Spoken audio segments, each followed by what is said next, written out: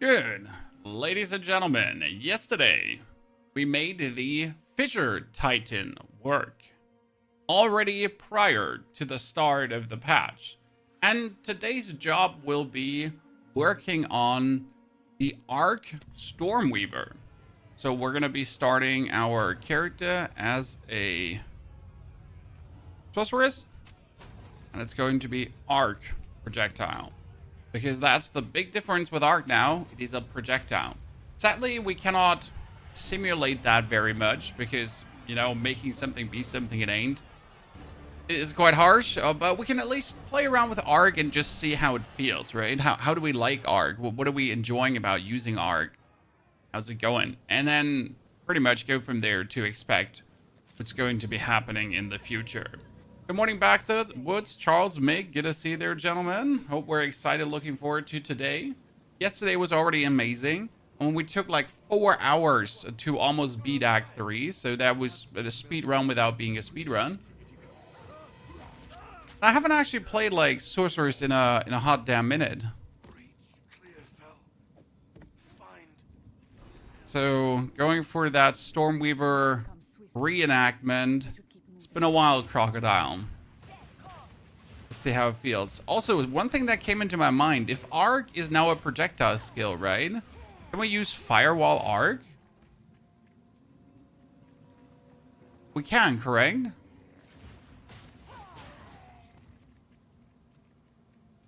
Because you're now going to be able to just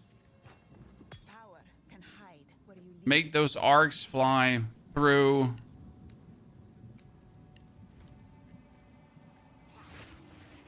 the flame wall and get also the fire damage. And then frost infuse though. So it could all work. Gee, why is your screen so small? You're on the wrong stream. On the vertical stream, not the horizontal one. Wow, Sorceress is so squishy. I didn't have my mouse here on the on the Healy button, and we almost just died. Yikes. I was seeing some witch because of the buffs. The problem is that a lot of the witch buffs can't be simulated. So, for example, the I'm gonna say this now. The minions always hitting, for example, with minions, right? How am I going to simulate that? Like, but minions are just literally going to be better. So that's something we'll have to wait for the patch to hit to then actually experiment with and test and see how good it is, because you can't pretty much do anything else, right? For the Arc shenanigan, I can at least play Arc to see a bit how it feels.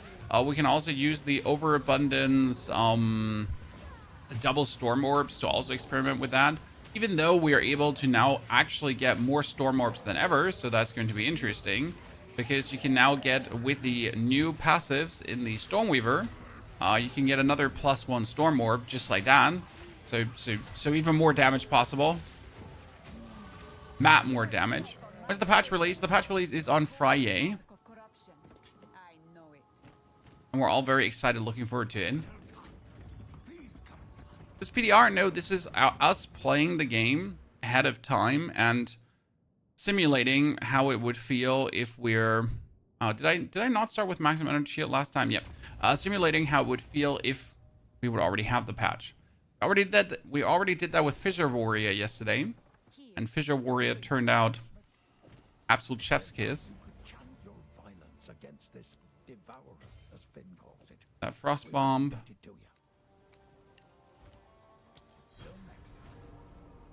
So I'm hoping for sorcerers to feel equivalently great. We're gonna get some hype on. We're gonna get some training wheels on. I'm not sure how long it has been that you have played, ladies and gentlemen. But for me, it's been a while. So yesterday was the first time in a long while that I once again actually went from Act 1 to 3. I was happy to do it in 4 hours, but you still, you know. So I gotta get a lot of training back left to do to vibe in. A lot of experimentation with different support gems and everything. I have to play around with. Women's locker, but I don't need that. I need the... Found this. Sorc used to feel so strong, and then you actually played Warrior, right, for leveling, and now Sorc just feels so horribly weak. It's actually funny how perception can change.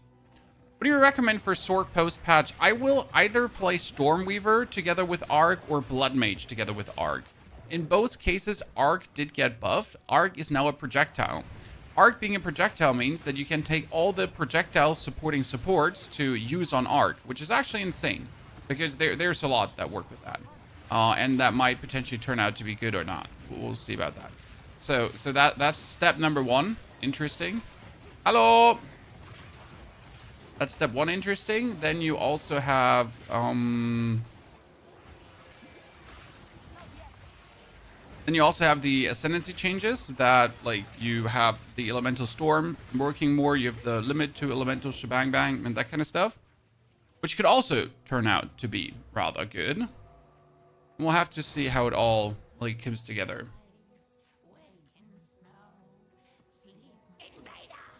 And alone being able to use multiple of the same supports might also be very useful for the Sorc, because Sorc likes to use Arcane Surge, right? And now being able to just use Arcane Surge pretty much in every spell should also come in very handy.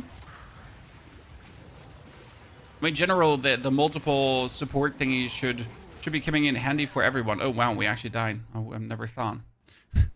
So using the multiple supports should come in handy for everyone, right? I cannot imagine it not being incredibly useful in any singular way. My Merc is going to be spamming like... My Merc is going to be spamming grenade stuff. A Sorc can attack faster than ever. Warrior the same. Actually the same for Ranger too, because like any kind of Deadeye or Pathfinder, whatever you're going for, like any ability, right? Same goes for Huntress, also martial tempo on every single skill.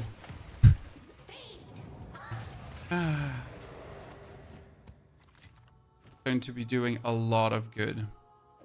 Put on the weird boots. Oh, I can't even put on that. Best would be to probably take like a 2-handed hammer and just forego any kind of spell skills. I just like doing that, you know, when I already play a class, I like to play with the things from the class, if that makes sense. It's just more fun. I forget how weak Sorc actually felt in the beginning.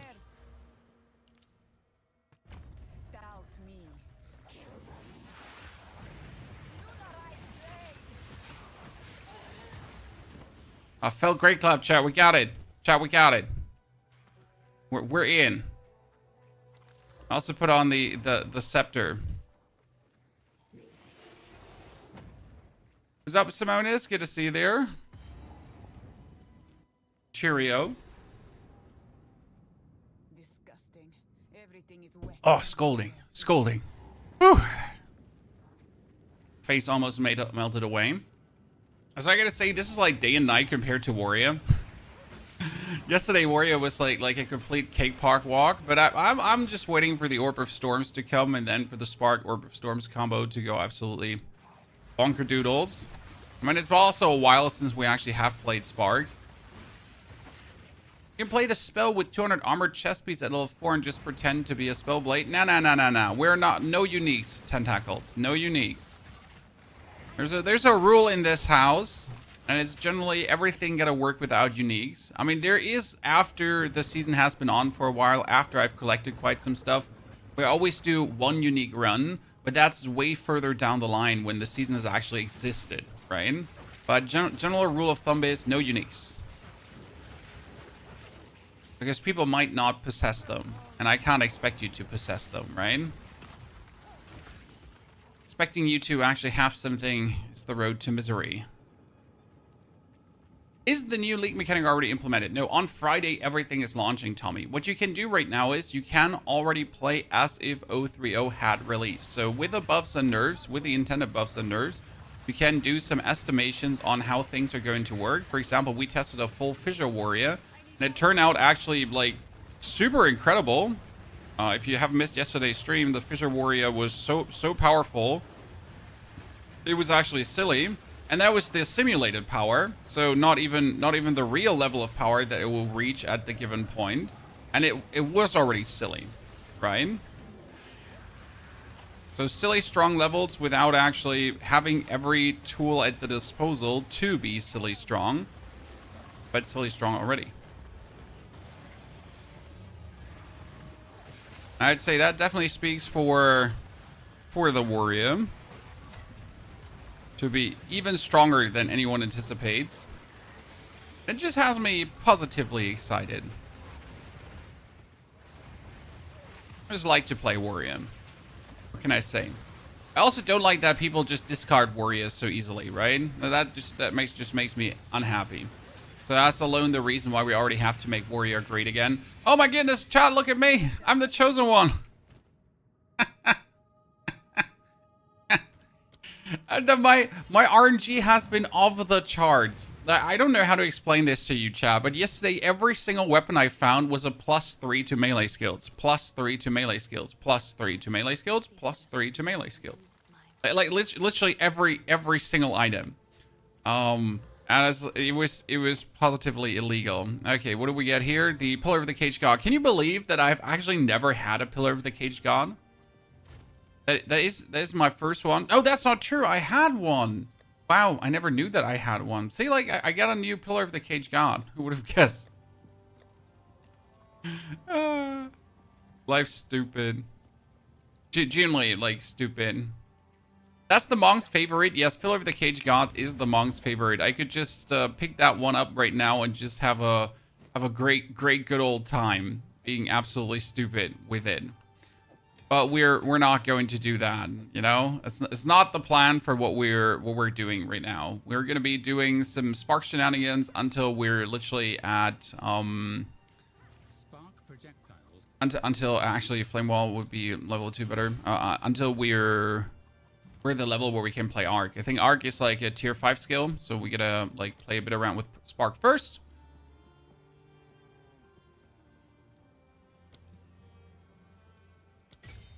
No, what did I just use? I used Pierce. Yeah.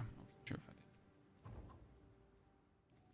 did. Do you see the changes to Witch Hunter? Yes, ladies and gentlemen, in case you missed it, there's another patch update, an update to the update that's not even out. And the Witch Hunter is now able to get 100 secondary weapon points. What does that mean? That means you can basically play 2 complete different builds in one. I mean, imagine 100 different weapon points. I can play a complete totem build while still empowering grenades to the max without a singular issue. It's actually quite nasty. I'm the moon. Which could make the Witch Hunter finally considerable, because before it wasn't really like something you put actually on the list of things you feel like is so good. But yeah, is Spark still going to be good? I mean, Spark is like always good and never bad. But let's be fair, for leveling as a mage, I would now take a two-handed mace and use Bone Shatter. Right? I would be faster. Sorry. Trying to mace Bone Shatter until I'm at the point where I can swap over to Arc. That's how I would play my mage. And if the shield charge Stomping Ground works, then I would get a shield and do shield charge Stomping Ground until then, because shield charge Stomping Ground is actually quite nasty.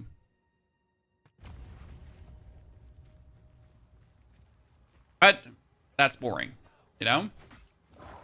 You just started a new warrior. It feels so much better than release. Yes, that it will do. And not only that, you should try to play a bit in the direction of Totems and Fissure and just feel how amazing it is. I did Totems Fissure and the playthrough was an absolute blast. It's not even funny how easy that went.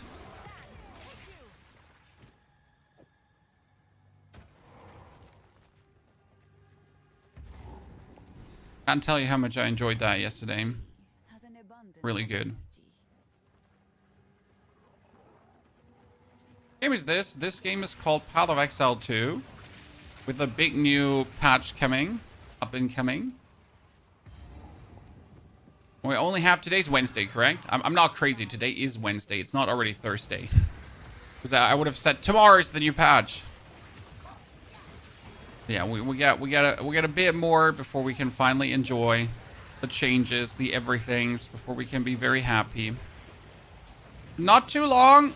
Not too long. It's all about to come down.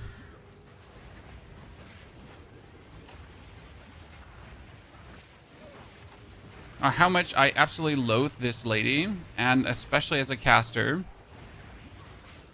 Because if my damage is a frost bomb and she's just like wandering around the planet here, right? You know how annoying it is to hit her with my spells. Yeah? Okay. Ja. Lassen Sie sich nicht klauen. Wir haben auch nichts zu essen für morgen. Heute. No better. Ja. Excuse me, ladies and gentlemen. A quick chat with the wife.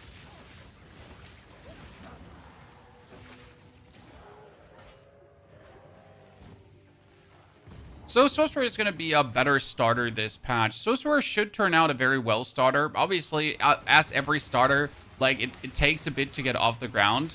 Like not everyone can be a warrior and get a bone shatter that just instantly works, right?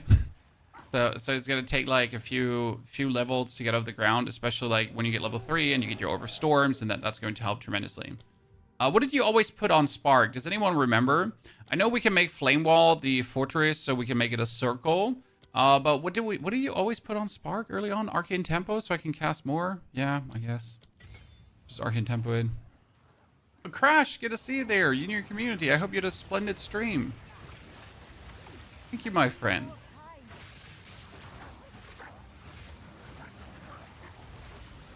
Howdy to you in the community.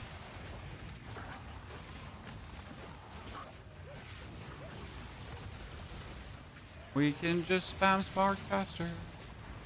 Or are we playing these two skeletons? Well, I mean, I don't have a weapon anyways that does anything, so why not just use two skeletons to tank for you for the time being? It's like the #1 mistake that you can make as a Sorc, to run around with your staff when you don't even use like the fireball enchantment. So why not like just make the best out of this, right?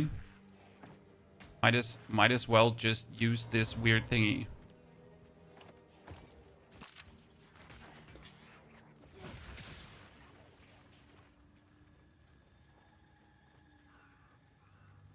Is he playing PDR? There is no PDR, my friend. We're going to be playing Arc, as if Arc was already a projectile skill, at least as much as that is possible.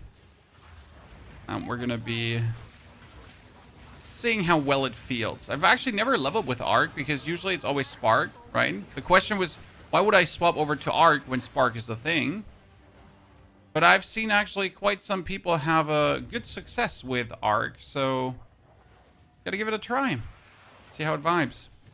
Okay, let's put on this and this, because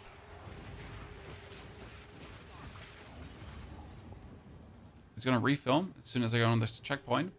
Third Edict is Friday. I'm excited for swords when they finally come out.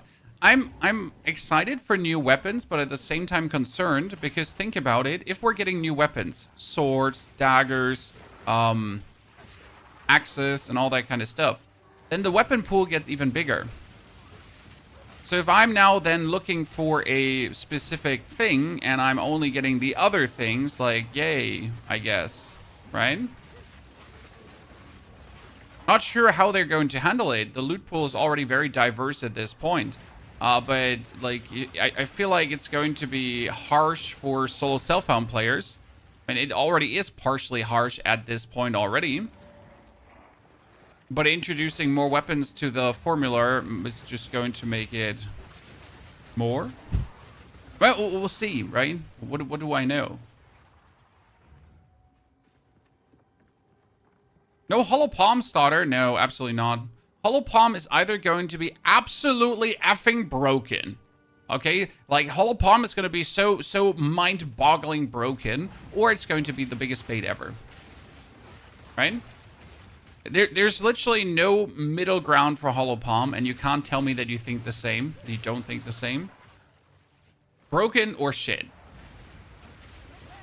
And I'm currently trending towards bait.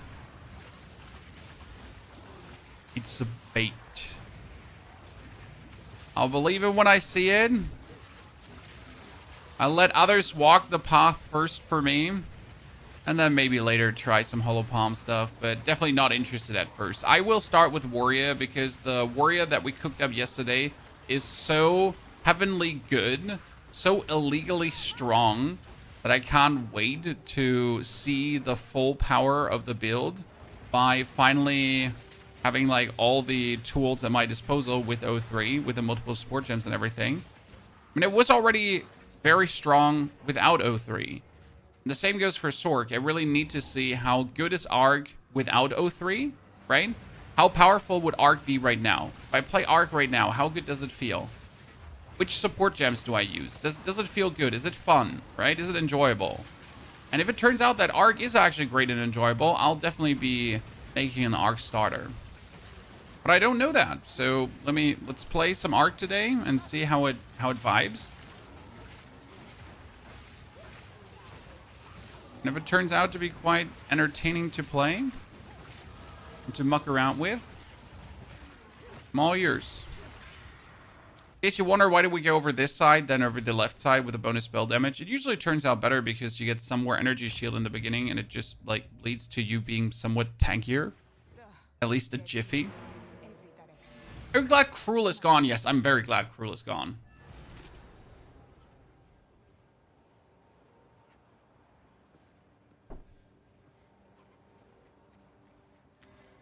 It's not that I dislike Cruel. I enjoyed the Cruel difficulty as much as I enjoyed not playing through it again.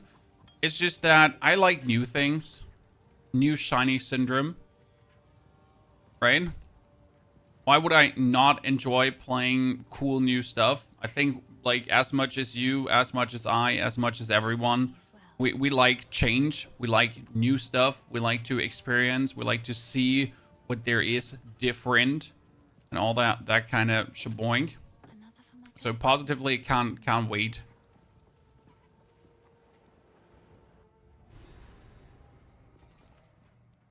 Try the one with 200% more damage on Arc for the first 2 charges of the support gem. Jesus, is that one going to be also working for when Arc is a projectile, or is that currently just working in the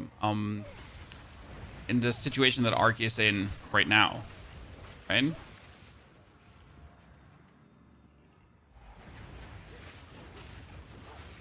We don't have 10 acts to play. No, the plan is 6 acts as far as I'm aware, right? 6 acts is the plan. And if you're looking at your current level, 6 acts make sense because you're going to end Act 3 usually around level 40 is when you end Act 3. So if we're ending Act 3 around level 40, then you get Act 4, that should be at level 50 then. You get Act 5, that would be level 60. And then you're going to have Act 6, which is going to bring you to level 65. That would at least be how I estimate things right now. Anyone else disagree?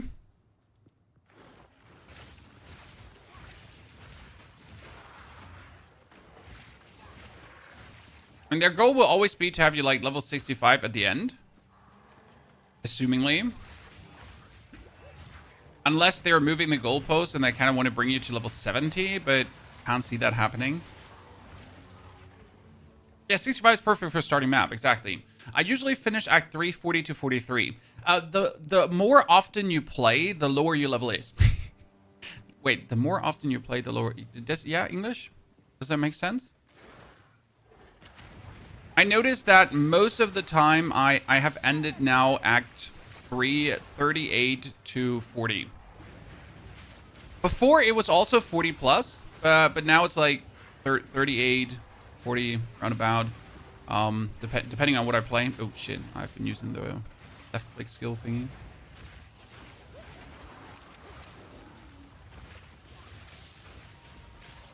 Yeah, it stated in the patch notes that you'll finish the campaign at 65. Yes, with the current intermediary act, but we're talking about As the game then is fully released at some point in the far future, when we have all the acts available, Act 4, 5, and 6.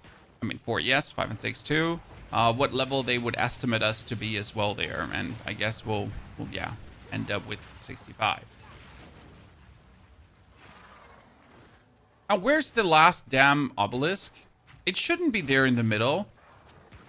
That would be very weird. I absolutely discarded that it could be there, but it could be.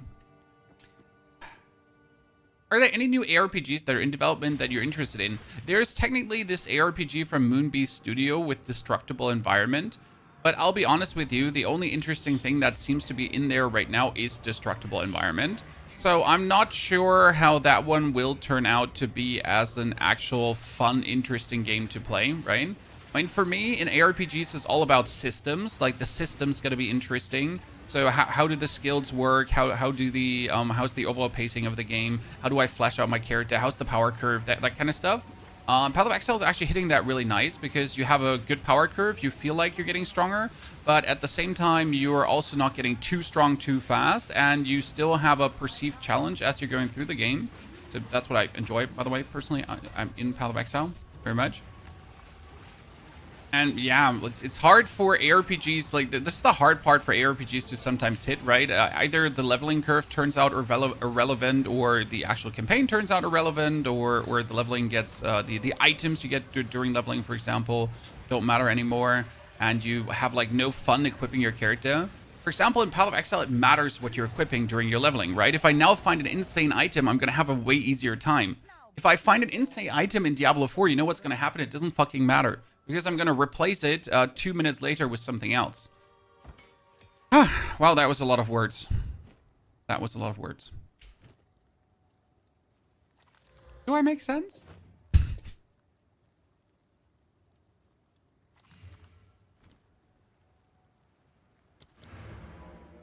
As a casual player, should I practice leveling acts 1 to 3 before the league starts? Absolutely. Yes. You should at least one single time have done it, like, especially if you had quite a break in between. I would highly encourage you to at least go through the motions another time and kind of vibe in and see how it feels. You might have forgotten quite some things. Like, let's not forget the free spirit you get, the bonus skill points, the bonus resistances, and all that kind of stuff, right? Where is in Act 2, the Vestiri Desert, when you're going for the Valley of Titans? Where are all 3 of the shrines that you have to tap to activate the middle? That kind of stuff, right? Where is all of this? I find it personally always important to just have a firm grasp on what's going on in the world. So yeah.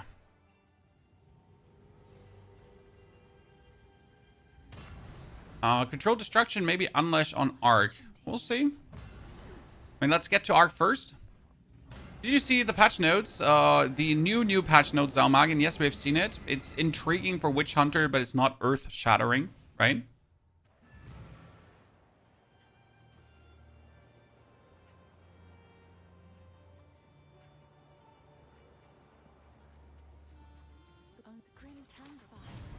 So, an interesting thing. Hoping they'll do a katana wielder class. We get swords. No one says that there can't be a unique item that looks like a katana, right? Let's be real. We're getting swords. A katana is a... I mean, okay, so is a katana a sword?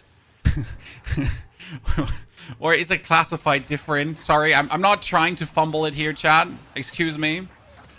I assume a katana counts as a sword as well. A samurai sword. Not that it's its own class of weapon, and I'm doing a major sacrilege by calling a katana a sword now, right?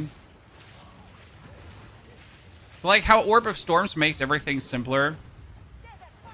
And now imagine your Stormweaver Ascendancy giving you another Orb of Storms early. It's actually kind of nice, isn't it? Orb of Storms, I love you! Give me a kiss!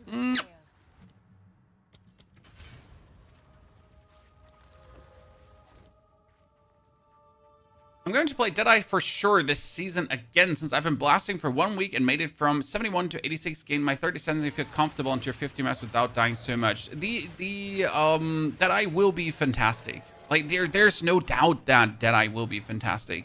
My only issue, and like this is not a real issue, it's just going to be the cookie cutter class, right?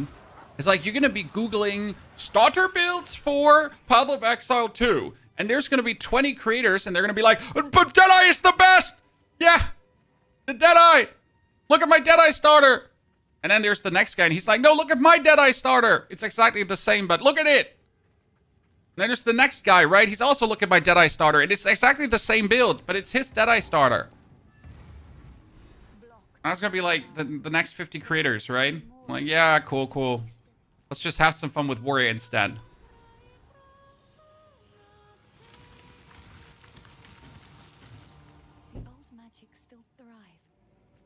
Deadeye is good until tomorrow when they get it with a patch note update. Snuffalo, there's one interesting thing. Do you want to know what it is?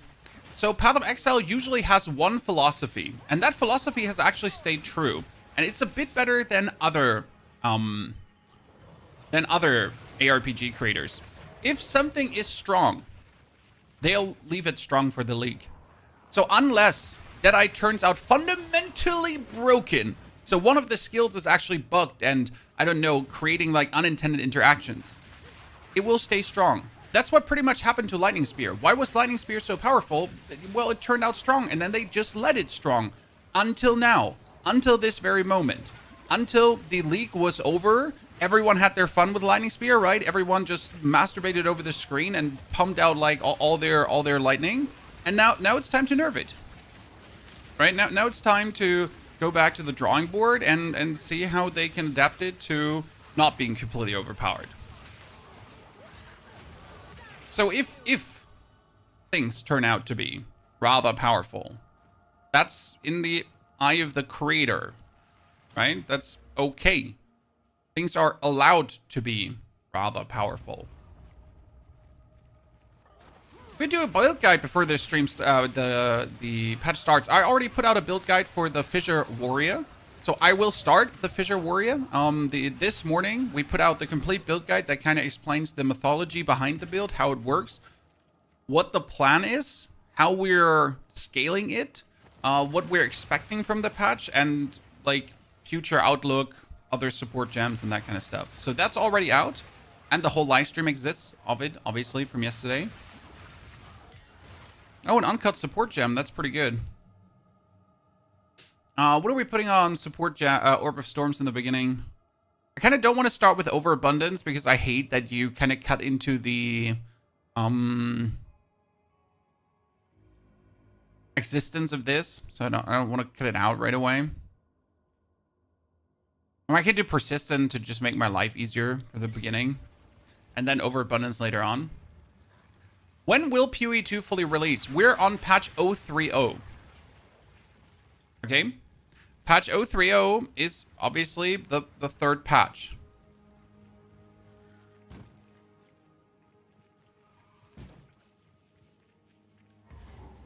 Oh, I didn't kill the poor druid, but I want to kill the poor druid.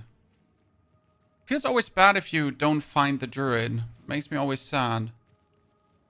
So I'm going to have to go back. Where do you think is he? Is he here or there?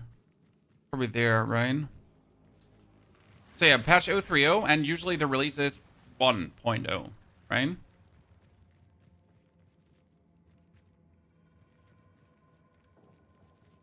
I like the direction of GGG in my opinion at the moment. I like that they leave strong things be strong things, since there's nothing gained by trashing something strong.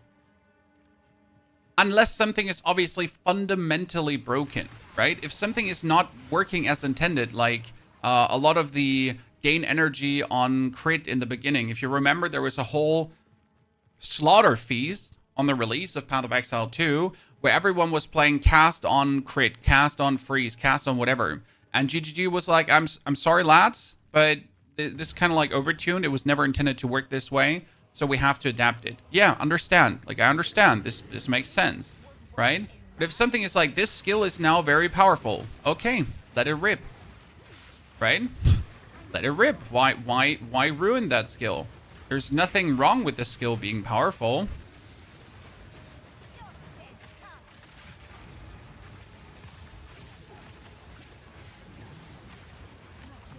And that's a philosophy I can enjoy as someone who likes to play strong things.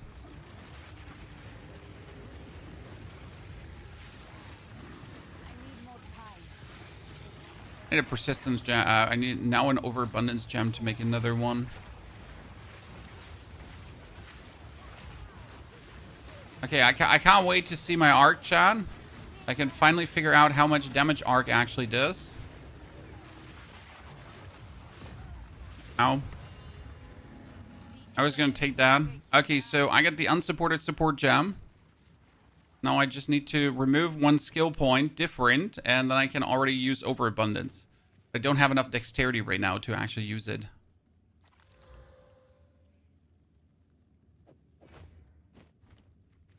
Ah, we can checkpoint back.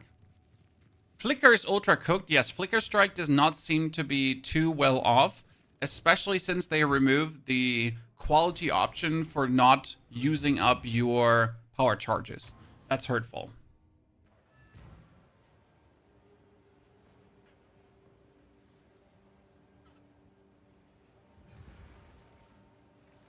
The quality change was really not so cool. Again, we gotta see the new passive nodes though, right? It's really hard to give a good estimate on the strength of something if you haven't seen the quality nodes. If you haven't seen the new passive nodes.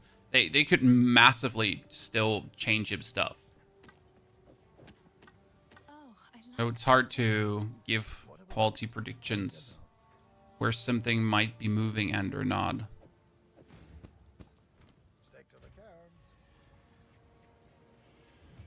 Okay. Cemetery.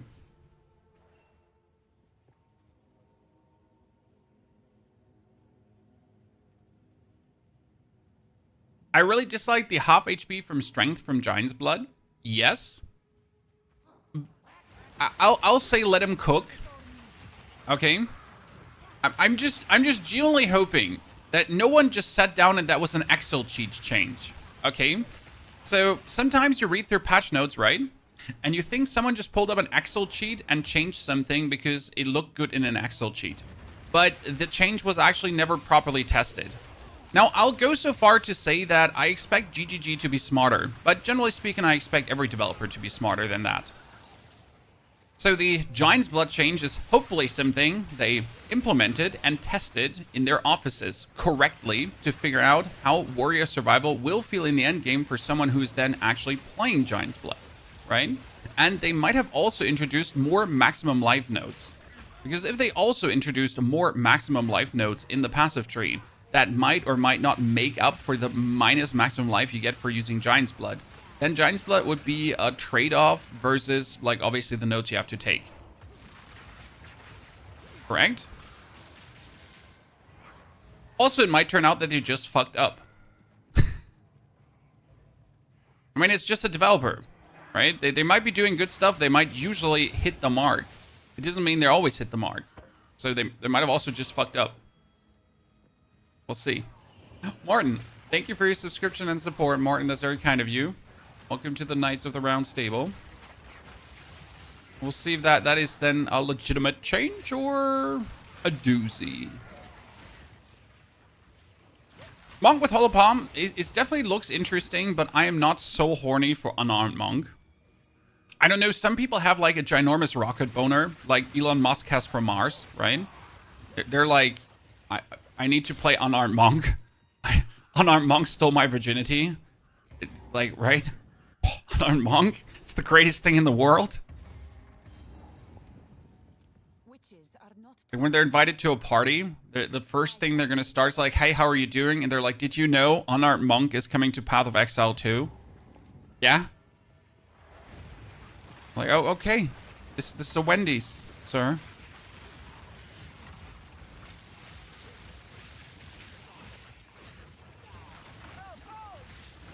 I have yet to understand the level of obsession with Unarmed Monk, but I'll get behind it at some point.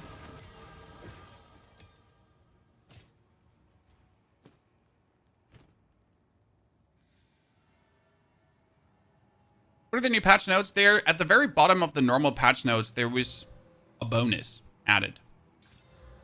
Nah, I'll keep that. Okay, support gem chat. What I can do now in the passives is I can do what I really, really don't want to do, and that is take a dexterity node.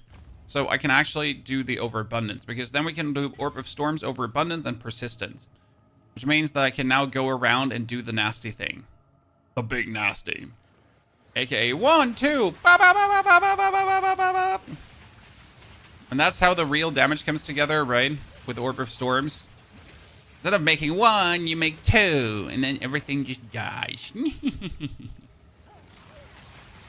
this is also what I'm looking forward to play with Arc now, right? So Arc is now a projectile skill. You're going to put down the double Orb of Storms. You're going to have Arc going out, and then it just goes zoop, zoop, zoop, zoop, zoop, zoop, zoop, zoop, zoop.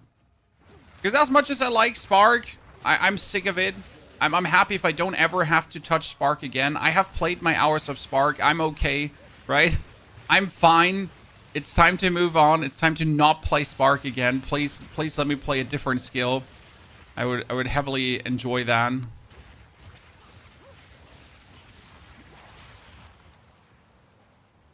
I do believe a lot of you feel like this, right? We've all enjoyed our Spark playthrough of Spark Stormweaver, yay!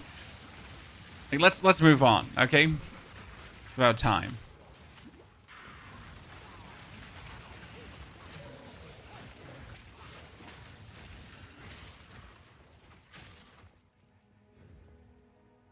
Warrior will have the same HP as other melee classes like Monk, yeah, but Warrior also only has armor to defend themselves, while the Monk has energy shield and evasion and deflect.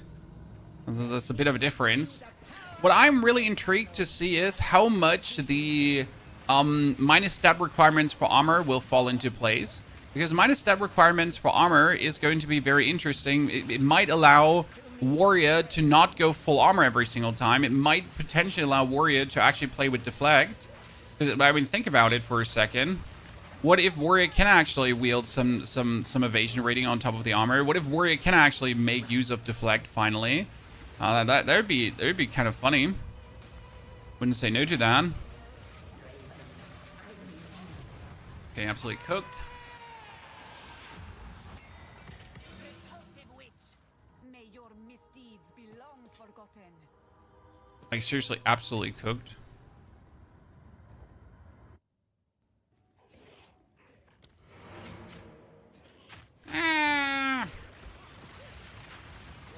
Okay, level 5 gem I get right before going into the manor, right?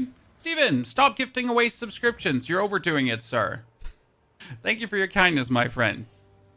Ladies and gentlemen, Mr. Steven Nichols has been giving away quite some of those gifted, left, right, and center to the community.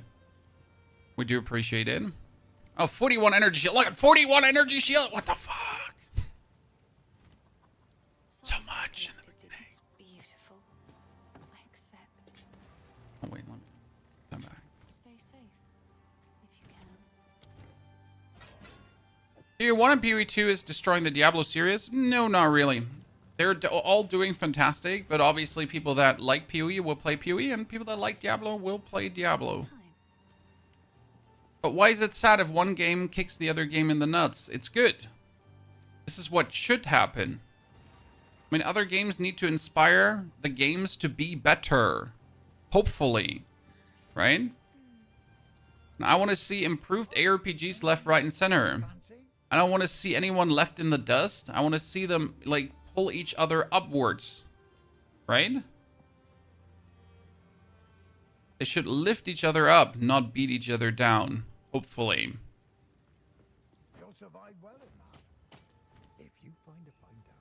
That's what I like to see. That's what happened with Overwatch 2 and Marvel Rivals. I mean... Marvel Rivals just has, like, people masturbate over their favorite Marvel girl character in a tight outfit.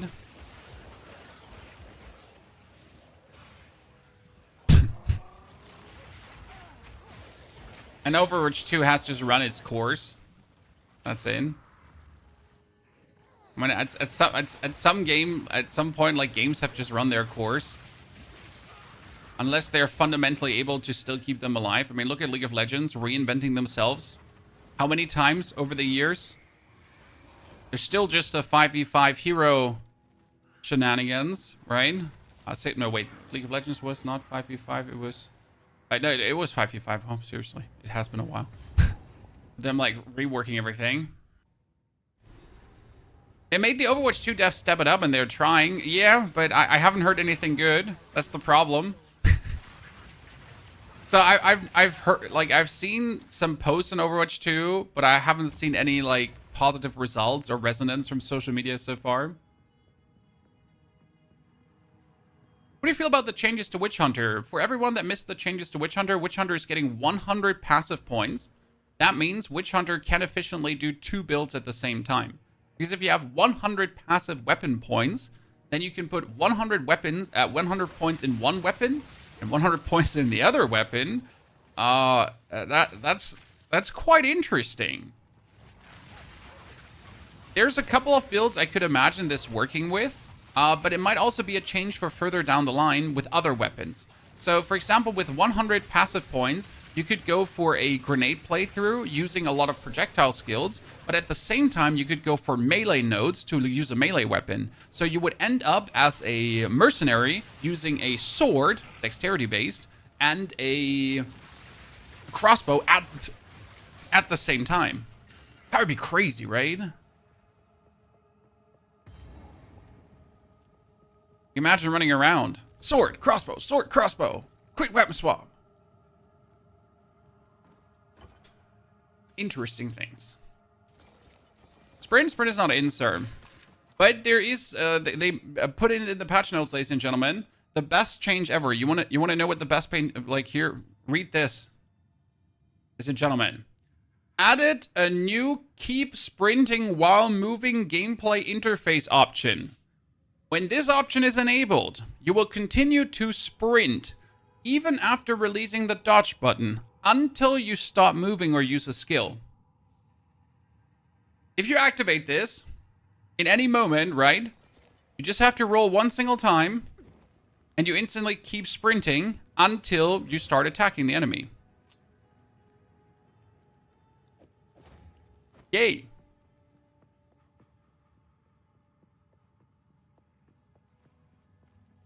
Probably what is for me the biggest difference between the gameplay level skill between Diablo PoE last epoch. Well, they all require different levels of skill, right? That's generally goes for every video game. That they each require different skills. And if I want to actually try hard, right? And I say try hard in the meaning of the word, right? I cannot play Path of Exile 2 while not actually paying attention to the game, right? I have to pay attention to the game. Full attention. I couldn't read chat and not look at the screen. I would die very often, right? So for this fight here, I actually need to somewhat pay attention. I need to actually roll the attacks. I need to play, right? And that doesn't go necessarily for the other ARPGs. I mean, last epoch and Diablo 4, I can play while I'm just watching a movie on the other side and not even look at the screen. I'll call that bad or good, but sometimes I also want that gameplay, right? Sometimes I want to not have to concentrate every second. Oops. You know, be more relaxed about it.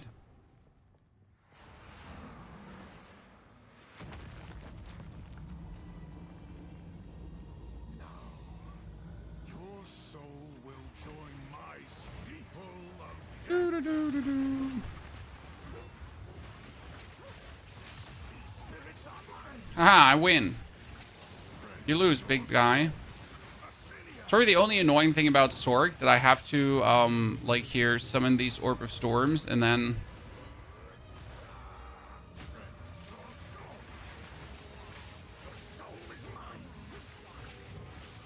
resummon them every XXX.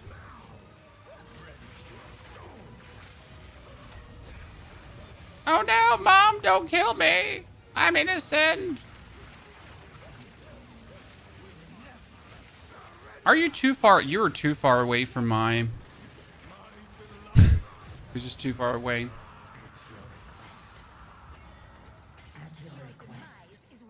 We're saying PoE 1, PoE 2 is harder than Diablo? No.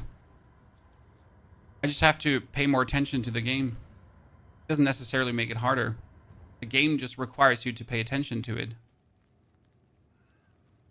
No ARPG is actually hard. ARPGs are no hard games. I mean, you get gear and then you beat challenges. And then you figure out builds. And then with the right builds, you just beat challenges really easy. Right?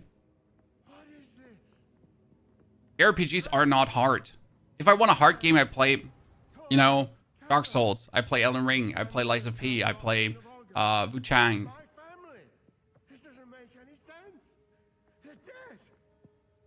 Those But my personal humble opinion on ARPGs, right? ARPGs are a fun puzzle to solve. But that's pretty much from a difficulty standpoint, right? You figure out how to beat the system, and then you beat the system.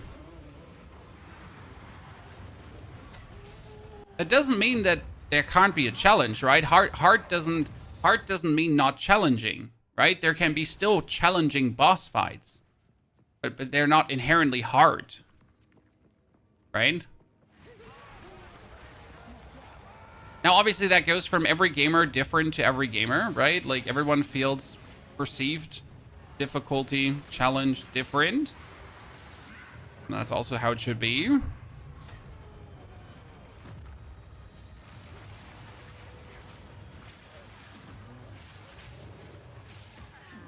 And I can still die against Count Junor 3 times, right? Because I'm not paying attention. That doesn't make Count Juno hard. That just makes me not pay attention. Or like the Arbiter +4 is also challenging. But once you actually get to that point of fighting the Arbiter 4, if you have the right build, you will also just blast him, right? Rejoin your king, lost one. I will remember you.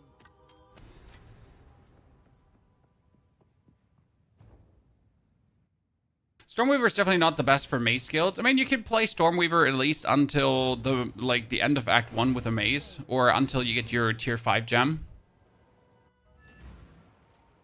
Do you think that an ARPG can ever not be a one-button simulator? GGG wants people to combo skills, but people will gravitate towards the most efficient playstyle, which always one-button builds. People are shit, Tomato.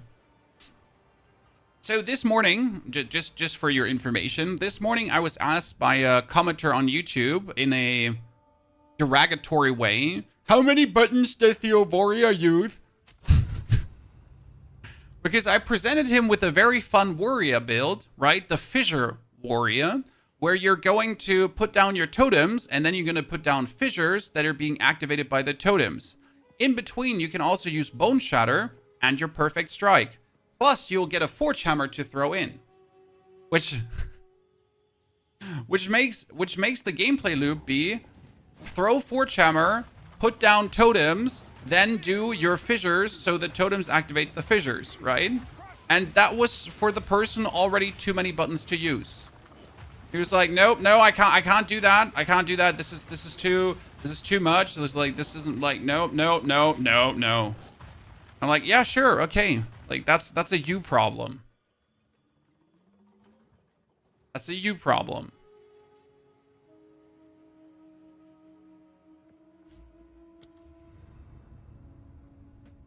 Yes, there will always be people that play a one-button build.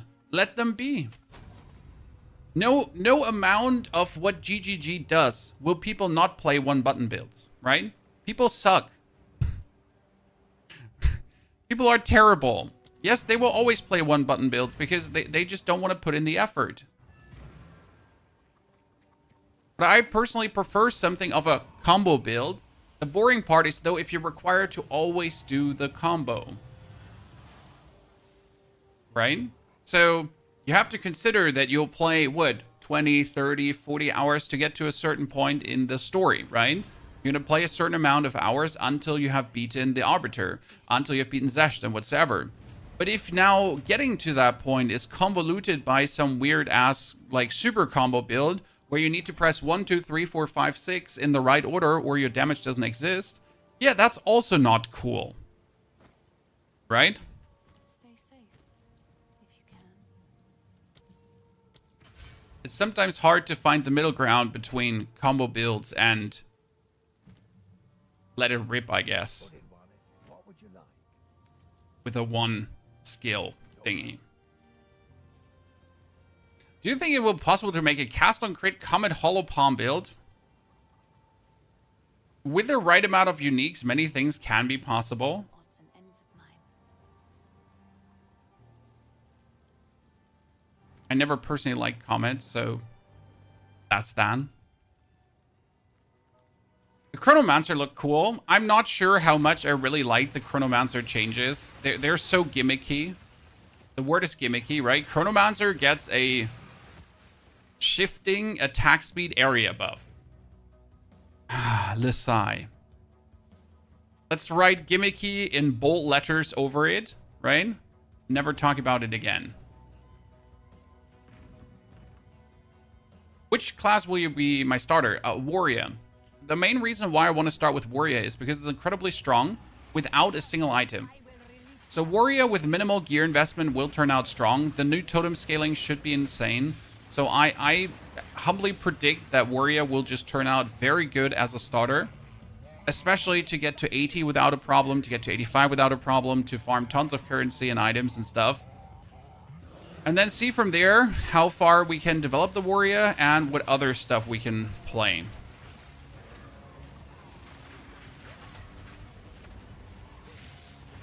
But not expecting to be a Warrior anything but strong. Oh wow, I did not expect you to kill me. I went all the grenades with freezing salvo build. It's continuous damage. Grenades are just beautiful and they became stronger.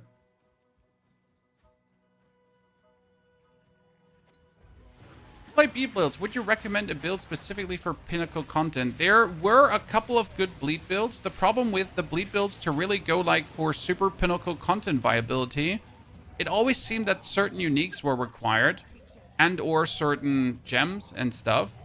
So like I've watched some videos on like very maxed out bleed builds and it was always like I could never get to that level with the bleed builds due to just either never having the items or just lacking like certain pieces of the puzzle. And that felt bad, I gotta say. Especially since they nerfed my precious spear field. They nerfed the bleeding concoction. Before I say anything on bleed builds, I need to see the passive tree. Right? The passive tree is going to determine how viable bleed builds are or not. Because we don't have many ailment nodes. We don't have many bleed nodes. Let's be fair, we don't, right, Chad? Bleed is still a dying Ard that always has a minimal amount of nodes. I mean, right now you're more or less forced to play Warrior to make maximum use of bleed stuff. So I am hoping that in the future, with the new patch, we will get more interesting bleed nodes that will allow us to mess more around with bleed then. I think that would be particularly great.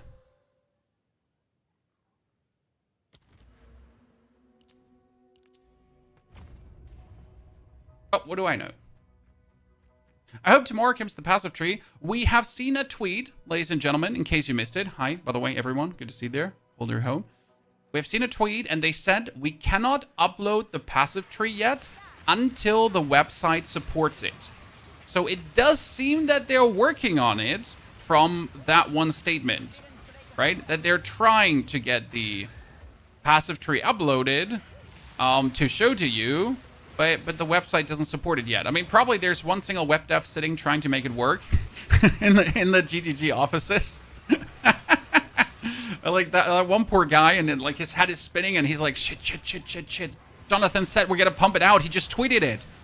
Like he wasn't supposed to tweet that. He's like, do. He's just trying to somehow make it work right now because Jonathan screwed it up again. God damn it! Don't let Jonathan tweet anything.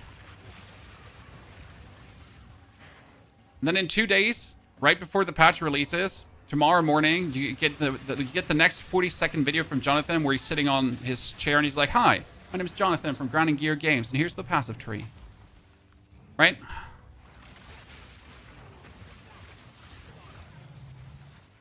And someone else's head is just burning off. Is a Warrior the char you're looking most forward to? No, I'm actually most looking forward to Mercenary with the totems. The problem with the Mercenary and totem scenario is that I know it will be strong, Okay, mercenary, mortar totem. I know it will be strong, but I cannot predict possibly if the mortar totem explosive grenade combo that I imagine in my head is working the way I want it to work. And for this, on day 2 or 3, I will lock in on my Tactician that already exists in the Standard League. And that Tactician, I will just give the Mortar Totem and then try out if what I imagine works. Right? It's pretty much my base idea behind it. And then if I know that the plan that I have will work, right? That the heat mechanic is working and that the heat is being consumed by the explosive grenades correctly, then I can do my mercenary starter. But it would be a waste to put all my eggs in the basket for a mercenary starter that potentially doesn't work, because the combo that I imagine to work the way I want it to work, that my mortar totems shoot explosive grenades and the explosive grenades are supposed to consume the heat that the rapid shot is creating. If that functionality is not working, then I gotta rethink, right? Zillogrim, thank you for your subscription and support. Zillogrim, welcome as a member on the YouTube. Mortar Totem looks fun, but will it be enough? Well, that's a question for testing and playing. I already told the wife I won't have a weekend, right? So you're going to have me on Friday, you're going to have me on Saturday, you're going to have me on Sunday, and then on Monday, Tuesday, and so on. So there's no rest for the wicked. But we will start with Warrior. If everything goes well, we should be able to beat Act 4 on Friday already. Or Saturday morning.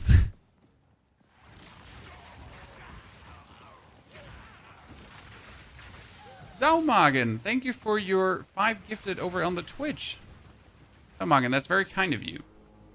Warrior Titan, no, it's going to be Warrior Warbringer. And the main reason for Warrior Warbringer is actually quite simple. Because Warrior Warbringer,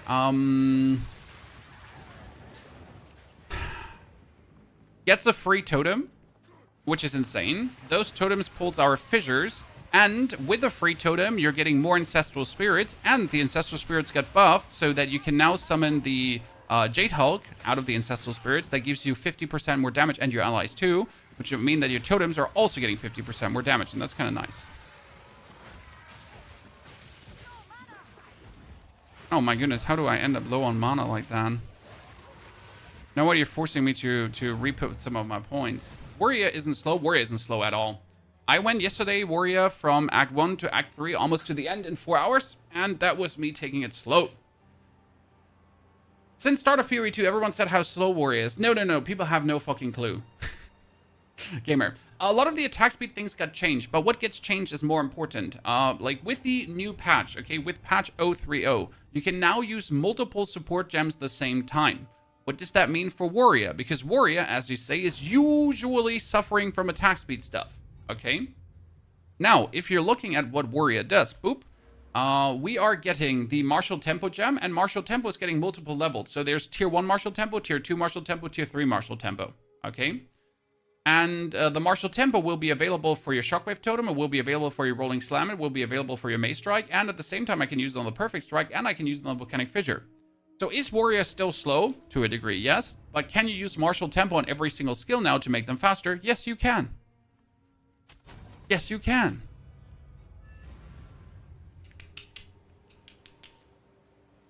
Shield Charge Stomping Ground, a nice starter for Merc. Potentially, yes.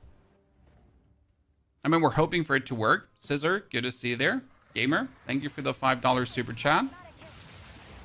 Warrior is definitely not slow. Anyone saying Warrior is slow did just really not have a clue how to play Warrior. And I'll die on this hill. Yes, the Warrior attack speed, the actual conclusion of some of the attacks have always been on the slower end, but that never made Warrior slow. I mean, for me, from 1 to 85, Warrior has always been the fastest. Getting from 1 to 85 with Warrior is so simple. You gotta actually be careful that you don't end up in the end game with level 56. That was the earliest I did it. So I was level 56 and I was already in mapping because I jumped maybe over too many enemies and killed too few things with the Warrior, end of the day.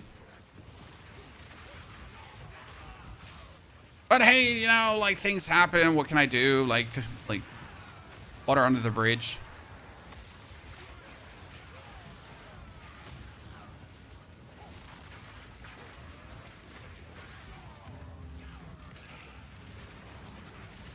And Warrior is only going to get faster now because of the changes. So the changes are quite substantial to Warrior. Oh. Like with all the things that we're getting to the power set of the Warrior.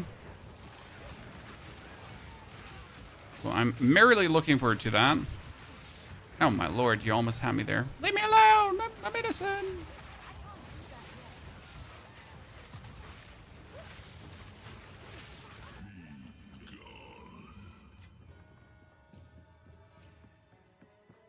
That's the point of the new league. Start over with new stuff. Yes, the real point of the league is that you don't have to order your stash.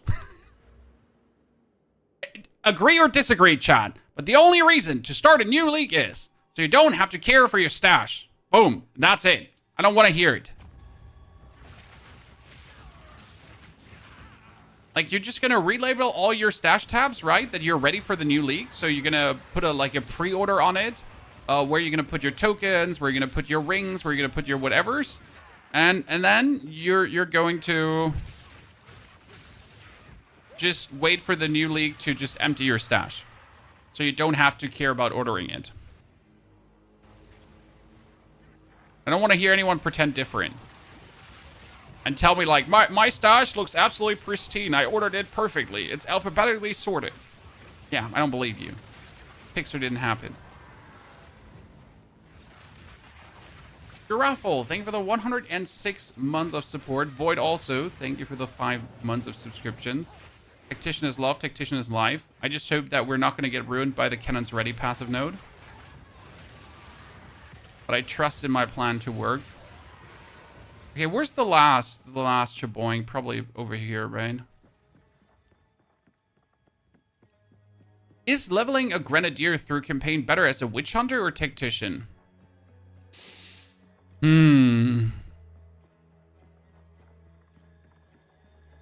Technically as a Witch Hunter. If you take the node for the bonus area damage, that does actually help. The Tactician doesn't get too much to help you in the beginning. Yeah, you're getting the weapons ready stuff, the cannons ready stuff, but the cannons ready stuff is only useful if you use totems early. And you're just going to start using totems as soon as you have the mortar totem. So I don't, like... It depends on when we actually get the mortar totem. Is the mortar totem now a tier 9 gem? Is the mortar totem a tier like whatever? Like how late are we going to get it, right? That's heavily kind of like determining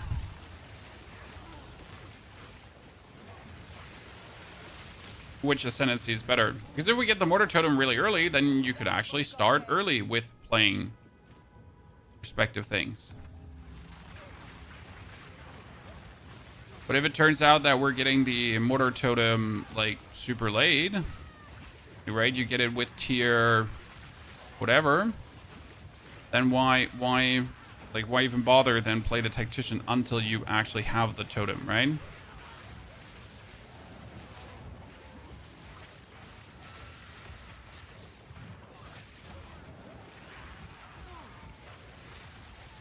So that's the thing to keep in mind. Let me teleport out. That inventory sorted. A Grenadier might actually be good for gemling because quality and skill level with the first 2 Ascendancies. Possible. Don't forget that you can change Ascendancies. I feel like I need to say this every single day because people have forgotten that you can swap Ascendancies. You can use different Ascensions.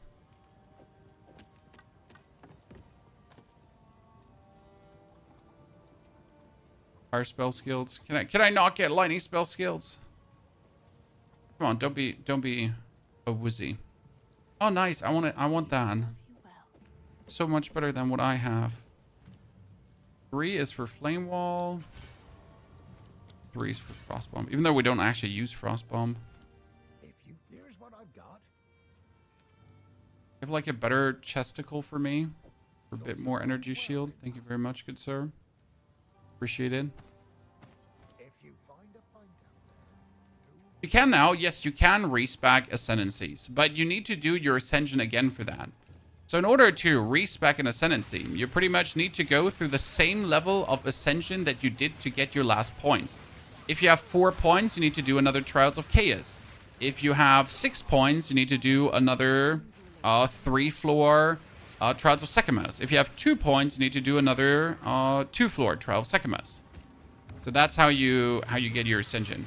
Oh, I should have maybe refilled my flask. Right? Instead of just putting on a new flask, I might have just refilled that. Wouldn't have been too disadvantaged for me. Should also nod the skill out of that. Ha! Level up! I planned for this, Chan. Okay. This is the most planned level up you've ever seen. This is all elaborate setup. I want you to accept that I'm just smarter than like, you know, this is like fully well planned through. I need you to just nod it off and be like, wow, such gameplay. How is he doing this, right? So that's the only reaction I actually like, you know, like to see.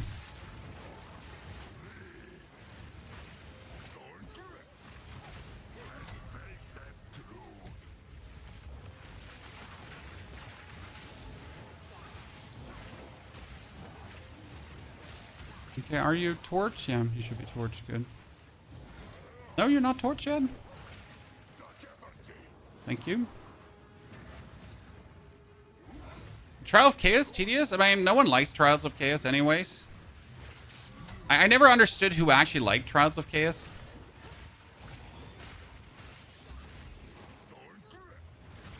Okay, sir, shouldn't you, like, turn a long while ago already? I'm a big Trials of Chaos hater. Absolutely no desire to revisit. I'm hoping that the new whatever we're getting will turn out good. But we didn't get any information about that, right? I mean, there's supposed to be like some other Ascension-esque thingy coming our way.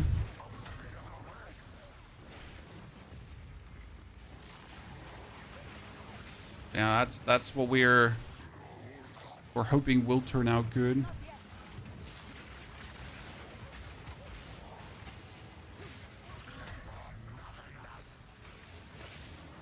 I win, you lose, you stink, I don't.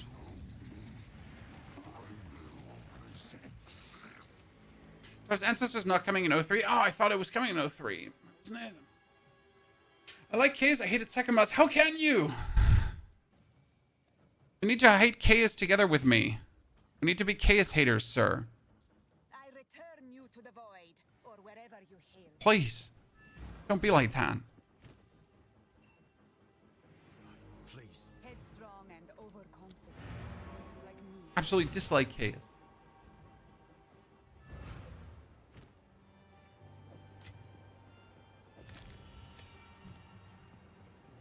What are we gonna do? Which one do you actually take for Spark? I mean, I usually tend to go for Raging Spirits.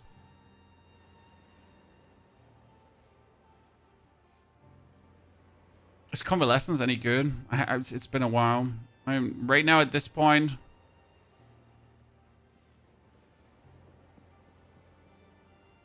I would have just taken either Convalescence or Arctic Armor.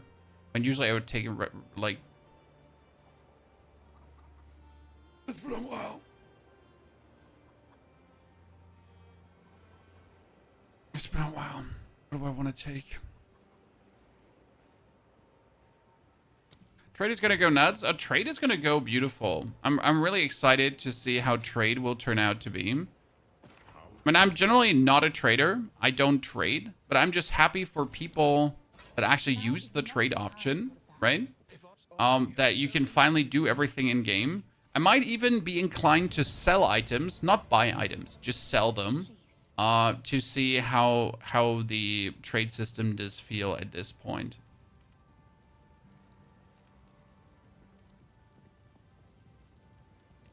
I got a greater life flask. Oh, I wanted a greater amount of flask. Thank you very much.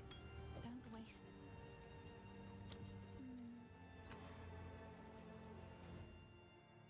Might as well just sell them. You could trade all the time. No, you couldn't. No, you couldn't. You'd had to leave the game, and you had to go on that third-party website. And it was absolutely atrocious and annoying. You could never trade, sir.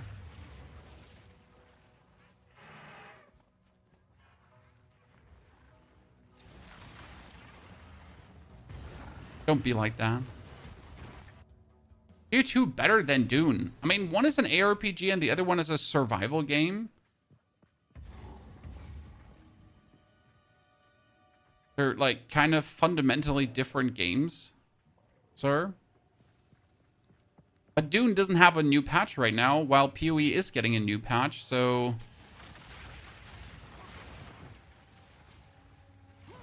Not sure why we can't play the new patch on something without the game having to suddenly be better than another game. That's completely unrelated.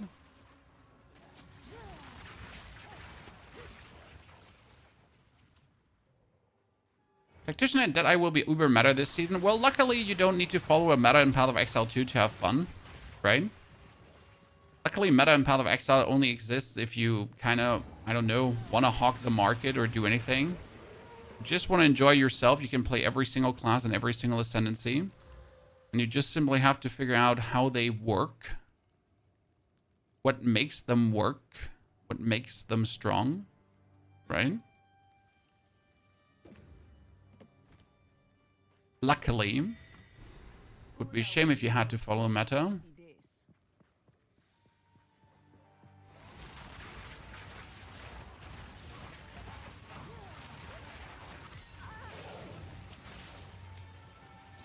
No, there's one thing I noticed about vertical live streams, guys. And I've never actually noticed that in horizontal live streams. You know how in horizontal live streams you get like every now and then trolls? In vertical live streams, you get like the most unhinged weird people. Because you get like these people that are permanently online that just scroll the shorts feed, right? They're absolutely brain dead. That's like doom scrolling. And then they end up in a live stream and suddenly unleash all their weirdness in one wild go. That was just Valerie. Sorry, we just had to ban someone. But it's an interesting phenomenon in vertical streams. The same actually when you stream on TikTok, by the way. You get like the most unhinged weird people that like have sometimes nothing to do with gaming, and they stumble over a gaming live stream and they're like, yeah, this is the place. It's time to pull it out, Chad.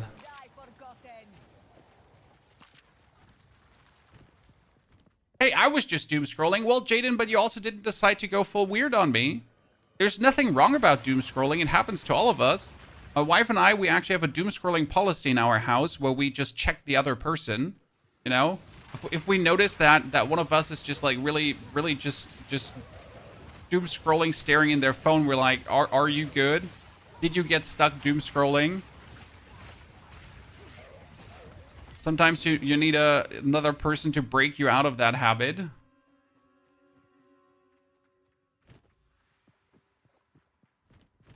Okay, tier 4. We're close to get our arc, chat. Then we can kick Spark out.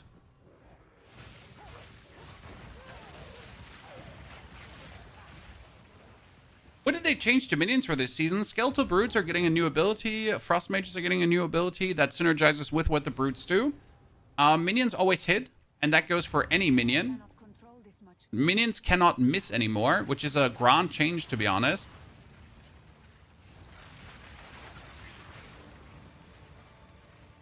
Since you don't have to worry about any kind of accuracy, any kind of whatever, like they will just hit. Alone that will already give you a nice boost in deeps. Because if your minions could miss before, and you like have like, I don't know, what, 20 minions around you at some point, like you don't even notice when they're missing. But now that they can't miss anymore, that should lead technically to more DPS down the line.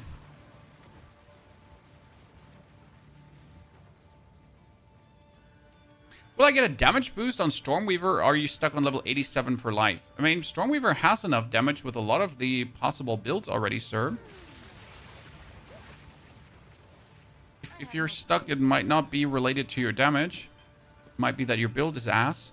And that is not meant as an offense. It might just simply be, right? I mean, from 1 to 85 is child's play, to be honest. Even with terrible builds. It's just a question on how much do you die and how long does it take, right? A better build just lets you get there faster. And the worse your build is, the longer you're going to take, obviously. Surprised, would have guessed.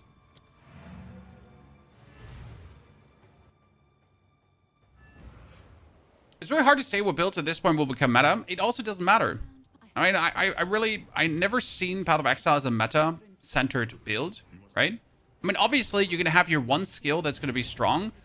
Like we have had the here, what is it called again? The... brain, say it, or I'm going to punch you. The... Lightning Spear, thank you very much. Sorry, I was not milking anything. Just trying to get to Lightning Spear. So that was obviously strong. And we will have a skill like that as well. Undeniable. What that will be, we'll see.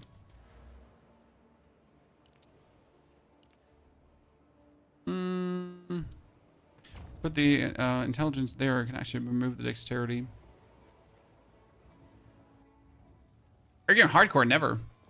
Hardcore is the most boring thing in any ARPG.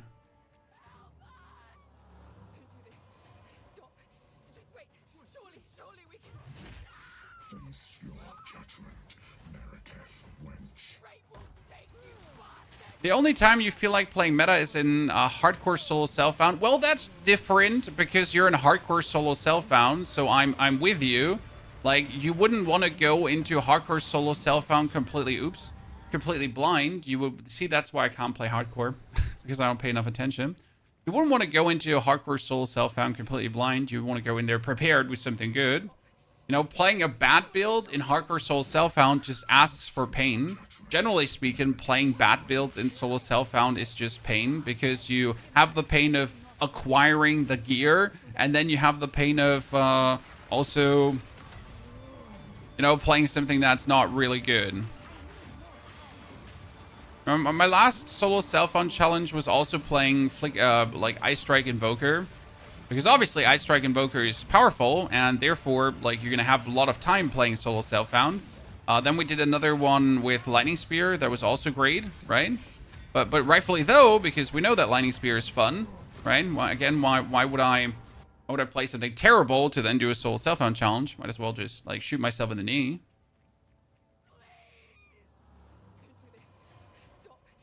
How's Invoker looking for Friday? I'm not sure how much the Frost nerf is playing in. I mean, obviously Flicker Strike is nerfed, so Flicker Strike does feel weaker now. That's a given. The actual Bell also got nerfed, so that's another yoinky doinky. I mean, poor Bell. How many times did Bell now get nerfed, Chad? Like, seriously, how many times did it get nerfed? I've never seen anything get nerfed this much as the Bell did get nerfed so far, right? Did you like, we created this monster, we gotta get it under control. So yeah, poor Bell. Invoker should still be fine. I can't just see Monk going down. Ice Strike should still be good. You just have to take a few more notes on actual Frost damage instead of just relying on Frost freeze buildup. So relying on the Ice Strike just automatically freeze everything to death. Okay, we're getting Arc now, Chad. Or Arc very soon. Yay. Can't wait for it.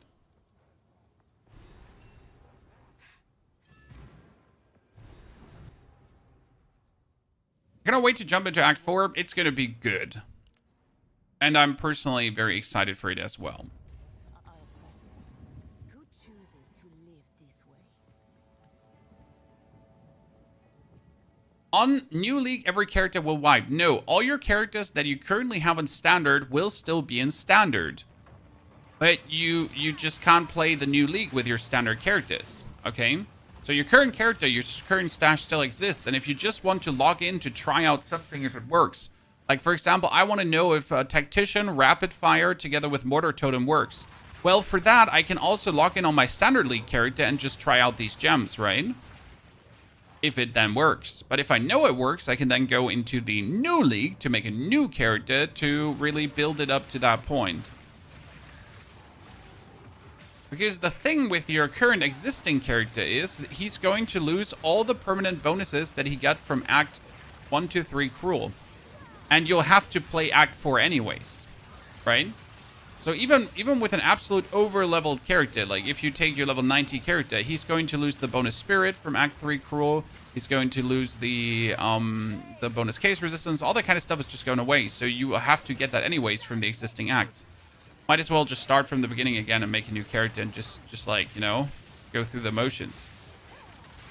Because you'll have to do it anyways. And it's not going to be fun, like, to do it with an overlevel character. I mean, imagine going with your level 90 character into then the level 50 Act 4 zone just to get that. It doesn't feel really good. Martin, good to see you there. Starter's looking great so far. Well, we're hoping that Shield Charge Stomping Ground will work. Because if Shield Charge Stomping Ground actually works, it's promising to be quite the menace. Now, obviously, we don't know if Shield Charge Stomping Ground is going to work. By the way, I wonder why my Sorc is such a low level. Oh, interesting. I mean, 13 is fine here at this point, but I think our warrior actually killed more things. Interesting.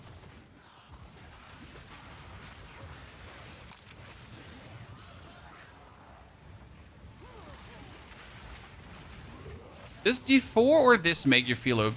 Oh, in D4 you feel stronger way faster. I mean, in Diablo 4, I'm going to have a hard time dying ever. Okay? Like, see, these random deathies here, they just don't happen. Like, you could literally run around naked in D4 and it's going to be a hard time to die. And that's fine. Okay, it is what it is, right? So when it comes down to the feeling of strength, Last Epoch and Diablo each make you feel stronger. But Path of Exile has more meaningful strength, right? So you might generally feel more OP, like the 0 to hero curve in the other ARPGs. But in Path of Exile, it is very rewarding to get items, right? If I get now a yellow staff, a rare staff that's really, really good, I'm gonna be like, wow, I'm so much stronger now. So there's this perceived strength while you're playing through, right? That just gets like bumped, and bumped. And you're like, oh my god, I'm so much more powerful right now. This is so good. Am I just going to go for lightning penetrating blah? No, I'm probably just going to go for this on the side.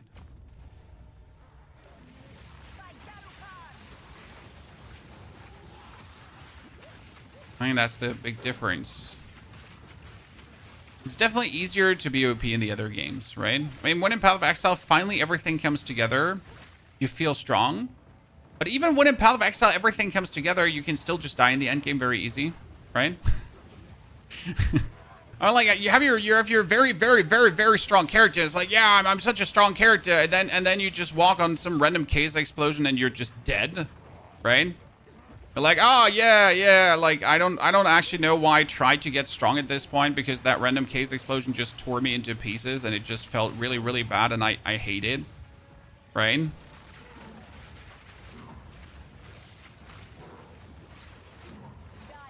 Doesn't matter how strong you are, you can always just die.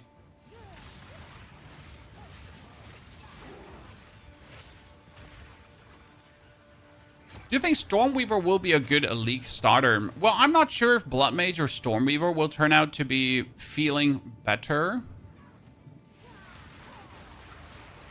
So if I want to start with a Witch or a Sorc.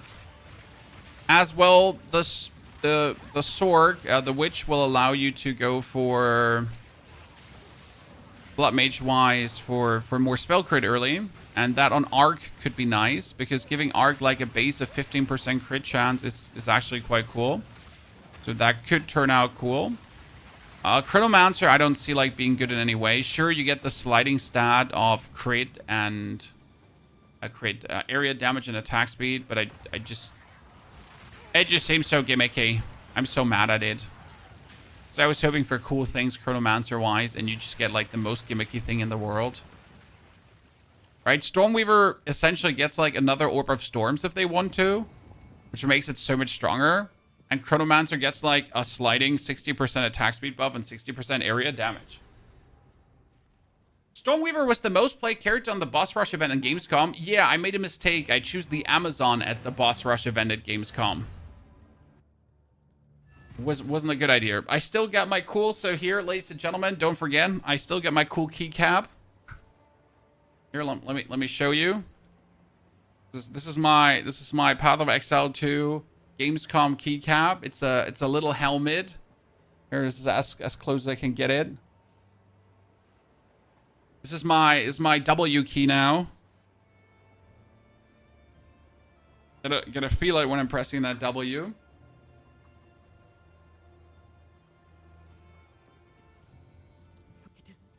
Okay, we get the level 5 gem and Arc. Whee!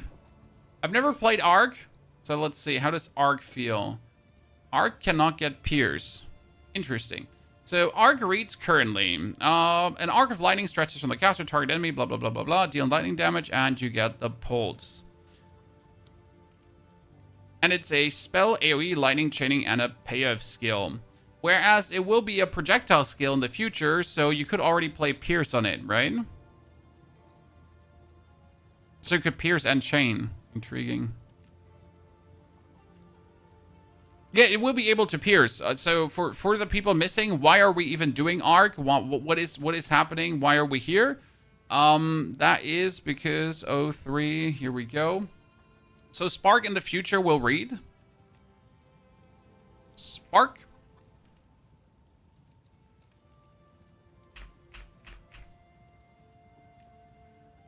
Oh my goodness, not Spark. Arc. Sorry. Arc. No, Arc is with K, right? Is Arc with K? With Arc with C? Arc with C. Oh, Jesus Christ. I'm never going to find Arc.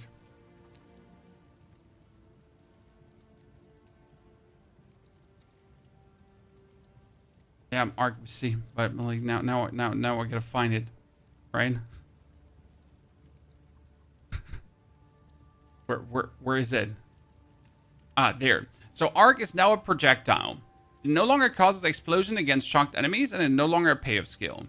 It now chains 6 to 9 times, which is good. It now has 50% more shock magnitude, and can consume a lightning infusion to chain additional times and deal more damage. It deals 2 to 39 damage at gem level 5, up to 386 damage at gem level 20. Quality now provides more chains. And alone it being a projectile skill makes Arc so much better, because right now if you go for Arc and I type in projectile, right? These are all the I can't put any like projectile skills on it, or many of the not. Like if you look for Spark, these are all the projectile skills because Spark is a projectile skill, right? This is everything you can like play on it. Whereas you can't play that on Arc. But you will be able to do that in the future, right? Kind of cool. So what do you actually play on Arc? So we're gonna do Arcane Surge, obviously Arcane Tempo to hit it faster, and then you're gonna put on what exactly? You control destruction. Get more damage, but I get unlashed. So you get a seal every 200 cast time to a minimum of 2 seals. So skills are unsealed when cast, and their effect to recur for each seal lost. When recurring. Unleash sounds good, apart from making it more expensive, right? In the beginning. And by. Yes, please. See how that feels. Ooh, nice. Look at me. Finally a ring. According to get something. Now we just need to get a good wand.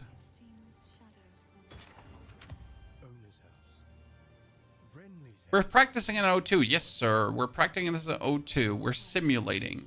For the warrior, it went really well, but the warrior was also way easier to simulate than the other classes. Keep much. We're gonna see how it feels for the Sorc.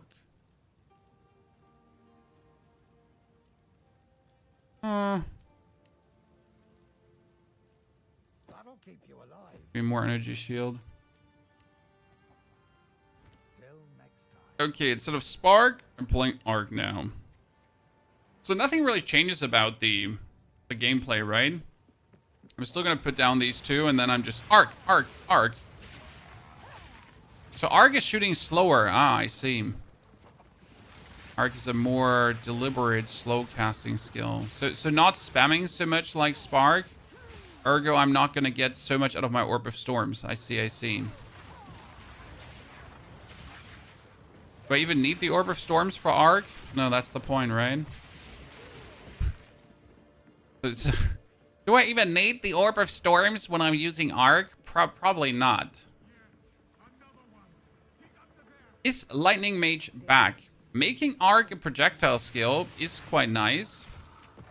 What I wonder is, if Arc is a projectile skill and you get +1 to projectiles from the Deadeye, what happens, chat? Does it then throw out 2 arcs? Do I then, you know? If Arc becomes a projectile skill. And I then throw out 2 arcs. Or not?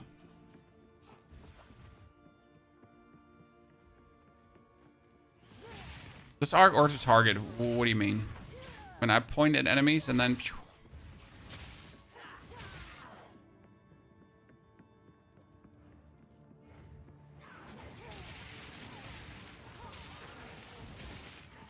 That we're planning to play Deadeye. We're just asking questions.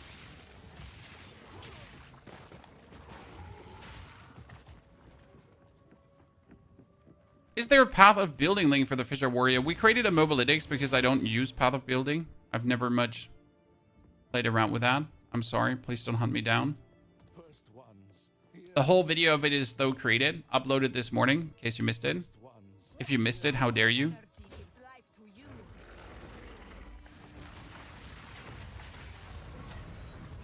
Like, the interesting part about Argus as well, like, if you're using Arg after the patch, you can also use it with Flame Wall. I'm not sure how useful it is to use Arc with Flame Wall, right? But you can. Right? You can use it. Try Scattershot for mobs. I can't. I can't, sir. I can't try Scattershot. Because right now it's not a projectile skill. But yes, technically, Arc should be able to use Scattershot. Does that mean I could throw out 3 Arcs with a Scattershot? I mean, that would be plenty funny if you think about it. Imagine getting like 3 Arcs out of that. I would absolutely find that hilarious. Oh, come on. I'm so sure I would survive that. Where are you else streaming on, Jaden? We're streaming on Twitch, on YouTube, and on YouTube Vertical. So you pretty much get people answering asking questions everywhere.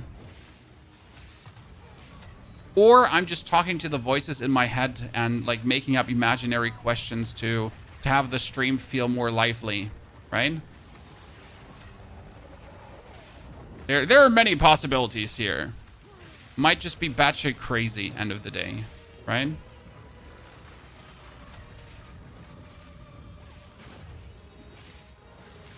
Now, there's one thing I like about Arc already over Spark. It just feels less spammy. I mean, you're like, so don't get me wrong, I'm still holding down the button, right? I'm still spamming a skill, right? But Spark feels like...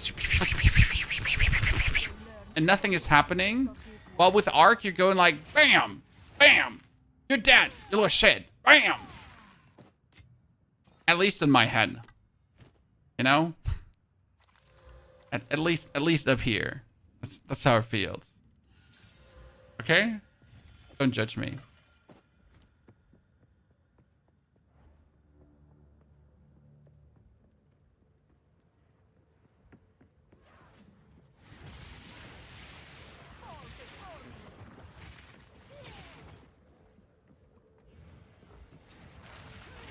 So Arc, even in not a projectile skill, feels nice, but I really want to know, does Scattershot work? Right? Can you go for support gems? Can I use Scattershot on Arc? Because that's the thing. Here, Scattershot. Supported skills deal less damage, but I get 2 additional projectiles. So if you shoot an arc projectile and the arc projectile causes explosions, shocked enemies, it's now chained 6 to 9 times. So if I shoot 3 arc projectiles, can I just super fry someone?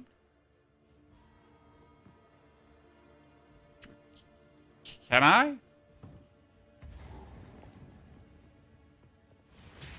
Like, see, instead of 1, like, you do 3 of those.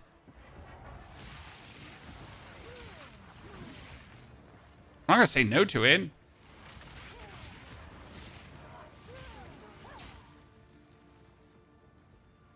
For me, it will be 10 p.m. Friday on release. For me, it will be 10 p.m. Friday on release as well, good sir. 10 p.m. Friday, gang gang.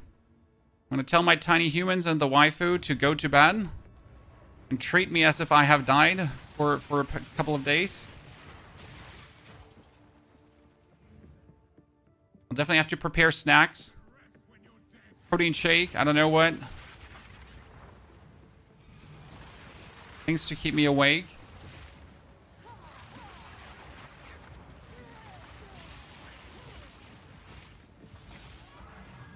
PM, what time zone? CET.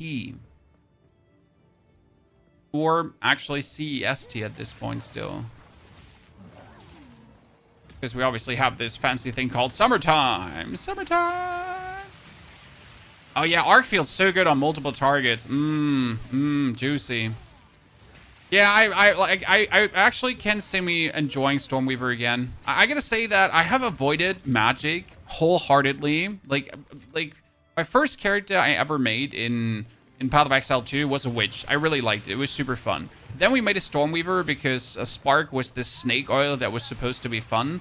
And it wasn't horrible, right? I did enjoy my Spark. I didn't hate it. I gotta say I enjoy Arc way more right now.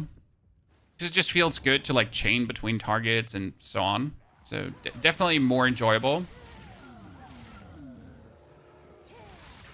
Can definitely see this becoming a fan favorite for people to like enjoy like chain lightnings again. I know like anything chain lightning has a very strong place in my heart. I just like the skill chain lightning in itself, right?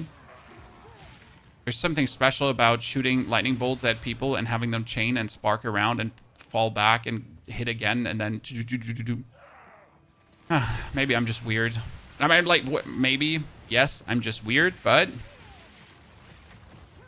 gods forbid a man have preferences, right?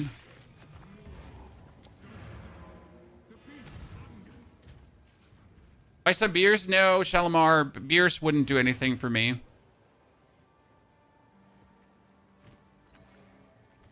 I need to be at the top of my game, sir. Tap into the influence of substance, right? We're serious gamers here.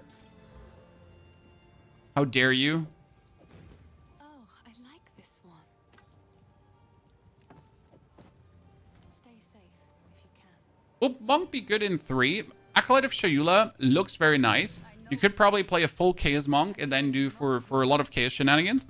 A lot of the builds really depend also on the new passive nodes, right? I mean, if we're really getting a lot of bleed nodes, I'm gonna be all over a bleed build.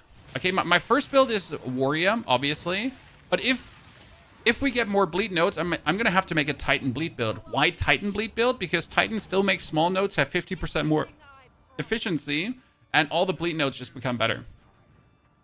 I'll remove your head myself. I think not, Mad Wolf. Easy. Oh no, Mad Wolf froze me.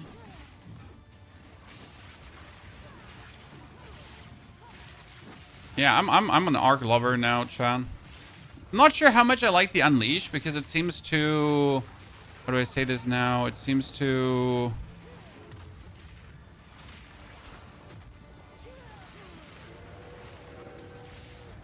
Every now and then, right? Seems to be taking too long to really do anything. Right? It's just at this point, it's like too much charging up. Rather do like no crits and do just 25% more damage.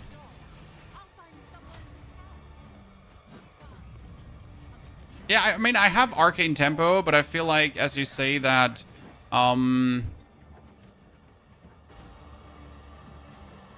Here, controlled destruction would probably be somewhat better for the time being. I mean, it has 9% crit chance, and like we have no crit, so might as well just get the most out of the...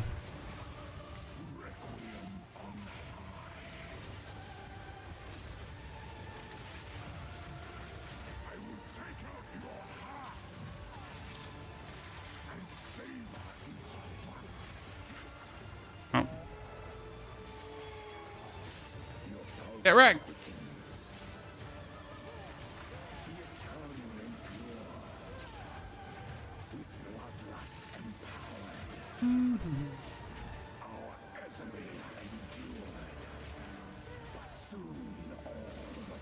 Chain lightning, chain lightning, chain lightning. I'm really bad at dodging, as I said.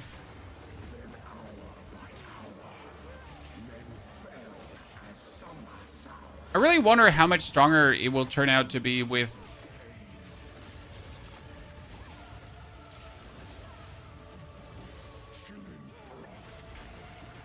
I wonder, like, really how much stronger it will turn out to be with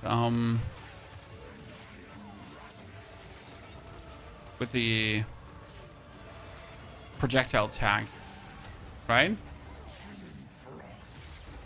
How much is that going to help? Oh no, ladies and gentlemen, I get lasered. O2 leveling witch, what skills should I use? Any ideas? I mean, you can do Chaos Witch. You can obviously do the minions, because minions is always the easiest choice. You can do a witch with a two-handed bonky hammer as well. Yes, if you want to, you can just play a witch warrior style, at least for a while being. So there are tons of things to actually do. Also, if Shield Charge Stomping Ground is working, then I highly recommend to use Shield Charge and Stomping Ground for the time being, because that's going to have you blast through Act 1 like there's no tomorrow. Actually going to be the most fun leveling, because Shield Charge Stomping Ground might be the new Rake Stomping Ground. Just in case you wonder. Okay.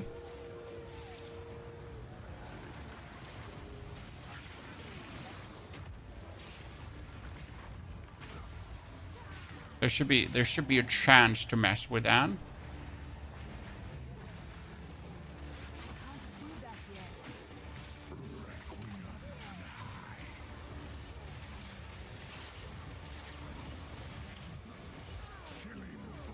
I get hit by the last one. I don't like that.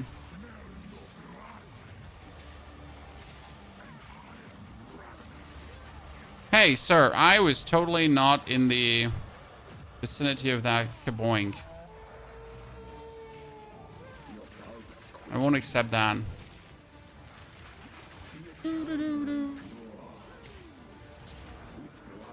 Okay, let's try to get out of this with actually enough energy shield to not just get boinked by things. Yeah.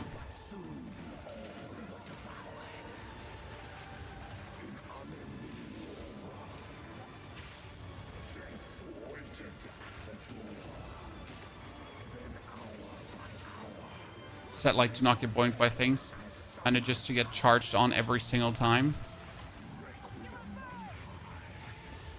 Oh no! Mom!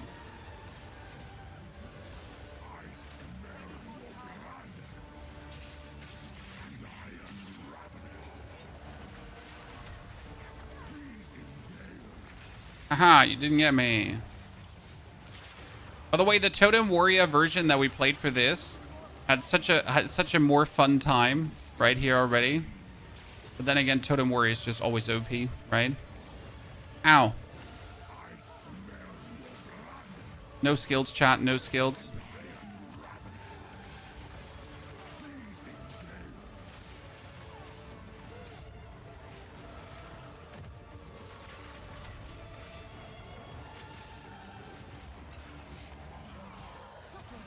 I win! I win! I think.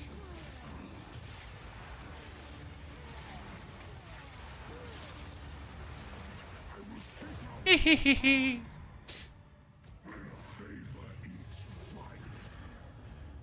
It's probably the worst scaling spell of spell leveling Junor in Act 2. Yeah. Right now. Right now. What I wonder is if Arc is a projectile skill, right? Can I scale? I should be able to scale Arc like that as well, right? Just for the YOLOs. Not that we're planning to do unresponsible things, but should work, right? If it's projectile attack, there's so much more you can actually do with different stuff, also in the passive tree. Oriana used it against me. Where has she taken the beast? I found messages from the desert. Stop baiting Warrior, JP. I'm sorry if you can't understand how someone is literally excited to have fun with Warrior. So we gotta differentiate two styles of Path of Exile players, okay, guys? There are these Path of Exile players who just want to get into the end game, kill the Arbiter, kill Zasht, and so on. One time, have fun, do another character. And there are these characters, there are these players that want to farm the end game. And obviously, if you just want to get to the end game and kill things in the end game, almost everything is viable. If you now want to farm the hardest difficulty of content, right, with the best builds available, that's a bit different. For some reason, though, the style of player that likes to max things out always fails to understand that there are people that are playing this game for fun. Right? You know? The moment where you enjoy yourself playing games. Wow. I suppose I can let that one go. That's a lot of spell and lightning damage, huh? Sorry, stuff. Let's juggle things around. Fun. I know it's crazy when you're actually playing Path of Exile 2 for fun, right? And not just for Divine Orbs. Ooh, look, chat. I got quality. What can I do? Arc quality now? What am I getting? I get more damage for each remaining chain. Okay, cool. But the quality stays, right? No, it says quality now provides chains additional times. Previously, it was more damage for chains. So that's actually removed. That's sad. That's sad. It was kind of cool. Like, if you get more damage for each remaining chain, that's kind of cool. But you get the more chalk magnitude now. Oh, and you can consume lightning infusions for more damage. We just got to figure out how to actually create lightning infusions, right? Like, how do you Donde Estela lightning infusions? Right?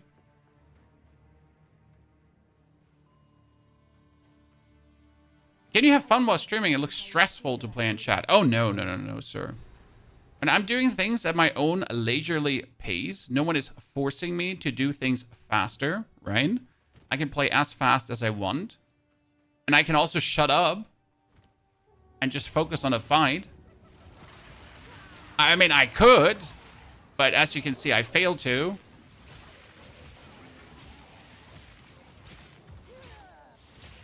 So no. I mean, I've done this now with 20 plus characters. So 20 times I've gone from Act 1 to Act 6 Cruel, Act 3 Cruel, and I've gone into the end game, and I've, you know, fought the bosses and so on. So it's a bit of autopiloting. Can you unleash Orb of Storms? Well, you have an Orb of Storm limit, so unleash wouldn't make much sense on Orb of Storms, would it? And no, it's not possible. You cannot unleash Orb of Storms.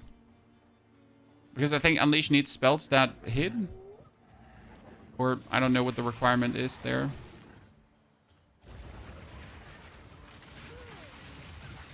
But endgame is Arbiter 4? No, it is actually not, sir. Endgame is Arbiter 0. Then you have beaten the game. If you then want to go further, that's cool.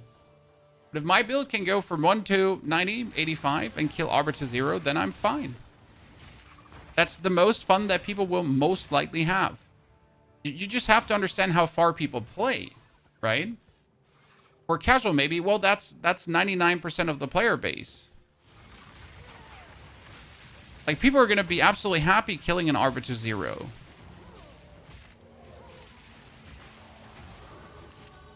Right?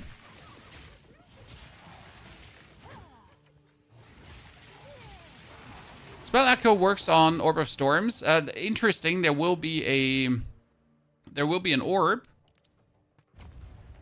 There will be an orb. There will be a support gem that has the supported spell Unlash to, like, Echo 2 times. So if you have 3 Orb of Storms, you could just click Orb of Storms and instantly have 3 Orb of Storms, right? Chat. Support gem that has an Echo 2 more times. Just press Orb of Storms 1 and then Echo, Echo. 3 orbs. Go spam. Are we thinking crossbows are now good? Crossbows are certainly going to be better. They're going to feel less clunky. They are also having a lot of the reload penalty removed, so crossbows should be good. There are also some interesting crossbow interactions for the shotgun and fragmented rounds, that might potentially lead to a good build.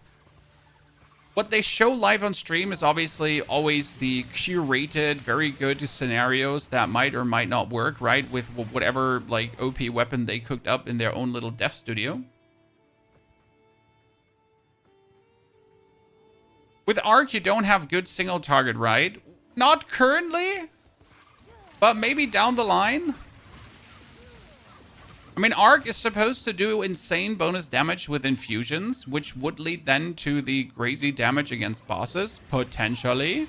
Another problem with Arc is that you're again losing the you're losing the quality for chains, giving you more damage, which could obviously be done very well by giving it just more chains, and then you would do more damage against single targets. You later also have the Archmage buff, so when you're using Archmage and Mana Tempest, so both of those are going to make you stronger regardless, and then you just Mana stack. That still works.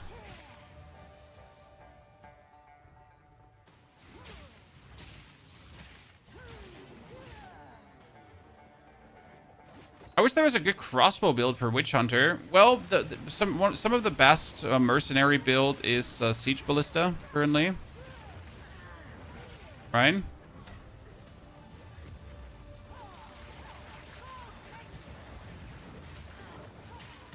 The Artillery Totem. Fun. That has been like an absolute staple in recent times. I'm gonna see Arc is doing somewhat good here, even without the projectile tag. Now, I'm not feeling weak. The totems obviously felt stronger, but Warrior always feels stronger than Sorc while leveling. This feels very nice. I kind of want to see how the Ascension is gonna feel. This should be like just a cakewalk. Cakewalk.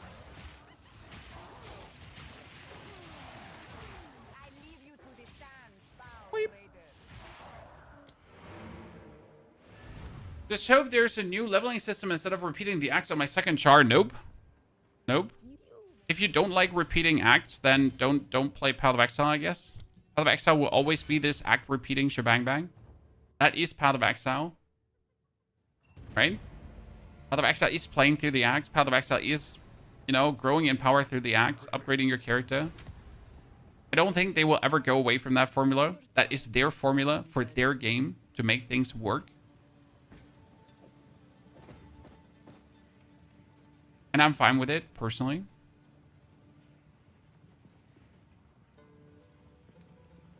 It's a very nice formula that I enjoy. It's going to be hard to find a better one that does lightning damage and spell damage. The only thing I could find is like a one that does 44% lightning damage. I mean... What gives, Chad? What gives? Extra cold and extra fire damage. Cool. Cruel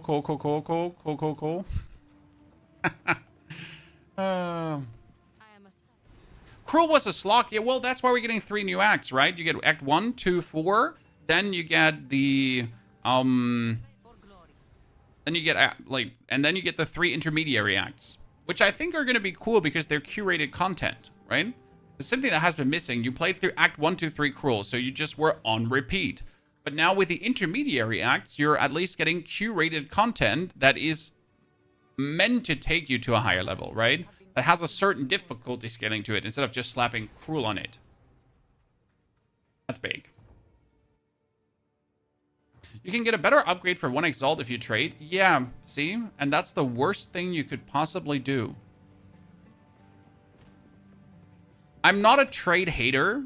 I just feel that trade takes away from the experience. Yes, I could get a better upgrade for 1 Exalt. I could now go into trade and buy myself something that gives me unprecedented power.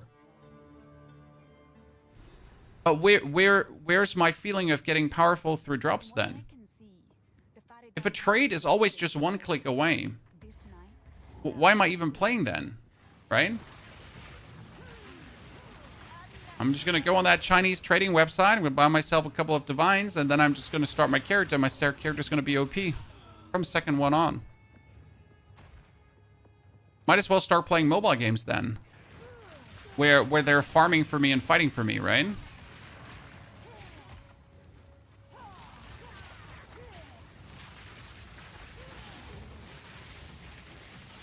I'm a very, like, I don't mind what you're doing, but I'm just a very sturdy solo self-found player, right? I enjoy the solo self-found life, the solo self-found power curve, the vibes you're getting when you're actually finding something amazing. And your first question is not, do I sell this or do I use this, right?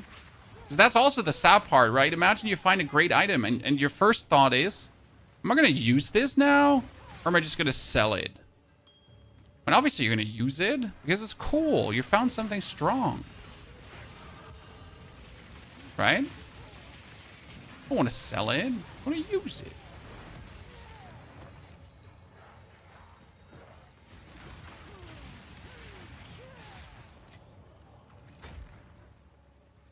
If you want a game where units fight for you, play Mechabellum. You gotta play some auto battlers. SSF dopamine hits different. Yes.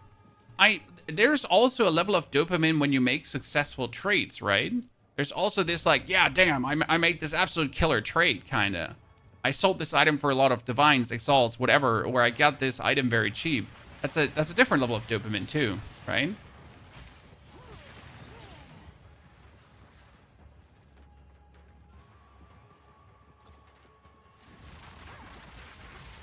Best part of the new trading system is less scammers.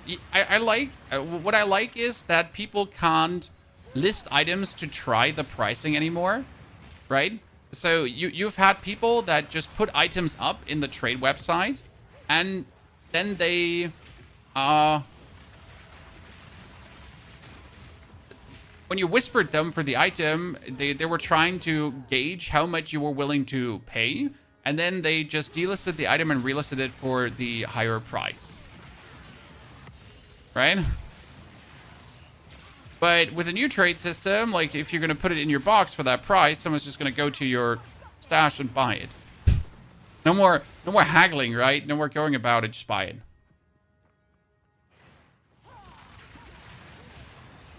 Is Ice Strike Monk still going to be viable? Nothing speaks against Ice Strike Monk still being viable.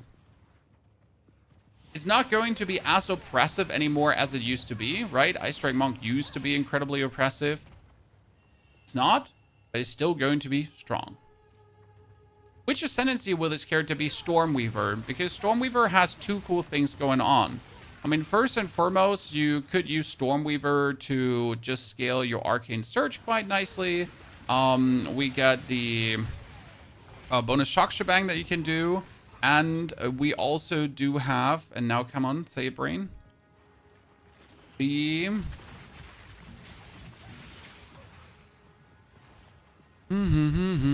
bonus elemental limit. Because with the new Stormweaver passive, you can get another Orb of Storms. And if you're then playing like triple Orb of Storms and then shoot out, that could be very nice damage. PoE 2 isn't balanced around solo self-found. Well, you can say that as often as you want, sir. But I easily made a character from 1 to 90 solo self-found without a struggle, killed the Arbiter, and felt good about it. If you want to trade, right? But don't say things like games balanced around it. Just enjoy. Or not. One option is to play trade in solo self-found way. Maybe then you can sell your good findings for potential craft items. See, what I like in Path of Exile, and I think it's one of the coolest features, is the currency exchange. I like the currency exchange. I think it's a cool feature for the game. As you say, that's trading that brings more fun. Because in the currency exchange, you can take your stupid divine orbs that you don't need, and you turn them into exalted and regal orbs to actually do more crafting. And the crafting is a whole nother level of dopamine, right?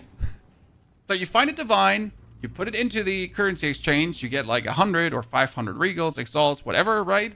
And then just let it rip. From that point on, you're just gonna have more fun. Corruption seems to have taken them.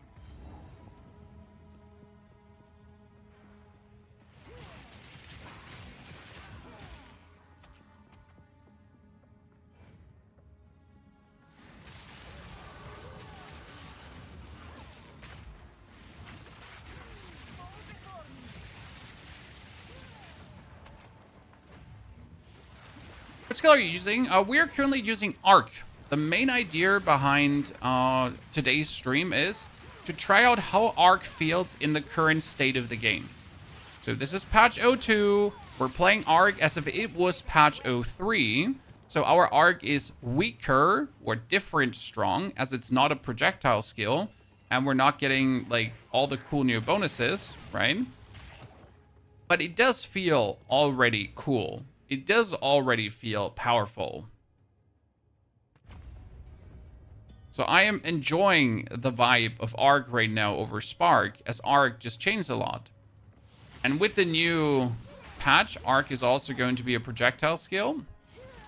And that's very good. Right? Do you think there may be some nerfs to lightning as a whole eventually? Why? Do you think there should be nerfs? I mean, things need to be strong, right? There needs to be a certain level of strength, because then else everything is weak. And that would be terrible. Right now, lightning is not oppressive. Lightning is not... Well, I mean, lightning spear was oppressive, right? But lightning itself is in a good spot. I mean, at this point, how long are we playing? We're roughly playing for 2 hours, a bit less on the character, right? Well, we have locked out a bit, we've gone around. So we're currently sitting at 2 hours, right, for this. My warrior was at 2 hours, almost at the end of Act 2 already. So sure, it's strong right now, but like, from an experience standpoint, it's not even like the best leveler or anything, or the speediest leveler. Do you follow a build, or do you do your own builds? We do our own builds.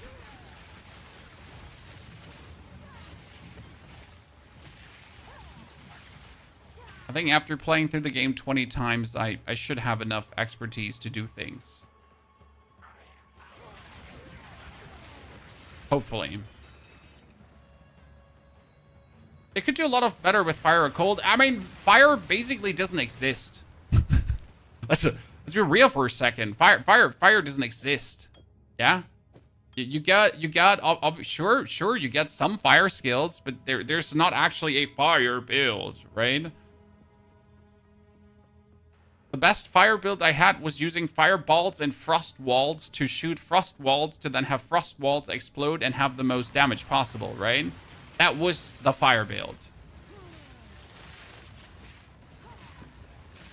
Doesn't really feel like a fire build, right? I mean, when it comes down to fire, we gotta wait for the druid to finally, hopefully, give us more elemental skills. I'm desperately hoping for the druid to have like a plethora of like to not be too animal focused. I want to see the elemental side of druid, right? The shamanic side, kind of. Or we're just gonna see like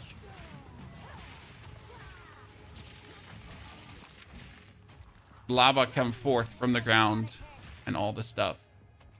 The carpet bomb build, exactly. I'm missing that. I really want that. That's what I personally wish to see.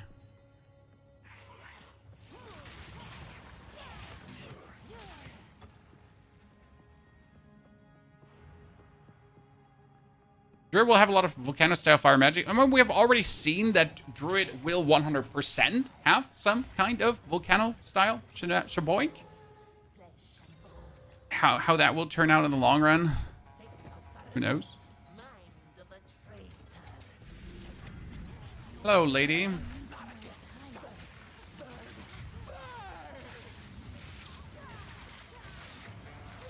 I really wonder how good Blood Mage with Arc is going to be. Because Blood Mage can get the Arc's base crit chance to 15%. Okay, chat? And then you're going to... Oh, God, I'm shooting this one here out. Then you're going to, like, Blood Mage around.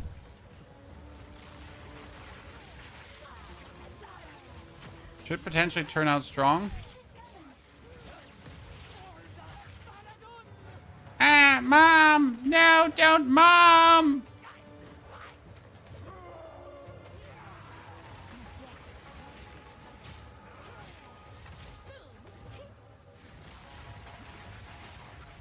Just throwing grenades at me.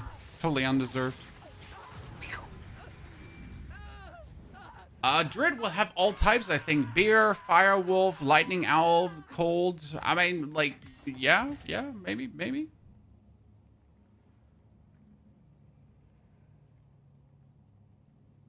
Are the Storm of Orbs to help with a single target? I mean, Storm of Orbs give you bonus cool lightning damage when you shoot lightning skills in them, so it makes no sense to not use Orb of Storms because you're basically spamming a lightning skill. So like not using Orb of Storms seems like you just don't want free damage, right?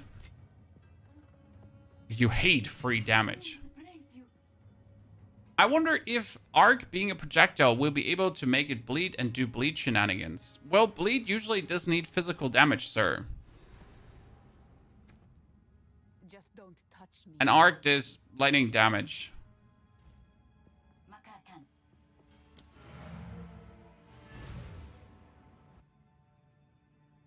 Sorry about too many questions. Don't you feel sorry about being active in a stream and asking things, sir? We're having a good conversation. Don't worry, I'll tell you if you get annoying. But don't worry. I'll tell you.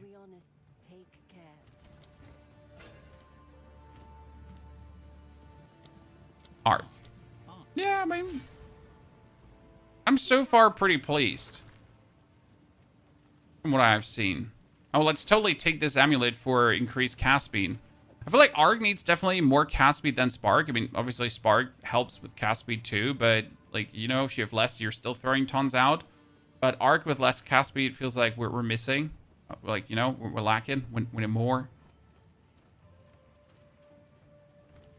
I hear you. No need to rush.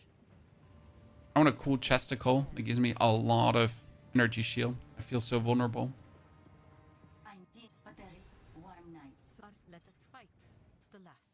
Okay, what do we have? The Trials of Corruption. We might get a shit ton of +3 melee again. I mean, I have so far not gotten any... What was it called again? I have so far not gotten any +2 spell skills, but I can't complain about the stuff in general. Both nervous and excited to play a new class this league. Well, you could already pre-play the class, right? If you're planning to play something you haven't dabbled with before, then just play it as it is right now and see how much you're enjoying the overall vibe of what you're doing.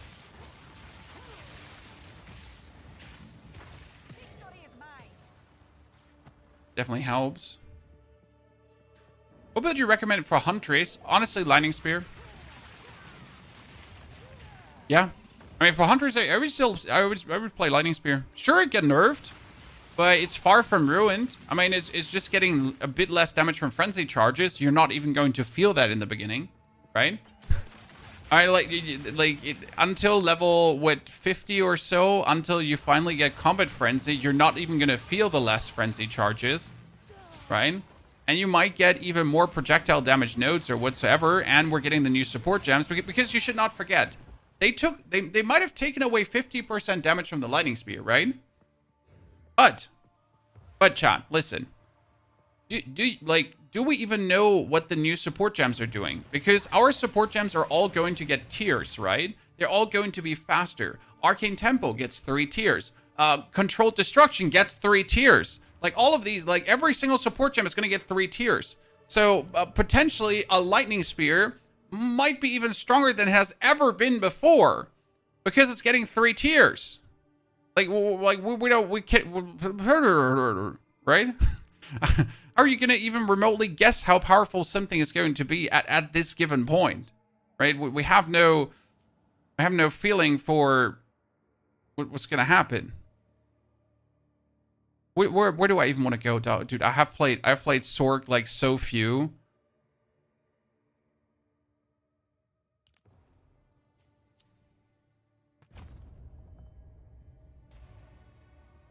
Yeah, 3-tier Volt leak done. Yeah, and that's gonna be changing a lot of things potentially, and that's where the 50% damage less on Lightning Spear might not even be a thing, right? It might not even matter.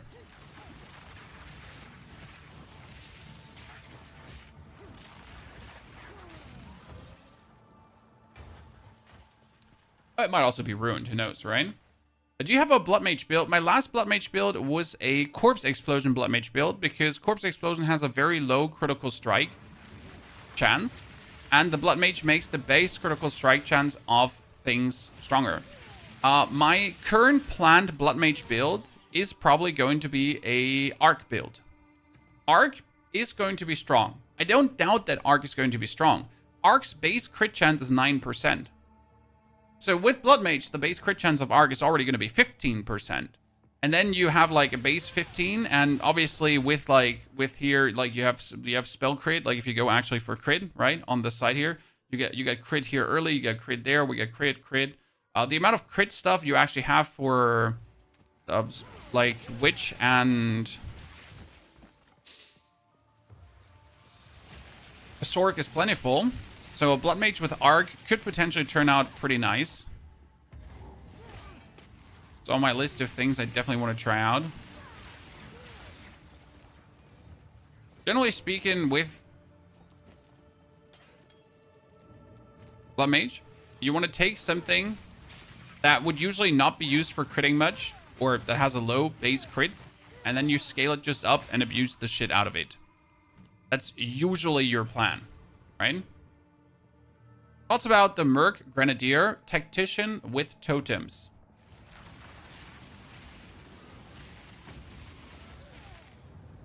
Tactician with totems is what I am going to play. Because Tactician has a new node for bonus totems. Okay.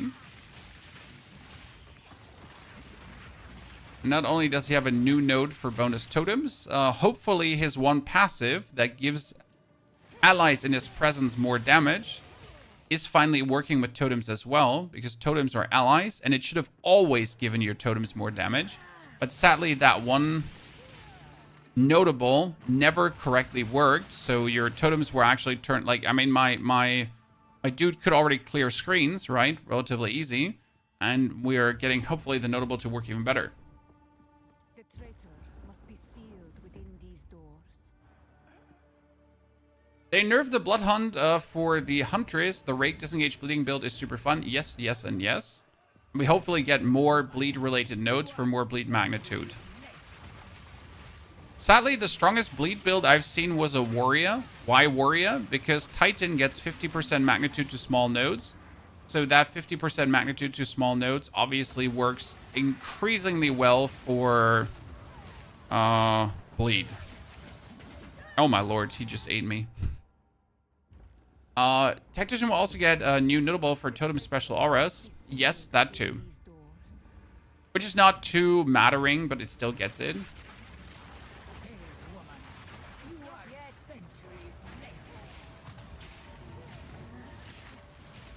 I don't think there will be any boring builds this season. Like I'm really just looking forward to all the crazy stuff we're getting, all the potential nuts things we can do. Build variety should definitely rise. Like I think like their main intention was, and they communicated that, right? We want more build variety, and I think that's gonna happen. I mean, seriously, right?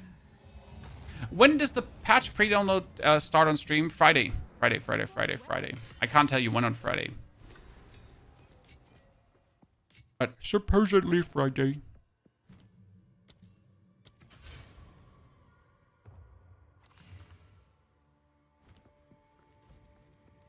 The Tactician getting infinite banners is the crazy part. I've never messed with banners because I never liked the banners functionality. So discovering how banners are going to feel, how banners are going to do, is definitely going to be something for the future patches. Arc feels so good for, like, if you're here in the masses of dudes. Mm-hmm. Very good arc feeling.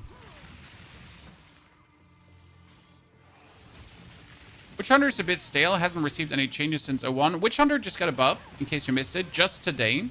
Witch Hunter is now getting 100 weapon stat points, which means you can do a very swingy build. Like, you can go for totems, for example, but at the same time for your grenades, and you can pretty much get the best out of both worlds without a single downside, if you wanted to. So boosting your crossbow damage on the one side, then boosting your totem damage on the other side. Those 100 passive points are nothing crazy. I think Infusion Arc is going to go crazy. I mean, the Arc Infusion promises a lot bonus damage, right? From what I've seen. Like here, let's put a pause on. Here, this part. It now has 50% more shock magnitude, which is nice, and can consume a lightning infusion to chain additional times and deal more damage. And it deals already 2 to 39 damage at gem level 5, previously 5 to 31, scaling up to 20 to 386 damage at level 20. So the whole damage is already increased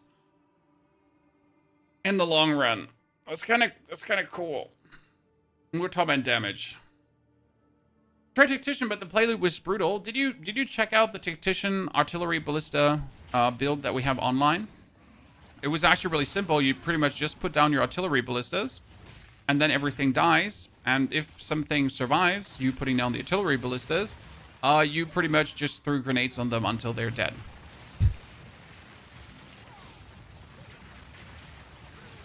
It was one of my more favorite builds because the ballistas would, like, just off-screen clear.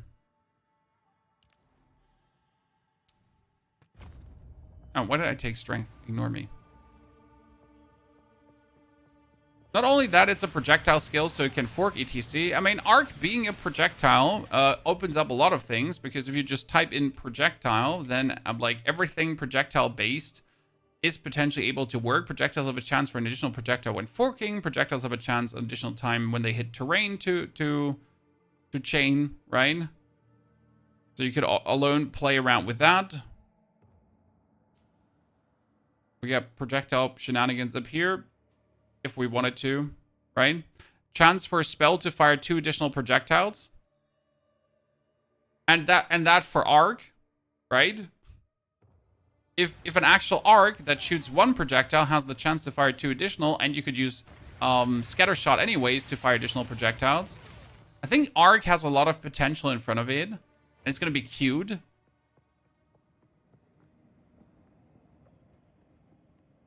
What I wonder is how tier 3 fork is going to look. Tier 3 scatter shot. Because scatter shot has a tier 1, right? Where it does less damage and gives you 2 bonus projectiles. But how is tier 2, how is tier 3 going to look?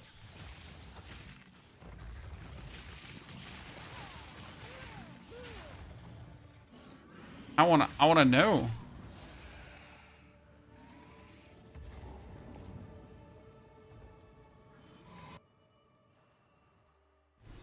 Do you have any ideas on unarmed builds? No, I have really not looked into unarmed builds at all. Nor do I have the greatest of all interest to play unarmed builds. So that is something I'm going to leave for other creators to deep dive more. And then I'll check it out after a while. Good after, dude. Katie.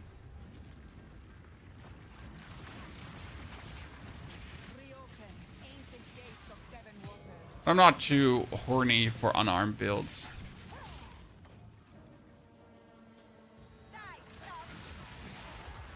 I guess the only boring part you could find about Arc is that that's our gameplay loop, right? We're gonna be pretty much playing Orb of Storm's Arc forever. I don't mind, personally. I'm just saying, right? If you're like, hey, you want to play Arc? Well, you're gonna pretty much be playing Storm of Orb Arc from tier 3 on, tier 5 as soon as you have it.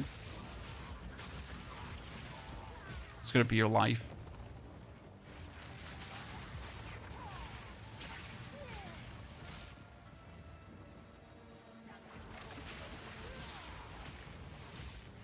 Keep in mind that some supports might be weaker at tier 1. Absolutely. It might be that Scattershot at this point only gives you +1 projectile, and then on tier 2 it gives you +2 projectiles. On tier 3 it gives you +2 projectiles and a penalty less or something like that.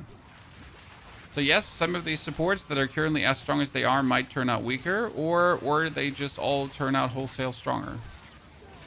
We'll see where that goes for sure. It's spammed. Oh, come on, Asala. You didn't bug out. That doesn't happen often. GGG is working on making Sorc use a mix of all 3 elements, but players will max out 1 spell. I mean, there's always what GGG wants, right? And then there is what players actually want. And those are 2 things that are definitely not the same. I mean, GGG also is not giving up on the Amazon parry mechanic. Ladies and gentlemen, in case you missed it, like, instead of saying, okay, no one wants to use the parry shield, they were like, yo, well, so at this point, parry can pretty much parry everything, unless it's one of the red attacks from bosses, right? The super attacks from bosses. That's the only thing you can't parry. Otherwise, you can effectively perfect parry almost everything in the game. Which is still not going to make people use parry. I'm sorry, I just can't see, like, you know, when you have the chance to, like, long-range lightning spear nuke, why would you ever use the parry?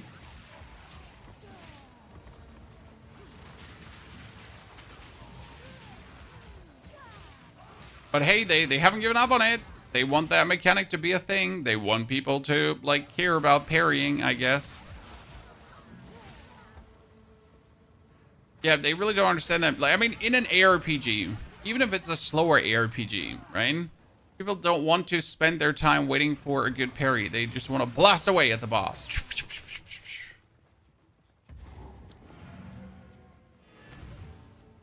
Hey, parry is on paper stupidly good because it's 50% more attack damage for 1 hit. They just need to make it a buff for you instead of a debuff for the enemy. I mean, if I parry and for the next 5 seconds deal more damage, or 10 seconds on a successful parry, okay, I might consider it. How can I?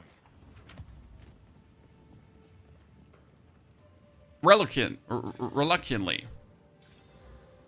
If you are the sworn knights, browse as I'll unburden you.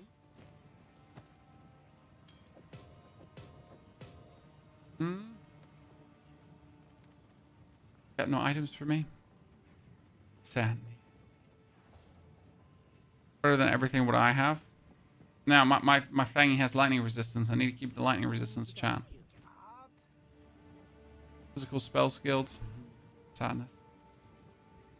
How many physical spells? Do I have a ground life flask? I have a ground life flask. Ground a flask too.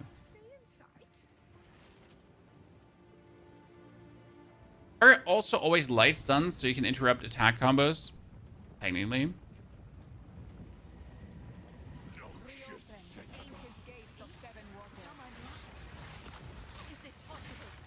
Hello, Zamandra.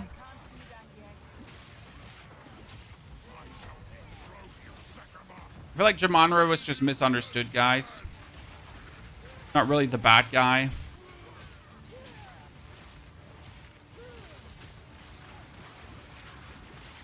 Poor man just wanted to, like, you know, fiddle a bit with the undead.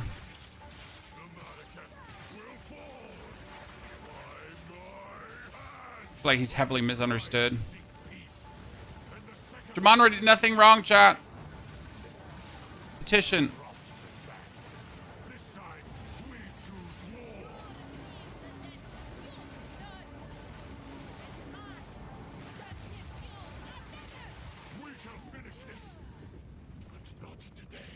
GGG don't understand opportunity cost. Setting up attacks means you're not dealing damage, which has to mean payoff should be much higher than it is. You're losing DPS while comboing.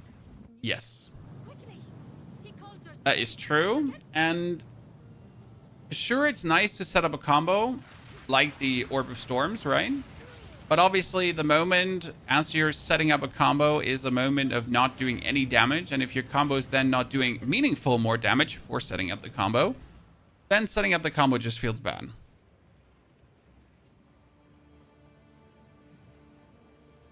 The Countess is do whatever it takes. Okay, let's do Keth first. Oh, I get a tier 7. Do I get anything? Well, do I take the conductivity curse? I probably take the conductivity curse, right? Yeah, most likely. Trying to find the balance. I feel like there is no balance. Because, how do I say this now? Either you enjoy comboing or you don't. Right? So that's the thing. There are people who enjoy comboing skills. Right? And there are people who hate comboing skills. And I think, like, no matter how much payoff they're trying to squeeze into something, how much payoff they're trying to, like, bring to the fray, some people just hate it.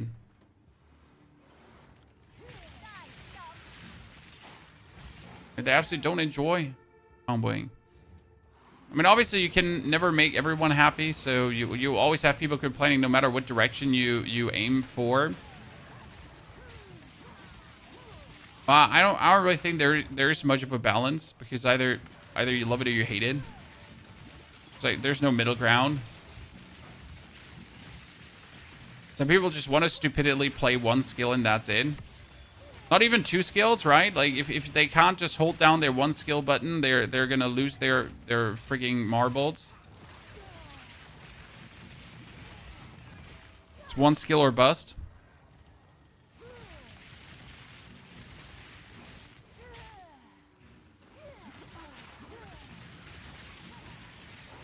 If it's more than one skill, we don't want it. Then it's already a combo build. Those people will have to live with less effort for less damage for less effort. Well, you know what's then going to happen. Then they're going to riot. And be like...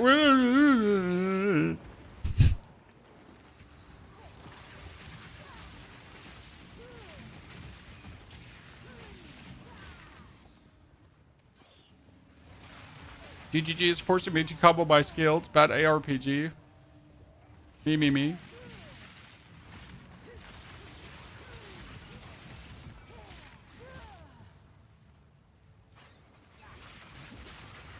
I just play anything ranged so I don't have to aim when using a controller. Based, sir. That's why you need to play area of effect stuff. So you just waltz in, press a button, and hit like the whole area.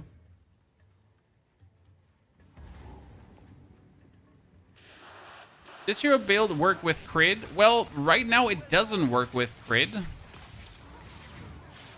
But you could easily make it work with crit. If you were going for a blood mage, for example. So yes, I could just scale crit, spell crit easily. And then hit the enemies hard with like really cool spell crits. That is totally possible. And probably also the best way to then play Arc. Because you get this Arc and it's just going... Question will rather be if you're going to play it with chaining and forking. I mean, technically, if you play it with forking as it bounces off terrain, you could actually put multiple projectiles on your arc, and then you could put ice walls up around the enemy, and then shoot it into the ice walls. Have it like bounce back and forth between things.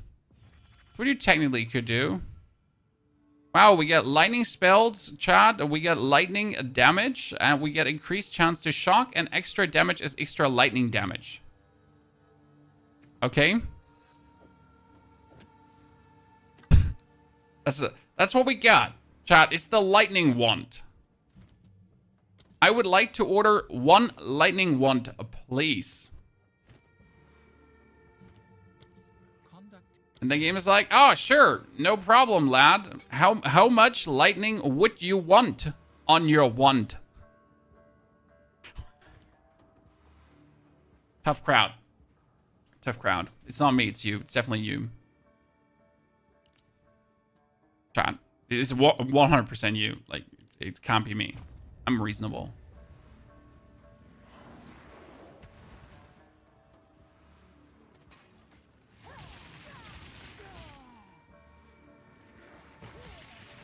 Which support gems on Orb of Storms right now? Overabundance and Persistence, because you want to have 2 Orb of Storms.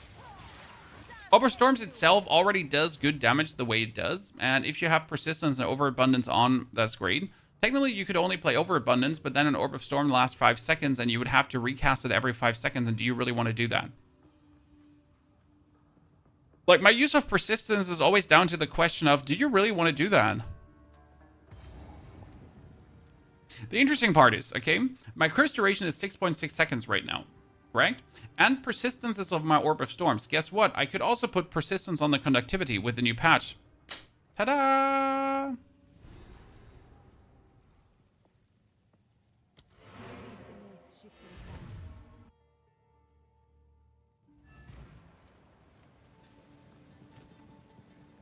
Who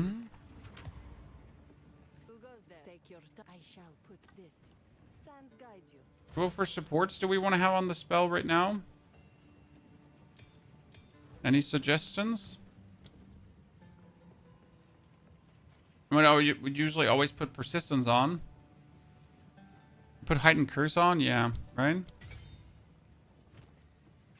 And? Magnified Effect? Can you put Unleash on it? So the YOLOs? Let's have Spell Echo.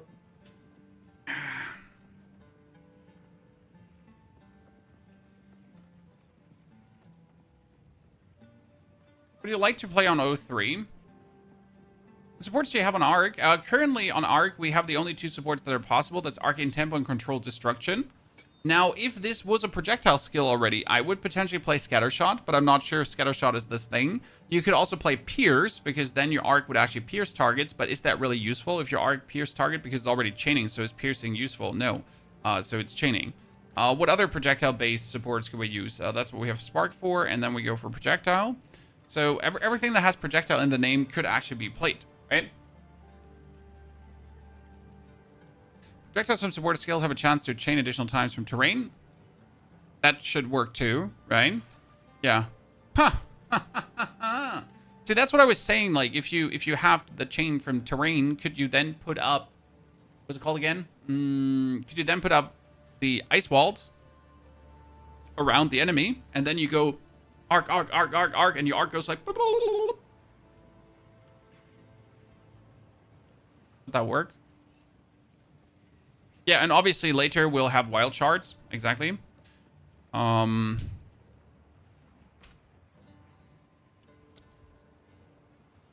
Spark.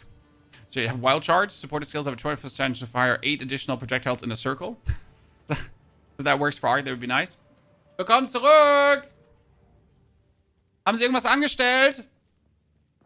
Hast du irgendwas angestellt? Weiß ich nicht.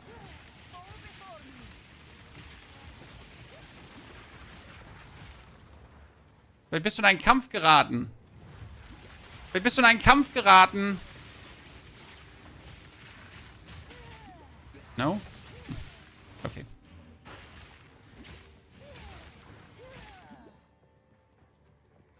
Just saw a leaked support gem for totems. Where did you see it? Give us links. We're here to enjoy every single thing together. GGG, don't ban me. Oh, wow. I should have, like, looked at my totem being full for sharing leaks. See me. Cable guy, please don't let that be a penis. It's always a penis.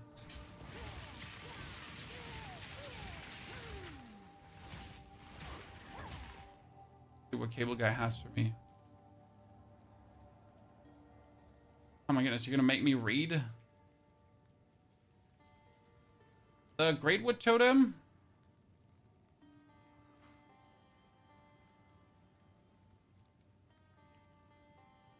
Or which one are we talking about? Cable. All leaked from Chinese client and translated. Yeah, I see here. See, we have the Greatwood is now supported skills that place totems, limits the number of active totems to 1, provides significant bonus to supported totems, and then 2 and 3. It's funny that they all get leaked. Wait, like totem. Past that, we got resilience. That was supported skills that create totems cause they create to have more life. Yeah, that's nothing special. Enhanced totems. Supported skills that create totems create the supported skill gain additional elemental resistance. Yeah, we had that too, so that's still not something. Fountain of Rage. Fountain of Rage, does it have no tiers?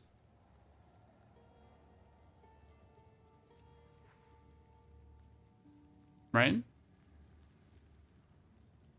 Emergency totem. Supported skills that place totem greatly increase the speed at which skill places totem. Sir, I'm reading Chinese leaks. Leave me alone. Can a man not read Chinese leaks in patience? Thorny ground. Supports slam skills that supported skills generate hazardous thorns on the ground, which activate after a period. Enemies touching these thorns take damage and are crippled. A maximum of 20 thorns can exist simultaneously. It does not modify skills used by summoned creatures or totems. Mana fund. That was it. Damn. I mean, the league is only as good as it's like as it is, right? I'm more intrigued to see the things in game. Theory crafting only goes so far. At some point, you gotta just play, right?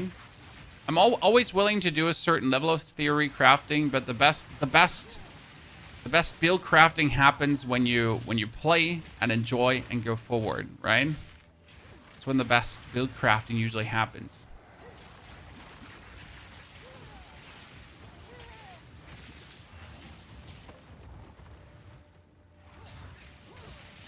Don't get me wrong, I enjoy theory crafting as everyone else does, but end of the day, I need to play and experience things and see how well they work or don't work, right? In a real environment, not in a Petri dish.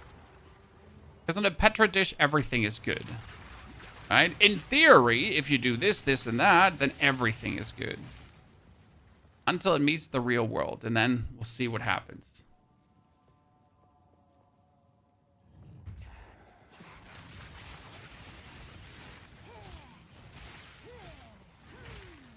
What I'm more interested in is really seeing the new skill tree. That's what I'm like intrigued in. Do we get more bleed nodes, right? Do we get more ailment nodes? What about grenade stuff? Do I get more stuff to trigger grenades now again? But that's the real thing I'm interested in. What will be the purpose of elemental infusions when you're only using Arc late game? Arc does more damage with elemental infusions. So what's the like, yeah. I mean, Arc does more boom if it's elemental infused. So what's the use of elemental infusions more boom with Arc? I guess. Also, who says we're only using Arc? I mean, at this point, that the plan is only using Arc, but that plan holds up so long until we see new stuff. Arc will get more damage and change with Lightning Infusion. Exactly. More damage and change. And Arc seems to be going in the direction of Lightning Spear at this point, right? Lightning Spear gets boosted by Frenzy charges, and Arc will get boosted by Lightning Infusions. So from the way it looks like, Arc will essentially like be the caster's Lightning Spear, right? To a degree.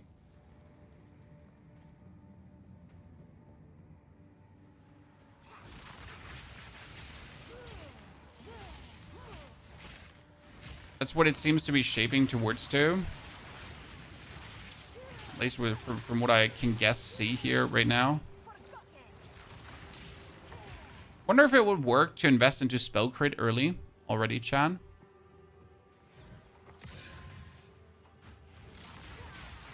I want that Regal Orb. Let me get that Regal Orb.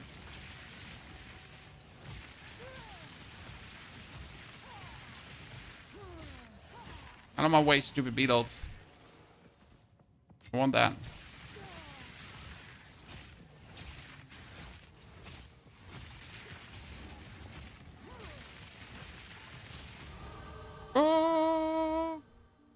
Where was I stuck? Ah, I was getting this one here. Okay.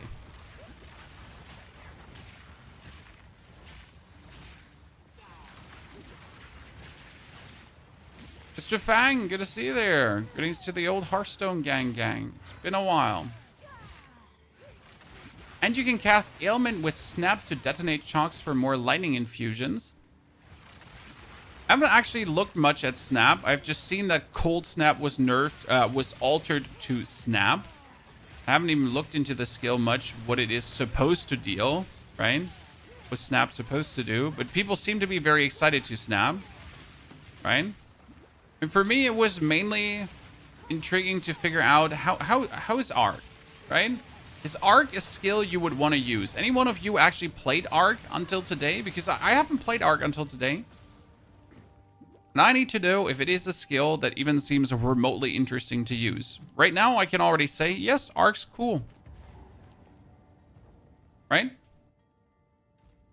Ah, yeah, see, like, they did something to Snap. So let's actually read, because they repatched and reworked Snap again, right? They put it all the way down here.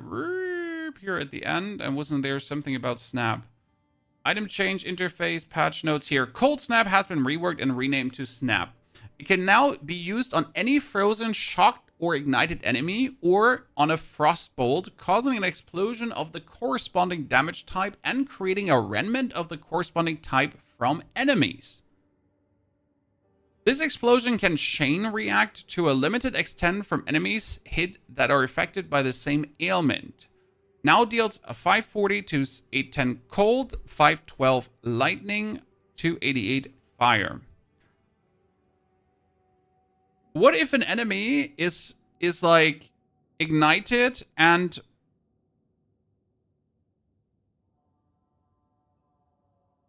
shocked? Does he draw both remnants?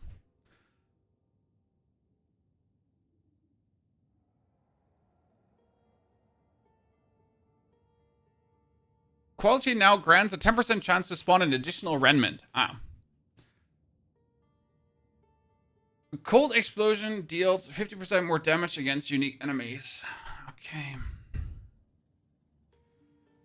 Interesting parties. If Arc is a projectile, you can do Orb of Storms, Firewall, bop, bop, bop, shock the enemy. Then you can use Snap, right? In this case, it's Cold Snap. But you could use Snap to explode, to then pick up your shocked remnant as soon as you get it, to then also deal more damage with the Arc. And then you do Arc to shock, to explode, to do more, to do Arc, to shock, to do more. Seems fine to me. I mean, I like that Snap works on everything, so I think that's a good change. Because right now, Cold Snap was only like if you actually freeze, right? So it never felt good.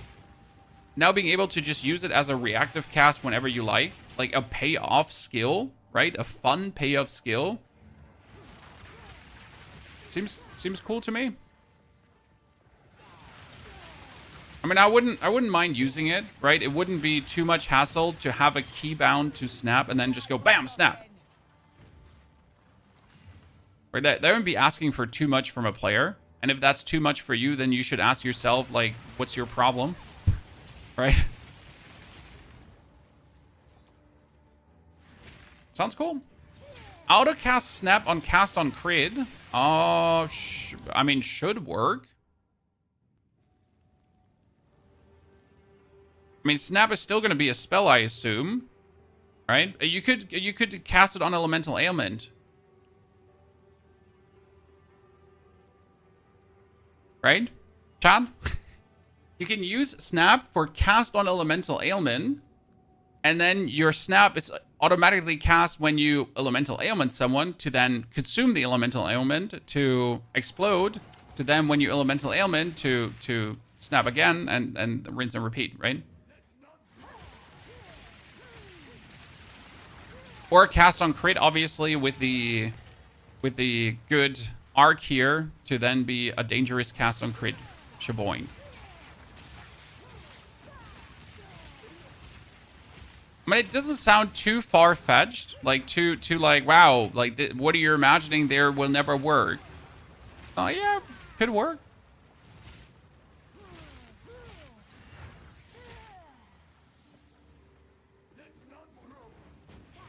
Thank you, chat, for bringing so many good ideas to the table. But I'll definitely know that for the next month, I'm safe on content, right? I'm safe on live streams. It's actually going to be many stressed live streams because we're going to have to level so many things. Like, okay, so we're going to have to level the Stormweaver, and we're going to have to level the Mercenary, and we're going to have to get the Warrior up, and we're going to have to do this and that. Like, there's no break, right? At this point, every stream is going to be bringing meaningful discoveries of things to work or not to work, and potential more fun to be had. Which has me positively excited, because who doesn't like their favorite game to bring more exciting discoveries to the table, right? I'm going to be trying to cover everything as quickly as I can. And if some other players figure out some mental builds, I will definitely be making sure to grant that information to you as well. Any thoughts on the Fire Chaos conversion? Either the Fire Chaos conversion is going to work flawlessly and great, or it's complete bait, right? I mean, so far on paper, the Fire Chaos conversion seems to be wow. Well. But is it really going to be that way? Is it a paper tiger, maybe? And I hope not, right? I hope it's like not only on paper good, it's actually good. But who knows? Any chance you get a good starter yet? I uploaded my starter that I will 100% go for this morning, in case you haven't seen it. This is my starter. Here, that's it. That video's online. We played it yesterday. Super good.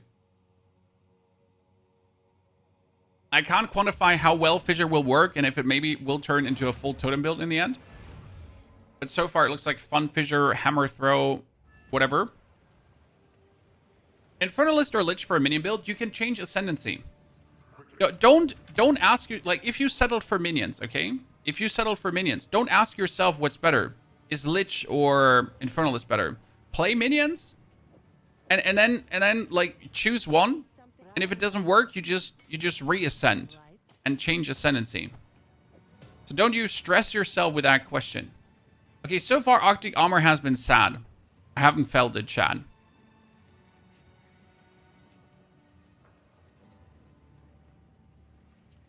Still gonna stick with it, I guess.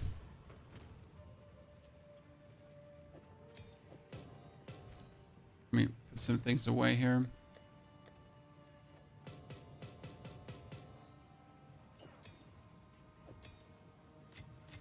I would like to have a support gem so I can get things higher.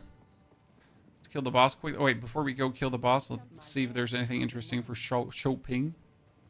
Shopping. 10% movement speed. I don't have enough strength to wield that, chat. Strength. Get that back. It just gave me enough strength. Like, the item itself gave me enough strength to put it on. You know it's gonna be sad. Oh, that's +1 level to all spell skills. Woo! 42% increased spell damage. Is that now better than the 36-36? Marginally, right? Not by much. Marginally better. Definitely have to pump more regals into that. What did I want it to do? I wanted to...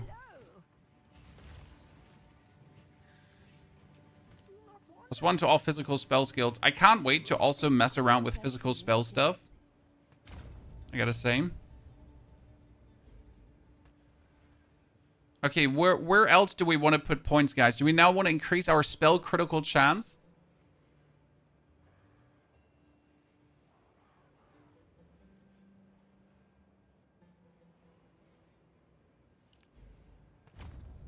Mess around with making arc crit more.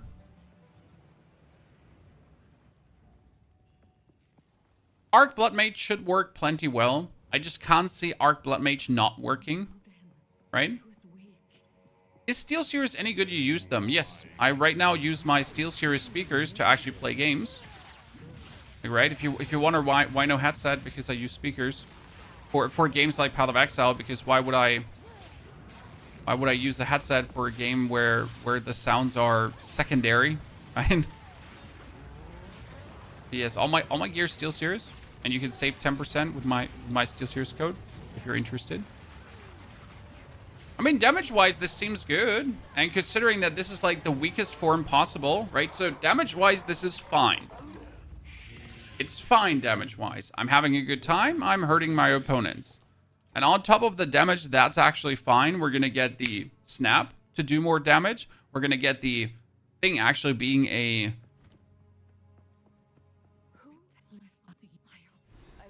projectile skill for potential different support gems. This is fine. Arc requires shock, so magnitude and electrocute nodes are good. Not in the future. Grana Padano. So yes, Arc requires shock for the pulls. Yes. It does. But one thing to consider is that they're taking that out. So the actual pulls from the Arc is going out, right? So Arc again. Here, it no longer causes explosions against shocked enemies and is no longer a payoff skill. Ergo, I mean, you don't hurt to have shock magnitude, correct? But it just doesn't work with that anymore. Players want build diversity until they get it. Mongrel, this is probably the best comment of everything I've seen. Yes, people are crying for build diversity, but now that we have build diversity, they're like, what's the best build? So not like, what 3 builds could I potentially play that all are definitely going to be fun? What's the best build? So I don't like, right? Give me the best build now. You little shit. What?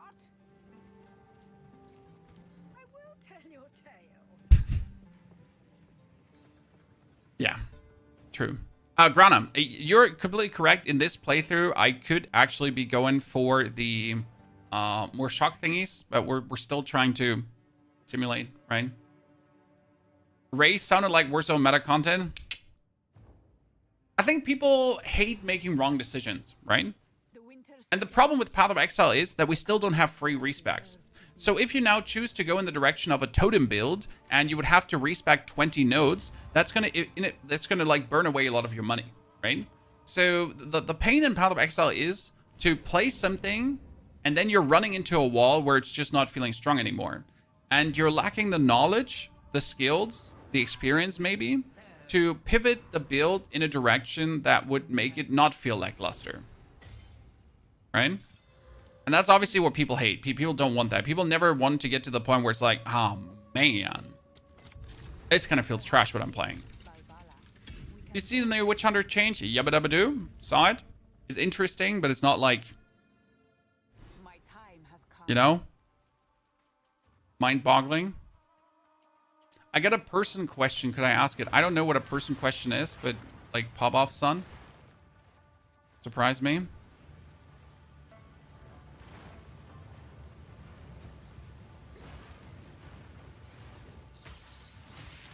Oh, I forget that energy shield characters are broken for this. They have energy shield.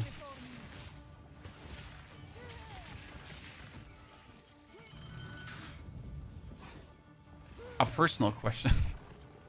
I get a person answer, yeah.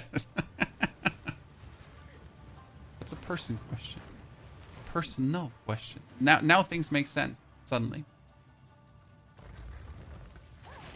Build diversity is always good for the game. Like, optimally, every skill would be viable for the end game, right? So if we go from the optimal, then you could play every skill to kill the Arbiter. No matter which one we're talking about, right? Like, I could say, I want to play Amber Fusillade Sorceress. Now, you still would have to figure out how does Amber Fusillade work, right? What does it synergize with? Solar Orb, Flammability Curse, Mana Tempest, Archmage, whatever, correct? But I want to play Amber Fusillade, and I want to kill the Arbiter with it. Or I want to play Comet, I want to play Firestorm, I want to play whatever. That would be great. But we all know that that's just like not possible.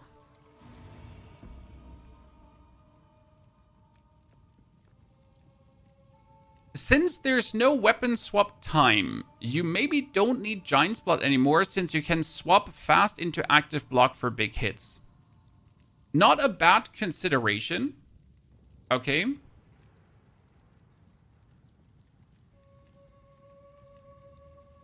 What are people supposed to use meta for? I feel like most people are using it for currency and item farming. That's the whole point of the game. No, the whole point of the game is to have fun, Tornado Chaser.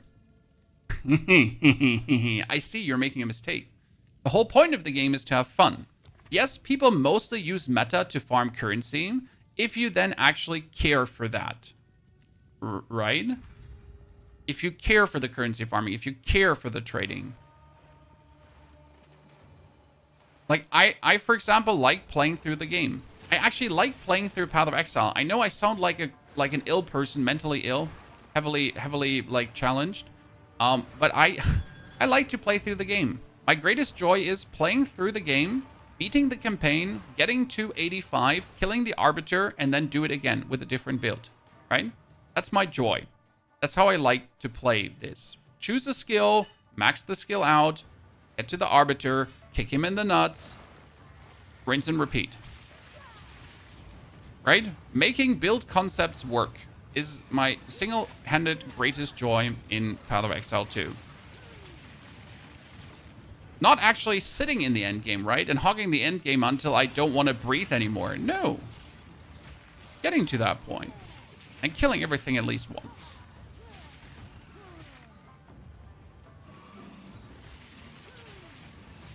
Obviously, some other people, like, I know people farm the Trials of Sekimus with a perfect set of,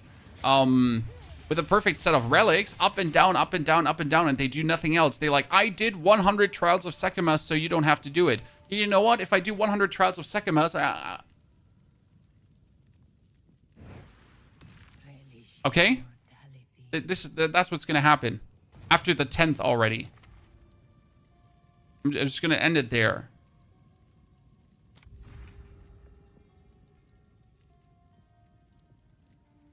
Fairy, thank you for the 61 centuries of support, Fairy. Very good to see you there. Welcome back, my friend.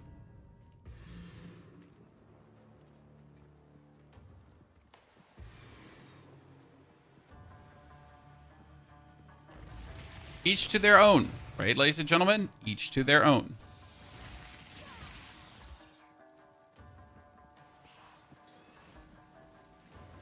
But that's also the content we are creating. So every single thing I'm saying is always in the scope of someone who does that, right?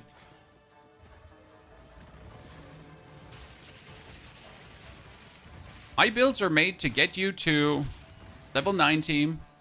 My builds are there to get you to kill the endgame bosses, at least in their standard difficulty.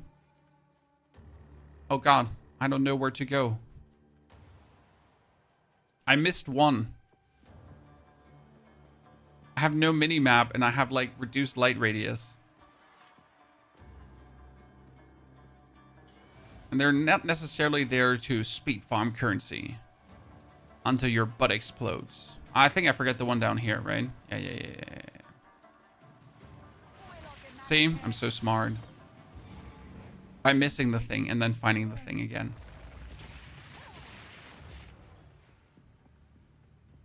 Yeah, the bottom right, left one thingy.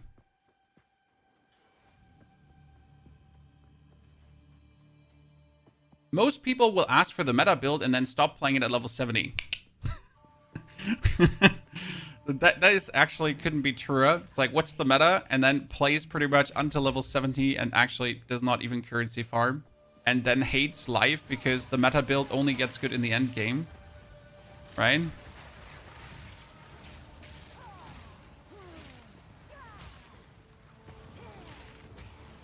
Okay, so sir, I do not like your temporal bubble you're having there. I want you to not temporal bubble me like that ever again.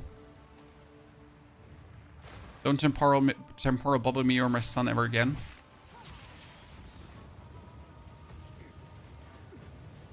You know, for people saying Warrior is so hard, like I've had an easier time with Warrior in the Trial of Sekimus right now. Because I just put my totem down and my totem just slammed everything and it also drew aggro, so I didn't take a single point of damage. Right? Or with the mage, I'm like, oh, please don't hit me. Please don't hit me. Please don't, you know? Is shield charge stomping ground the play for 03? Maybe. Final verdict. I managed to beat Act 1 in like sub 1 hour, also with like Totem and Bone Shatter. Very simple. So you don't necessarily need to play any stomping ground shenanigan. But if we're talking about speed grinding through the acts, it might be that stomping ground plus shield charge is the way to go. Now this is considering you want to speed grind through the acts, okay? If you're a demon, then it might be necessary to think about it.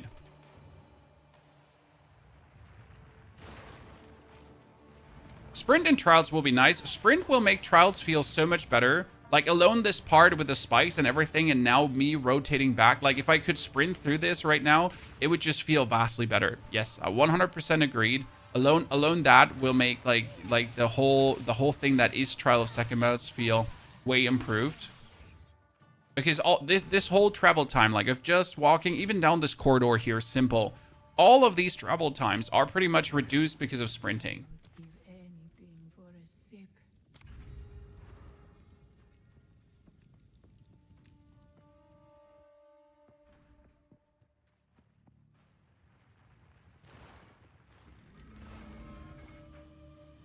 How's my wife? My wife's good. She was her first time ever to a, what's it called again? Like the guy that looks at your, like when you have a clamped nerve or something. And when your back is bad, like she was at that doctor, and like since giving birth to our 2 daughters, and the doctor was like, I don't know how you exist. Because she seemed to have some slipped discs in her back and some glued together muscles from like overuse and so on. And he was like, I don't know how you're not in constant pain and dying, pretty much. And she's like, yeah, no, stubborn.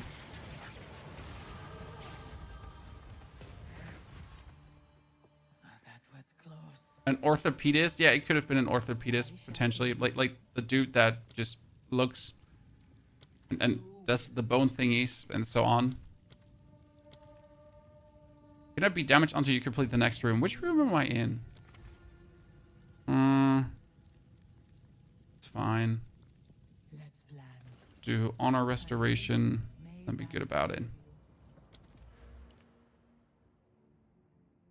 Critical hit chance for spells. Yabba dabba doo.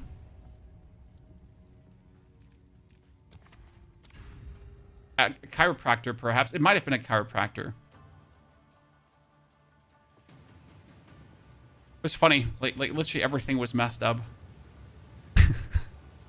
so now everything is getting better. That's the flip side of the coin, guys. Okay. So from here on out, it's only uphill. And yesterday I also found, like, I rescued a sheep, guys. Where's my medal, by the way? We get a shepherd in town who has in our tiny village who puts like his sheep everywhere around the houses where there's some grass. Like he's allowed to do that because we're like in an area where you can live, but also animals are being herded. And I found a sheep with his hoof stuck inside the electrical fence. And I don't know how long that sheep has been lying there, but my dad and we saw it yesterday and we thought that thing is dead, right? Until it started going like, because it was an electrical fence, obviously. Poor sheep.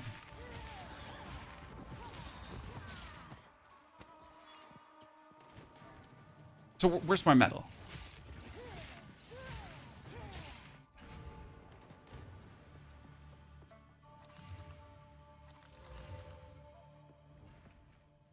Yeah, that's why we're obviously playing Arc today. Because I saw it in action yesterday. Hourglass Trials. Let's go. Now hearts. It was like I was like deeply scared. We'd just find like a dead sheep there. Children would not be happy. Would have to call the shepherd and be like, "What are you doing, dude?" Because it was like blazing hot outside yesterday, right? So if we didn't buy, like if I didn't, my dad came yesterday for a surprise visit. And we went out to show him the garden in the evening. But if we hadn't gone, the poor sheep would have just been lying there all night long, right? With his foot like stuck in the fence. That's not really a nice thought. Because that shepherd is not there every day. He just comes by every 8 days to check on his animals.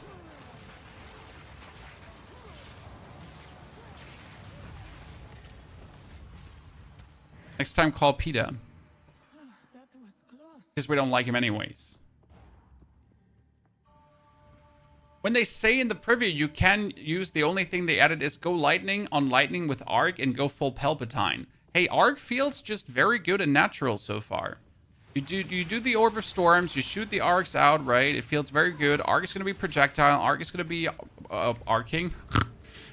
Forking, also from terrain and everything. How often did you guys get zapped? So my tiny 6-year-old, who's a very smart girl, they wanted to feed the sheep, okay? So we gave them some carrots, and they she put her hand through the electrical fence to feed the sheep and didn't get zapped. And then she fed the sheep, and the sheep was very happy, okay? And then because she didn't get zapped, she was like, well, if I didn't get zapped, I can probably just touch the electrical fence, right? Because it didn't get zapped the first time. Mind me, my 6-year-old never gets zapped, right? And she literally get the super scare. Because suddenly I see her you have to imagine tiny child feeds sheep through the fence, puts her arm through it, nothing happens, pulls back. And then I just see her go like this on the electrical fence and get the jump scare of her life. It didn't hurt, right? But she just gets scared.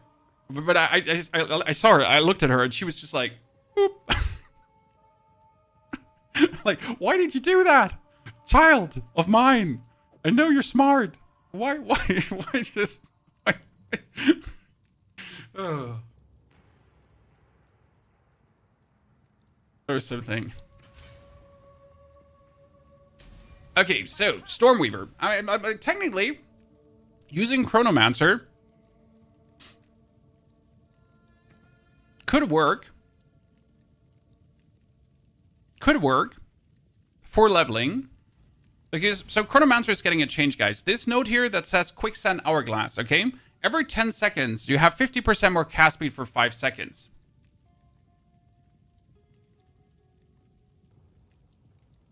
It's now a sliding buff. So it's 60% attack speed and 1% area. And then it slides in the different directions until it's 60% area and 1% attack speed. But if we're just thinking about leveling, okay? Just for leveling. As your first 2 points taken, you could technically do it. What does the Stormweaver have alternative? I guess targets can be affected by 2 of your shocks at the same time.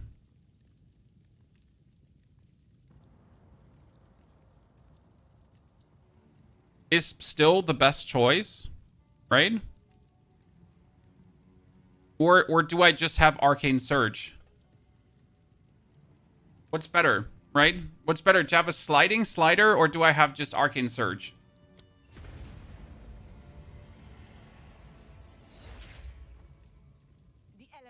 I have a 5-year-old, and listening to your story of your kid touching the fence out of curiosity is so relatable. Yes. Children, right? Double snap? That's a good question, Chad. That's a very good question. Ladies and gentlemen, so if the enemy can be afflicted by 2 of your shocks at the same time, and we have the snap ability that can explode any kind of... We have the snap ability that can explode shocked on enemies. Does it explode 2 shocks at the same time, or does it explode 1 shock and then another shock? And if it explodes 1 shock and then the next shock, I would get 2 remnants. But if it explodes 2 shocks at the same time, would I get 2 remnants?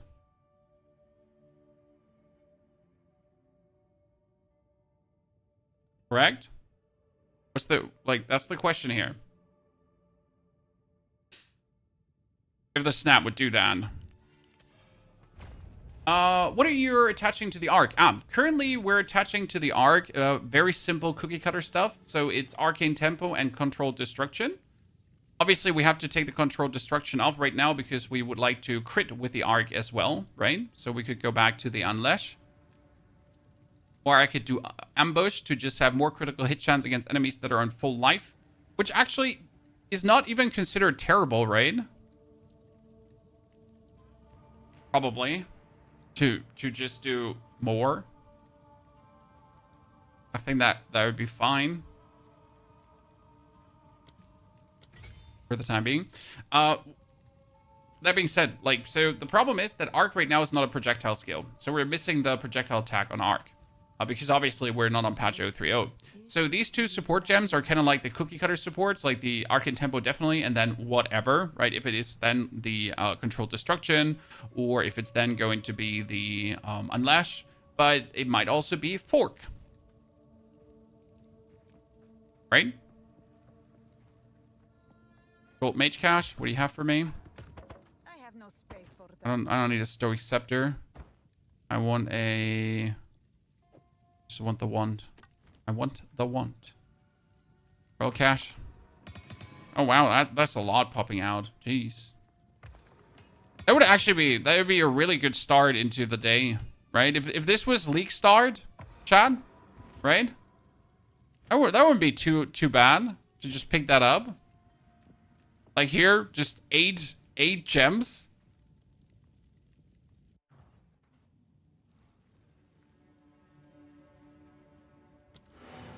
Slim, congratulations towards the end of the season.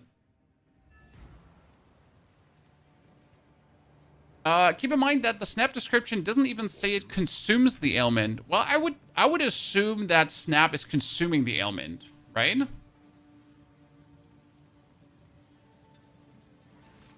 But you're actually correct. It doesn't say it consumes, but... And they actually removed the chance to not consume. Does that mean you can technically spam snap on a target? Because it says namely, it can now be used on any frozen, shocked, or ignited enemy, causing an explosion.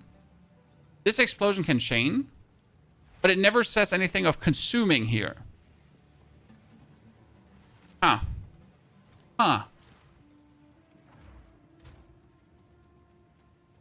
I see what you're saying. So in technicality, you could spam snap. I hear you. My wares are I'll unburden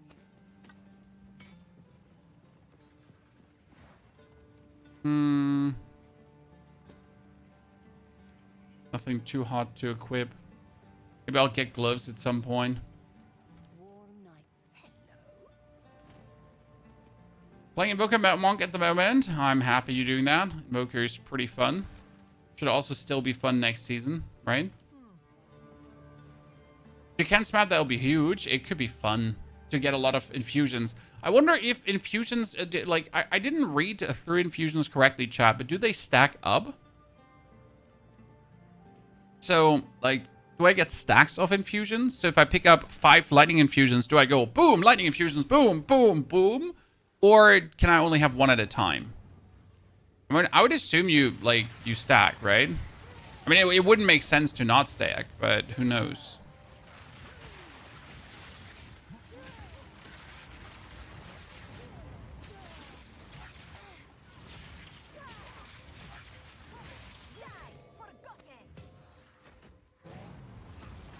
Only because it doesn't make sense doesn't mean that, like, you know, GGG did not think, like, oh yeah, so this doesn't make sense? Well, no worries. We still included it into the game. Yeah, congratulations. Deal with it. You know what arc critting sounds like? Sounds like absolutely great. I definitely want to make arc crit high. Sounds too good to not. In the video, you can see them stacking cold infusions. Thank you, sir, for confirming. Didn't pay too much attention if there were stacks, but it just makes sense. So if we then manage to create a lot of infusions, then we could stack them up and go like for a rapid fire arc infused to super boing boing. That means we would want to create as many infusions as possible at any given point. I wonder if there are going to be infusion related passive nodes in the skill tree that say things like a chance to get bonus infusions when you're getting infusions, something like that, right? Or a chance to make a lightning infusion when you're using lightning skills, for example. When I assume there are going to be infusion related skills popping up, passives popping up. There are also more infusion related gems. There's most likely going to be infusion related lineage gems as well, assumingly. Right? Are you German? Yes, I'm German. Born in Germany, raised in Germany, living in Germany, Germany. Not number one. We tried. We failed. I think we tried twice even. So, yeah. Not back to back, but failed twice.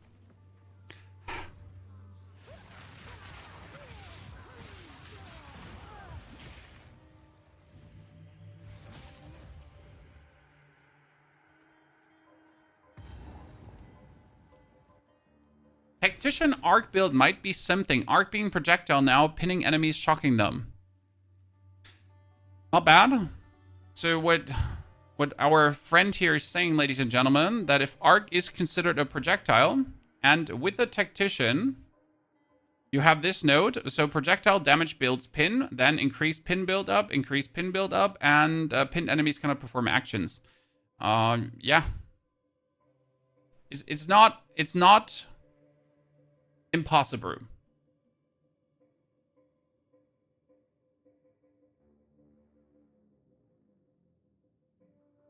Your stream is featured on the PoE 2 website, really?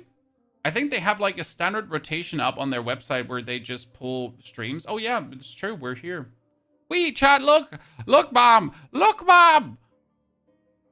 I think they pull like the top 3 streams usually and just put them there. Oh, I'll take it. I'll take it. Thank you, Tundra.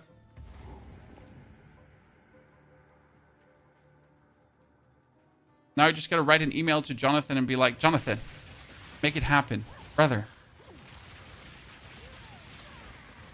Why am I not always there?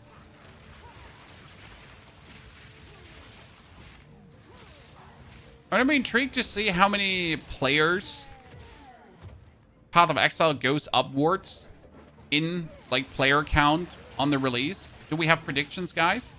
I mean, on release, we had 500,000 players on Steam alone, right? Not considering console stuff. So are we expecting to return to numbers? What was it for the release of Dawn of the Hunt? I think it was like, what, 280K? We also get a free weekend. Okay, let's not forget the free weekend, ladies and gentlemen. There's a free weekend coming, so it might be that finally tons of people that never checked out the game will give it a try. Free weekend is actually huge. Also well done. I'm kind of surprised they haven't done like any free weekends before, to be honest with you. So that could be it could bring numbers.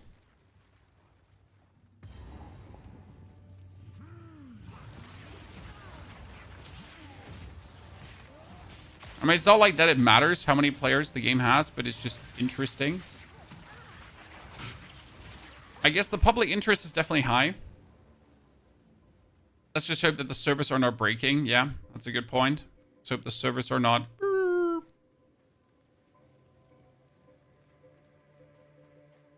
It's a teaser to get people to buy after trying it. Absolutely. Tons of players won't be able to log in. Oh, I just hope I get on the servers. I mean, last time Dawn of the Hunt release, I think I got to play 2 hours before I was kicked out the first time. It was pretty good. I was pretty lucky there. But hey, we'll get on, we'll not get on, we'll see.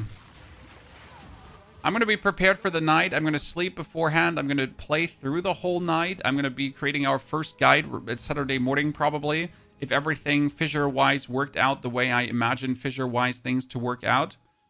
Okay, so how much spell crit do we have at this point already, ladies and gentlemen? We're sitting at 12.15%. Disappointing.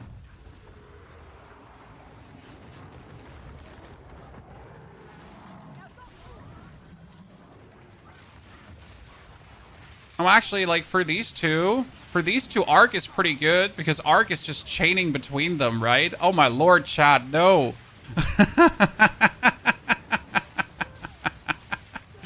Ah, Arc, huh? You're very good when there's more than one target. Yeah, that was mean. Darkness is now dispelled. May it stay this way.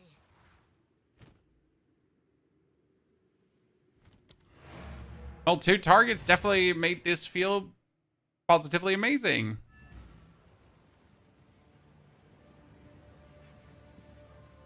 I would be surprised if the trade system is not broken straight away. Well, I mean, it's not like that we need the functioning trade system straight up on release, right? It would be great if everything would work, but if it doesn't work, then like you just play for a while without trading.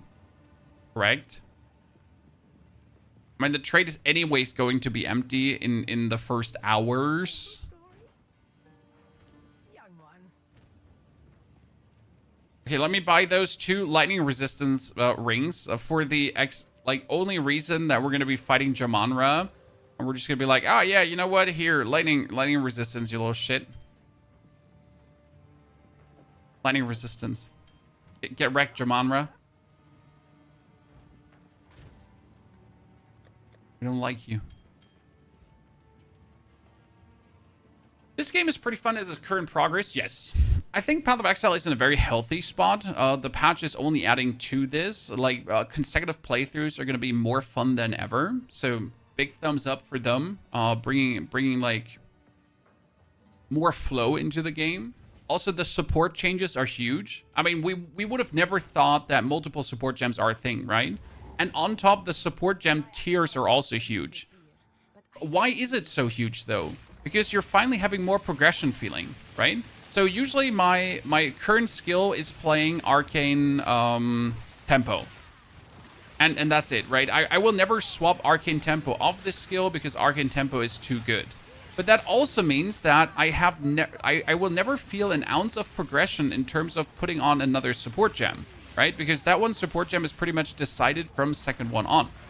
And now with the change, I will at least get different levels into the support gem that throughout my journey, instead of just having Arcane Tempo, I'm at least working towards getting that Arcane Tempo 2, Arcane Tempo 3. And I think that's a good feeling, like generally for the power curve to just progress through the game instead of pretty much being done, right? Same goes for Martial Tempo. As soon as you have Martial Tempo on a skill, that's it, right? It has Martial Tempo, you're never going to put Martial Tempo off. But that also steals like any feeling of progression away because you have Martial Tempo on. And now you're at least getting different levels of Martial Tempo to feel somewhat that you're doing something. And I guess that's good. Do you know when we can preload? No, I don't have any special knowledge. I do not work at said company. But there was a preload promise, so I would expect it to happen somewhere on Friday. I mean, since GGG is a New Zealandish company, you most likely can expect it to happen early Friday, right? Not late Friday, early Friday for the preload.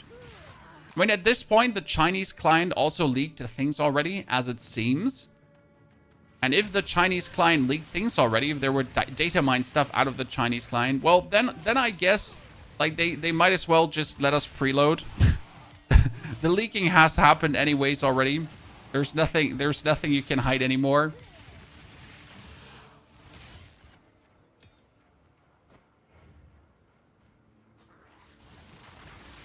$10 p.m. here in Norway. Hey, same for me in Germany, brother.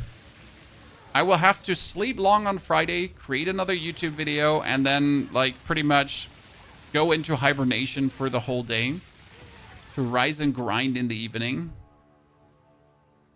That is the current mode I'm trying to operate in. The 0.3 passive tree is the passive tree league. Honestly, the passive tree league will not be that useful. End of the day, you kind of shape your way through the passive tree as you roll. Most of the time. That's what I do. Sure, you can map out everything beforehand, but That's only object to change anyways, as you then hit the reality of how things are going to feel, how tanky your enemy's going to feel, how tanky you're going to feel in the new patch, how squishy enemies are going to feel, right? This is all playing like into the role which passives you're actually going to pick. Early or not.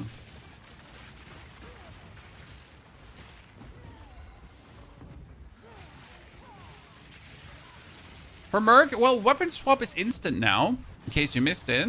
So right now there's still this very minimal delay when you swap a weapon, and that is actually atrocious.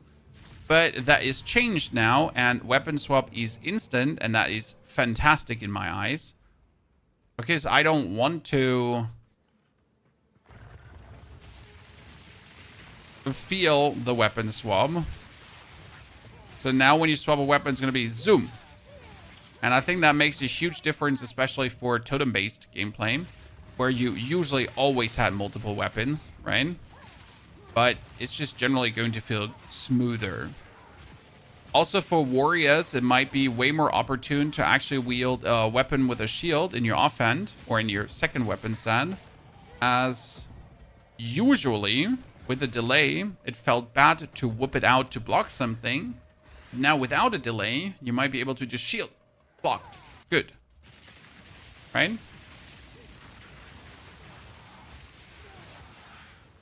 Chinese leak for the Witch Hunter Ascendancy rework. Well, Witch Hunter did get a buff, in case you missed it, where Witch Hunter now has 100 passive points. 100 passive weapon points. For good, you can play pretty much 2 builds in one. Totem Warrior. It's not a Totem Warrior. It's a Fissure Warrior that is going to be using totems to amplify the fissures. But we're also going to have the Forge Hammer to throw. So, the Forge Hammer, Forge Fissure Totem Warrior. That's the plan.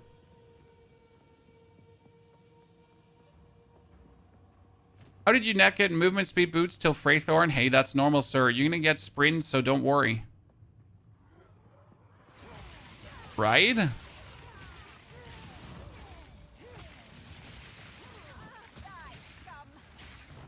We're gonna get sprint, so you don't have to worry that much anymore about getting movement speed boots. I wonder how fast sprint is like going to feel.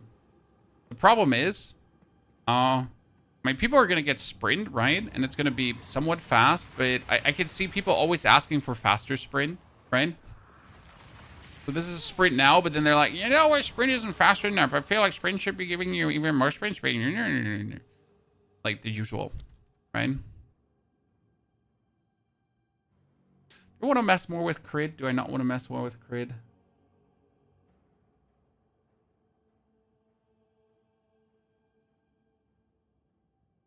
I want to YOLO Dolo?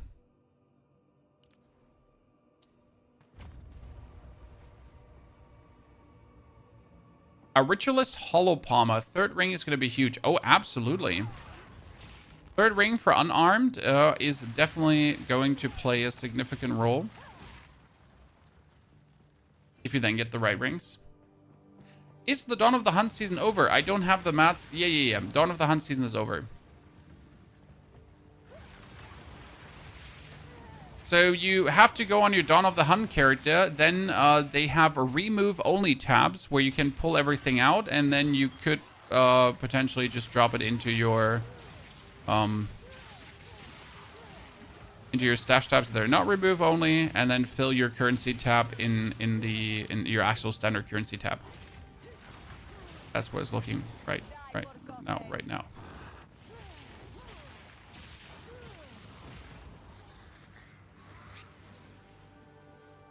Do you think Blood Mage or Lich will be viable this time? Well, Lich functionally works now because one of the Lich nodes wasn't correctly working. The one where you get more damage if you're consuming Energy Shield while casting, where that is consuming Energy Shield for casting. So that one was functionally broken and should not be broken anymore. So that's it. Well, hey.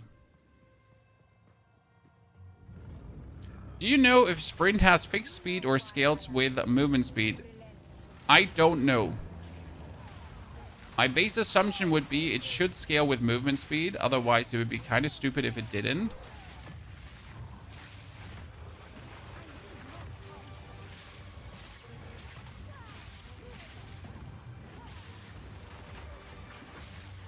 You know what? Our arc field's pretty good.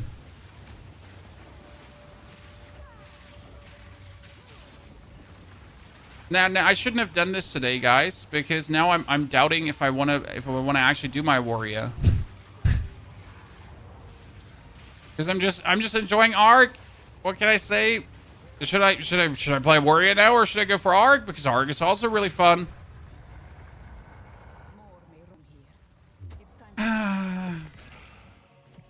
Pain, ladies and gentlemen, pain. Do warrior. I will most likely do warrior, but it was like, but arc is actually cool. Arc warrior. Well, sir, I see you're onto something there. Merc looks fun as fuck. I mean, Merc is a safe pick because Merc will definitely work. There's no question. Will Merc work? No, Merc will work. Okay. Merc will 100% work. There's no argument. It will work.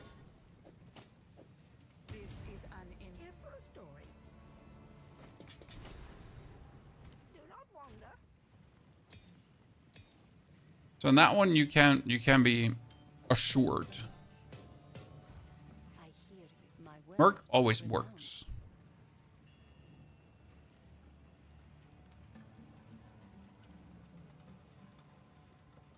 Oh, more maximum life. I like your build. Cool. Does she have anything meaningful to buy? Fire damage, full damage, fire spell skills.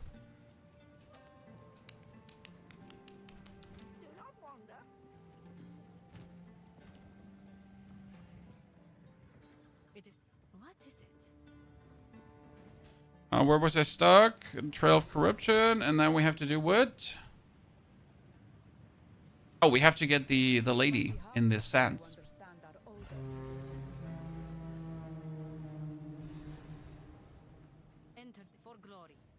And thank you. Witch Hunter looks fun if you want to do 2 builds in 1 character. Yes. What Ascendancy do you recommend for Merc? I will go for Tactician because Tactician just works either with any projectile-based shebang. You can play it with totems. You can do pin stuff.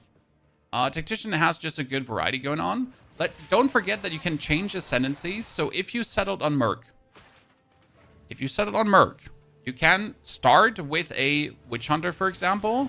And if you then turns out that Witch Hunter is not giving you what you're looking for, you can still swap over to whatever else you want. Okay? I keep saying this like a broken record, and I will keep saying this as people like just forgot that you can respec Ascendancies.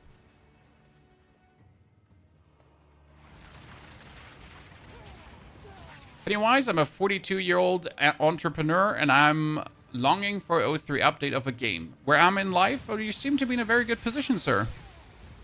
Because you still have hobbies, and you still derive joy from small things.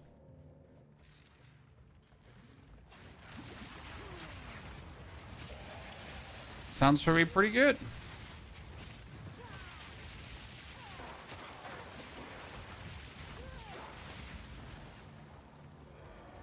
Okay, lady with a letter. Where are you hiding? That was a crit. That was definitely a crit, chat. Just critted the shit out of him.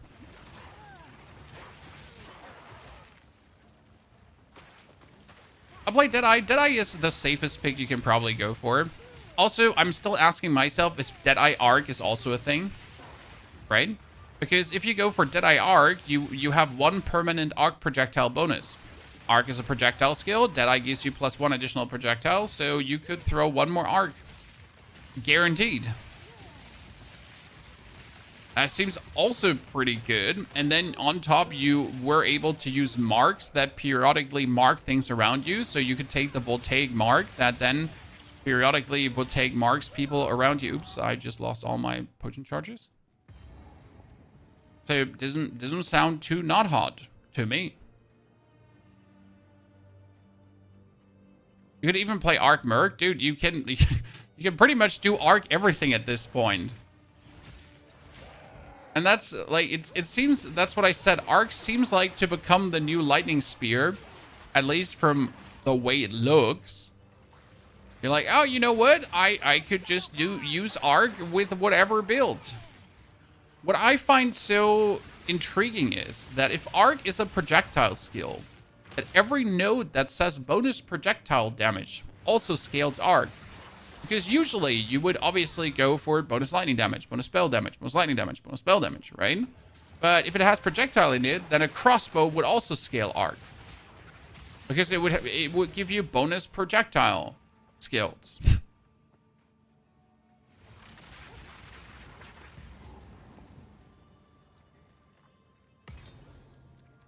I find that funny. Hilarious, even. Blood Mage or Sorc for caster. A Blood Mage has the advantage that Blood Mage bumps up the base critical chance of a spell. So look at me right now. I'm playing Arc. My Arc is sitting at 12.15% crit chance, okay? But the problem is that 12.15% is derived from my base 9% crit chance. So if I was a Blood Mage right now, I could bump this base 9% up to 15%, and I would already sit at way more crit chance. That's the advantage of Blood Mage. And obviously your spells would create remnants, and your spells would also crit more the more life you have. So instead of focusing on energy shield, you would just focus on more life. And yeah.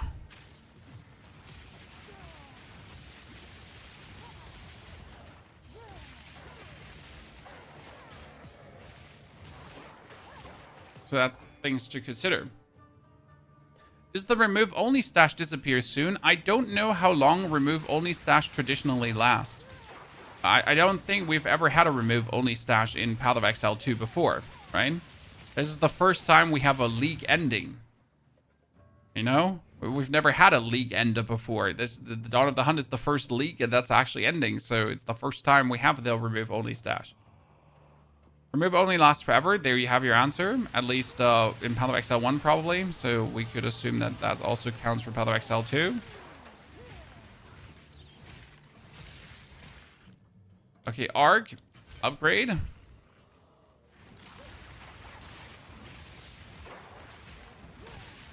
Definitely gonna go on resource collection because my main account still needs the stuff that's in my remove only tabs. Gonna have to be a lot of housekeeping. I don't even play standard, so I just delete my old characters. I would heavily recommend to not do that, sir. And the main reason is you might want to need these characters to try out things, right? So for example, I want to know if my motor totem, energy, heat consumption, mercenary plan is working. And in order to find out if that's working, I could obviously now level up a character to the very end, or I could quickly check it then on my existing merc. And then still make a new character in the new league where I'm totally like completely playing that. But if I know it works already, that's going to be a huge relief instead of a gamble of trying to work in the direction of and figuring out if it then will work or not. Right? What is this build? This is a Arc Stormweaver. Instead of Spark, we're using this skill called Arc. Arc will be a projectile in the future. Right now, it is not a projectile. Ergo, it doesn't get all the bonuses that I would want it to get. That being said, you can really well play it with Orb of Storms, so double Orb of Storms, and then you're throwing Arcs out, and Arc is like a nice little chaining skill that, as you can see, chains between enemies and does massive amounts of damage. And it's even good for single target.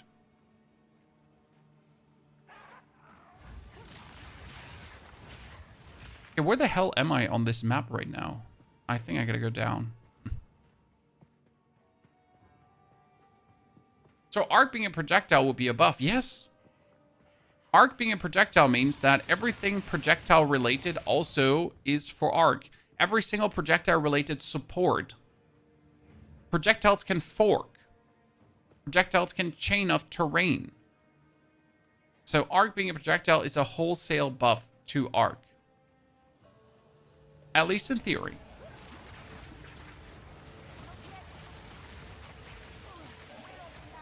You know, from the whole process in our brains, what it should mean, it should be a buff.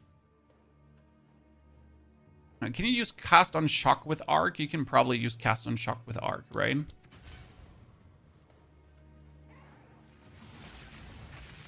Which Contagion just melts? I mean, chaos damage should be super good. Contagion has never not been good.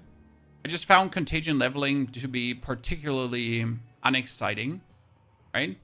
Not that Contagion leveling is bad, but it was just like, eh. It's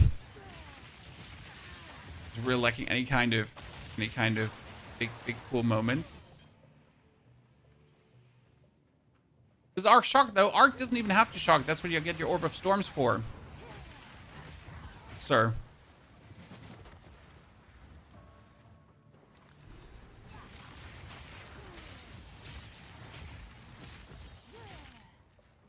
Getting that shock running is not a problem.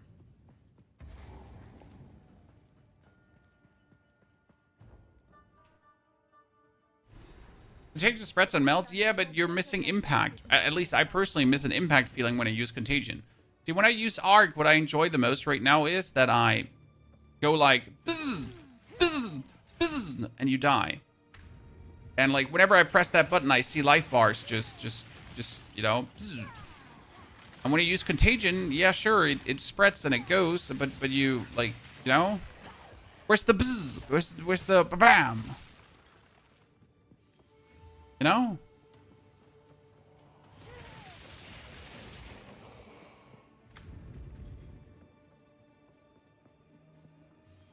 How are you feeling about the new changes? I think all in all, the changes are solid. I think some of the nerfs will actually not turn out to be nerfs.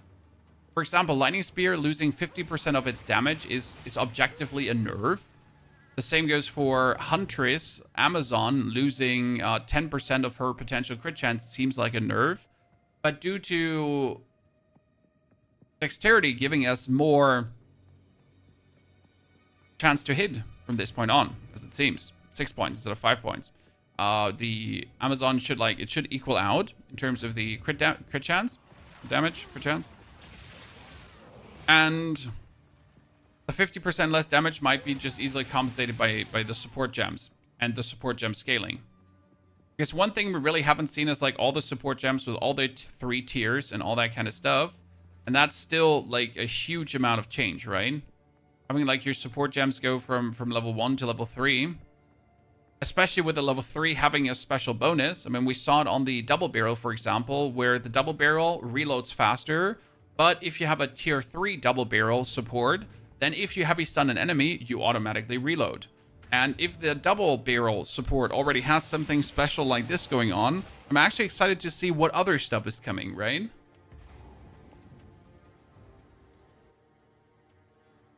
The shop cosmetic prices are crazy. Yes, but why would you ever buy cosmetics, right? I mean, personally, that's just me.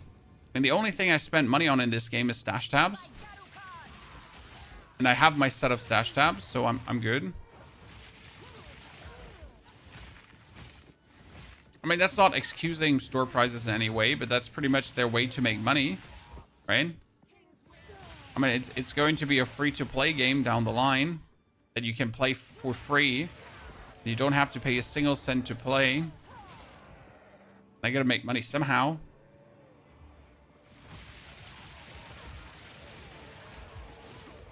I feel so many major system changes you cannot simplify, buff, or nerf. Exactly, that's what I'm trying to say. With the big system change of the new support gems and everything, you can't just really go and say this got nerfed, this got buffed, because you haven't seen the whole picture yet. Now, it might still turn out that in the whole picture, the skill is then buffed or nerfed, right? But we gotta at least wait to see the whole picture and how everything will turn out before we yell bloody murder.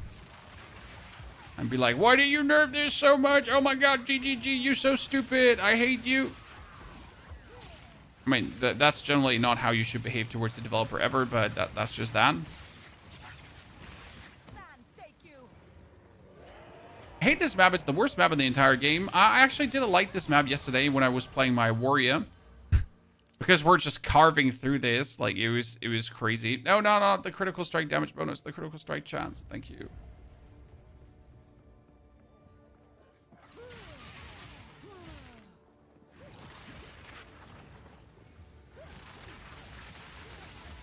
Where it might turn out fine if they buff the left side of the skill tree. Yeah, I'm going to be interested to see, like, what the clusters are going to do. I mean, what was it? Mercenary is getting like 23 new clusters and Warrior is getting 13 or 17 new clusters. Sounds promising to me because Warrior has easy access to the Mercenary cluster. Like very easy access. It's just right around the corner. So there might be some cross synergies happening there.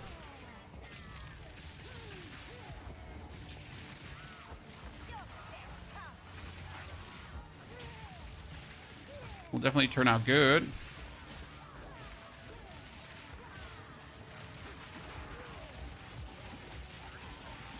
Oh, a tempo mall. Don't mind if I do. Oh, was one of the creeps frozen because he touched me? You touch me, you get frozen. I have ice armor. Is this Sorc or Witch? This is Sorc.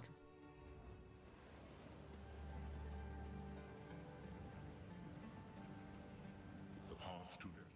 Do whatever it takes. The Sorc. You found a when I Give me the book. So... we're going to be at what? 15? 16? 17.1%. Woo! Ladies and gentlemen, 17.1%. Pow, pow, pow, pow.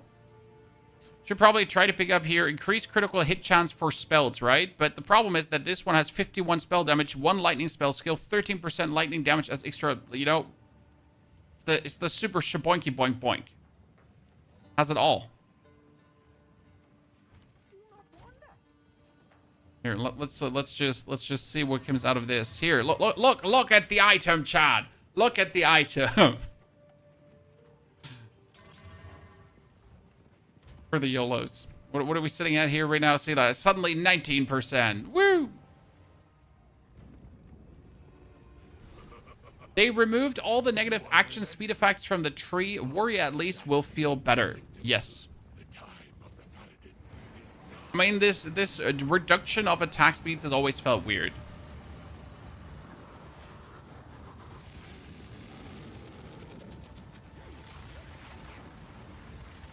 This is still one of my favorite boss intros. Like having him like assemble and then be just like, oh, I am this big mother trucking dude. I mean, look at the damage of Arc, Chad. It's chunking nicely.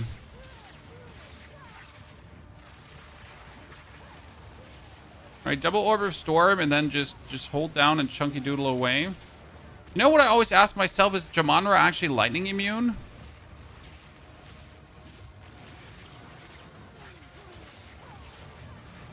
Oh no! I was like, I could do it. I don't have to go away. You are relentless. I'm fine with the attack speed reduction nodes. They feed into the fantasy of the big slow bonk. Yeah, but when the big slow bonk becomes like so slow and the bonk doesn't get so big, then the slow just doesn't feel good. Right? So I'm not against the idea of the big slow bonk, but the problem is if the big slow bonk gets so slow and then the payoff isn't there, then where's the big slow bonk feeling any good? Then it's just big slow. But where's the bong?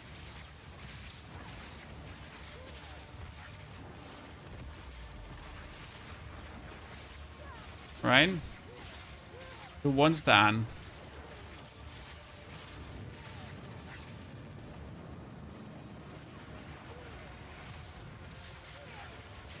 Yeah, that just feels very good.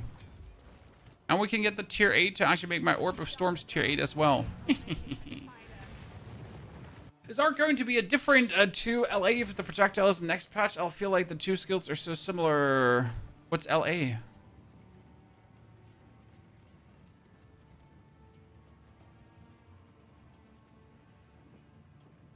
Oh, by the way, that reminds me. I want to see where my supports. Yeah, level 2 support because I want to see something.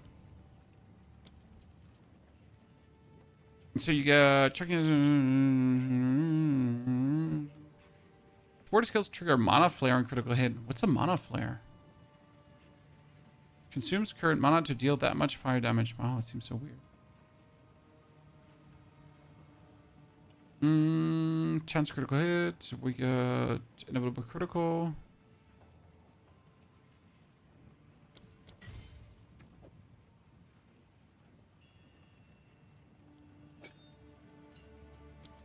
It would bring us up to 30.1% if you get inevitable critical, chat. I mean, my critical strike damage bonus is only 70%, so my crits are not even that, like, mattering, but to have or not to have. Oh, conductivity. I use conductivity. It's right behind me. No worry for the release. We're going to move the camera somewhere else. It's just here right now. And I need to put it somewhere, chat. I need to be somewhere. Okay. Probably going to put me, like, above this bar. In front of the mana thingy. It's, like, somewhat my plan. But I need to be somewhere. Okay.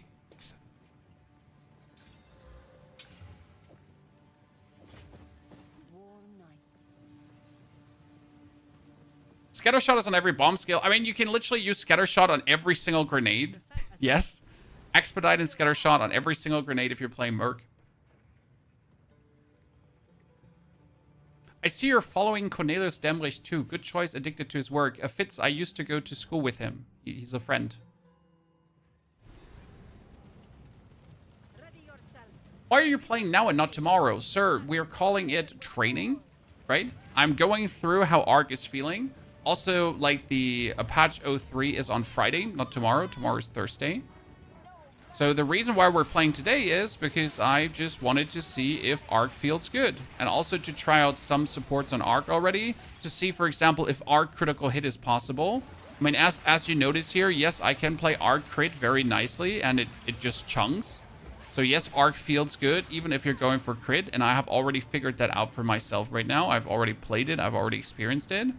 So I know that my pathing through the board will definitely be most likely a critical strike pathing. Like, make sure to get some mana related stuff, right? So you have some energy shield, obviously. But then most likely go for a lot of the critical strike pathings.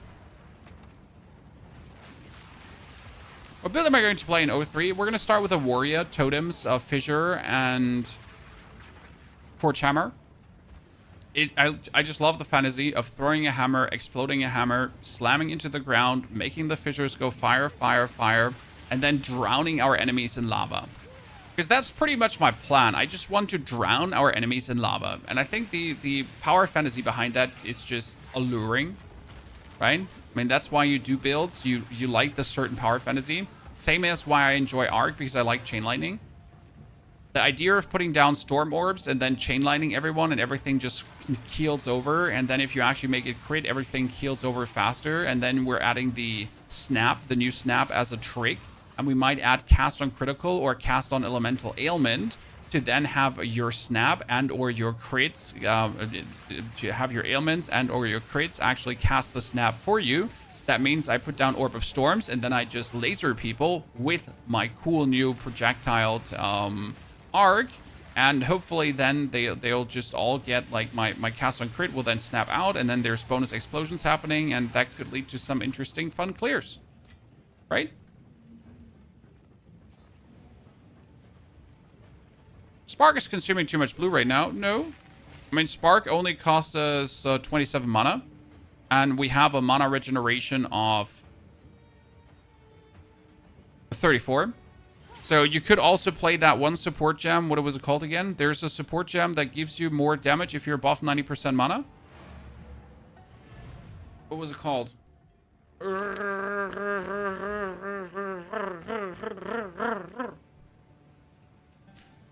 What was the support gem called?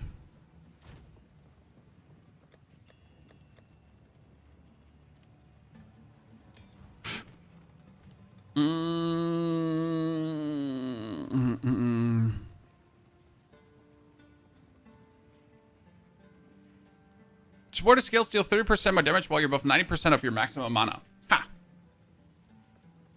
Technically work.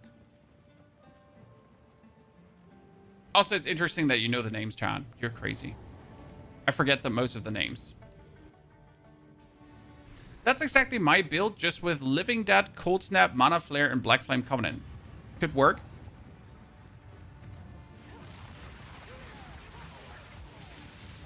Like, I've just never used Zenith on any build.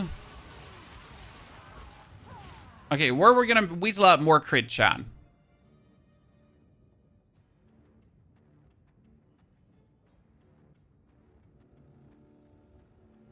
I know there's a crit node up here. This is critical strike damage bonus. This is critical hit chance with spells. And this is critical hit chance with spells. And increased cast speed if you have dealt a crit hit recently. I know there's up here. No, that was minions crit, right? I mean, usually you always want to reach this crit node, right? This would be crit damage bonus. And this would be also crit damage bonus and critical hit chance too.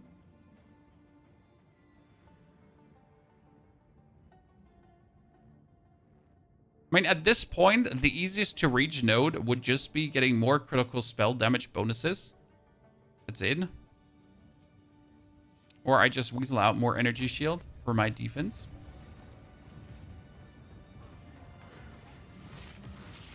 Yeah, there's the ambush cluster, I know. I'm not sure if the ambush cluster is necessary because my arc does not deal enough damage to one-shot enemies anyways. So I don't feel it's not like necessary to hit enemies on full HP. Because often like putting down the Orb of Storms. So the problem is here, Orb of Storms, and the enemy's already not full HP anymore. So it doesn't like seem worth it to mess with the ambush in that regard.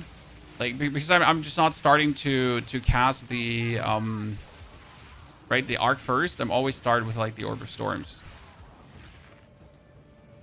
That's just better.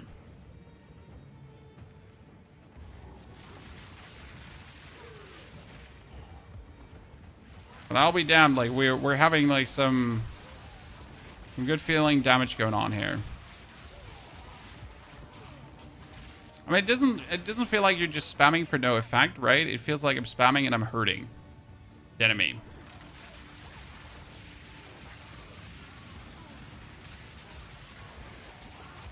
I can't get now like just more attack speed so you could like machine gun that shit out.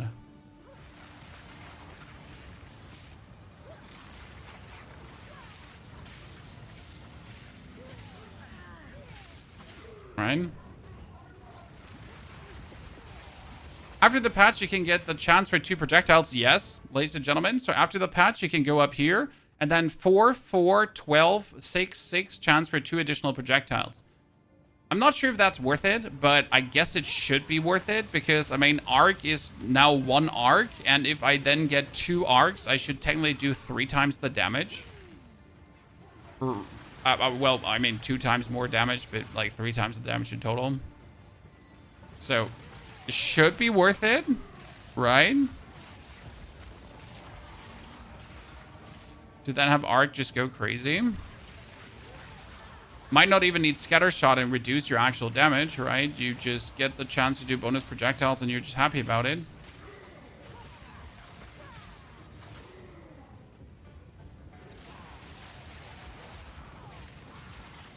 We decided on a few builds already. Yes, we're definitely going to do Warrior Fissures. We're definitely going to do Tactician Totems. And we will do Blood Mage with Arc. Those are more or less settled in my mind already.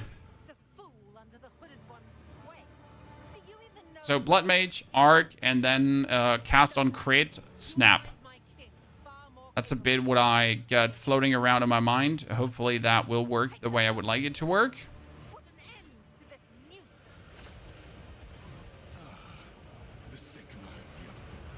1, 2.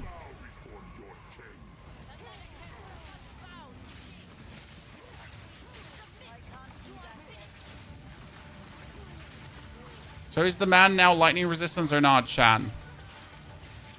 Technically he should be, right? He's throwing lightning bolts at me. Wait, could I not just torch him here like completely in that face? You can't actually do damage to him, right? That's bullshit.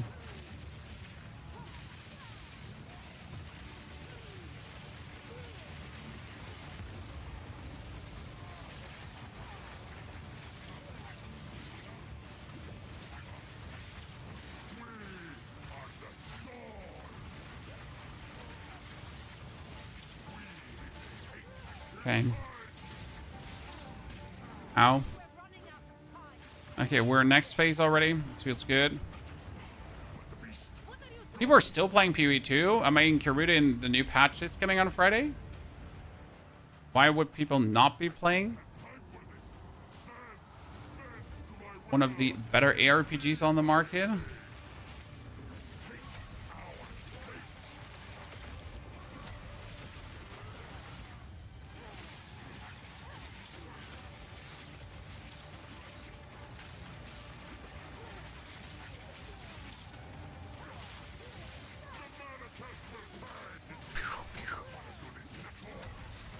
mean, this is going better than, like, from a damage standpoint. I was expecting to do less damage at this point. In terms of just, like, how good it feels. He's just being torched.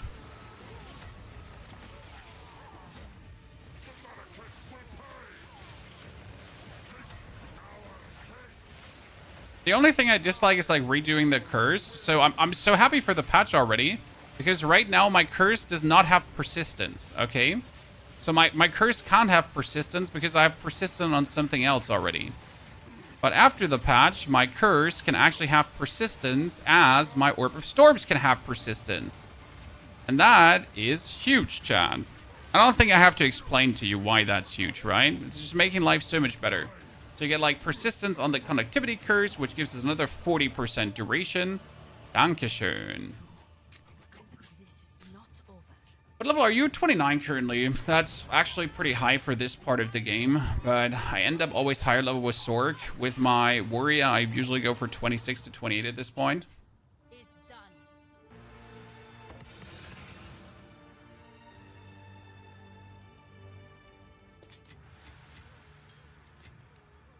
The war returned with Teleport back. Be annoyed because Sin is gone. Does the patch of August 29 is the same of what you play now or not? No, no, no, sir. This is patch 02, and we're playing as if patch 03 without already. So that means that the builds we're playing are actually weaker, right? What you see here is weaker than what it will be on the new patch, most likely. Might it be because you can level up the support gems? Might it be because we get more passive classers? Or might it be because of the changes that are coming? My warrior was already blazing through, correct? My character here is currently, let's check how old we are. We're currently 4 hours old. At this mark, with a warrior, I was already halfway through Act 3. Okay? I don't believe it.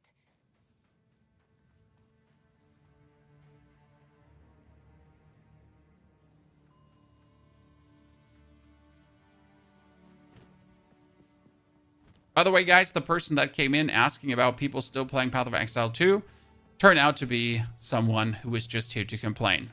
What a surprise. It's almost like there's a correlation between these people asking these weird questions and their overall behavior. Solo self-found? Yes, all my characters are going to be played solo self-found in the up-and-coming leagues.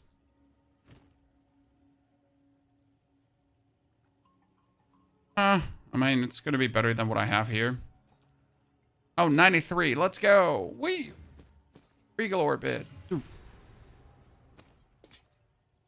Colossal Flask. Can't equip because Colossal Flask. Too colossal.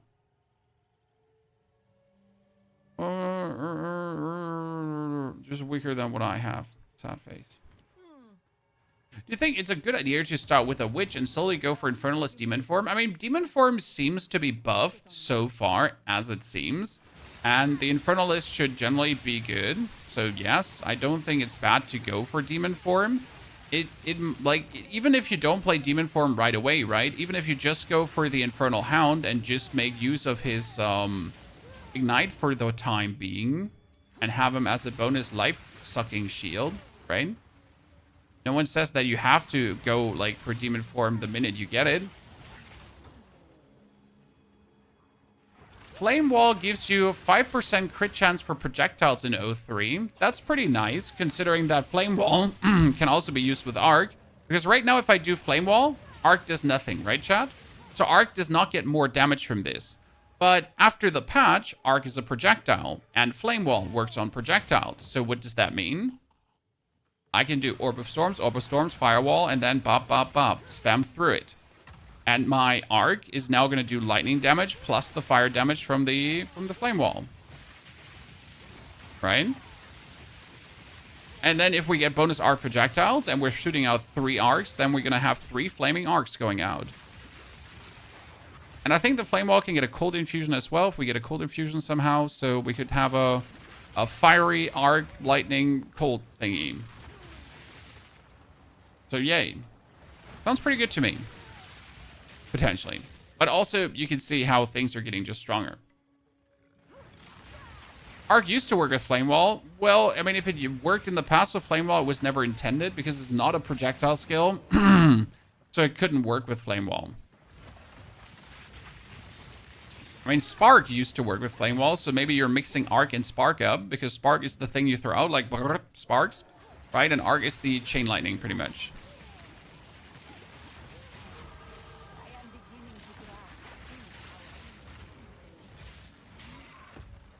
Chain lightning. Go for less mana. Got more energy shield. Get like a good value of energy shield. Like the Dex Notables is 1% armor, so you can in series stack Dex strength for armor.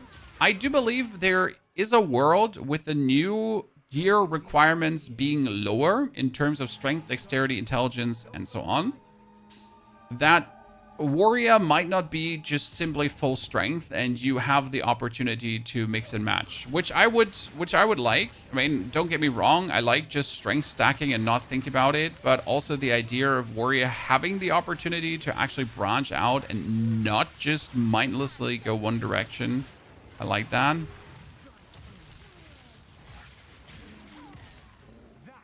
The shield, give me the niner, give me the one, give me the tiara. And most importantly, give me that Jeweler's Orb. So with that Jeweler's Orb, ladies and gentlemen, we get the arc to 3. So what we're going to add here right now, we get the pinpoint critical for more crit and more damage bonus. What other could I add? I mean, at this point, you could just put Unleash on it and just be happy about it. Right? There's nothing else, really.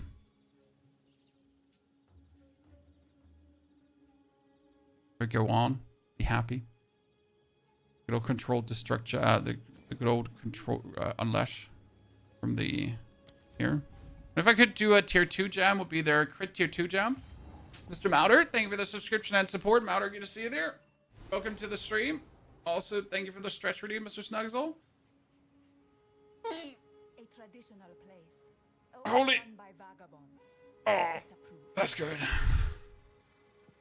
I hope the EU servers are better this time. Hey, we all hope that the servers are working and they're not going to completely torch us.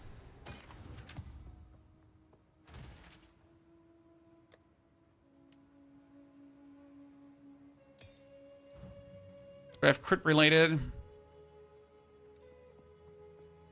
Tier 2. Good. How many could put an inevitable critical? For the YOLOs. We're already sitting like at a good crit chance, right? With inevitable critical, you're just going up. Feels good. Not gonna lie.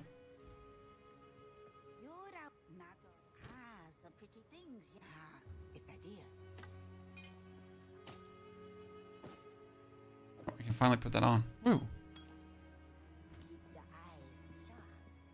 She knows how to part fools from their coin.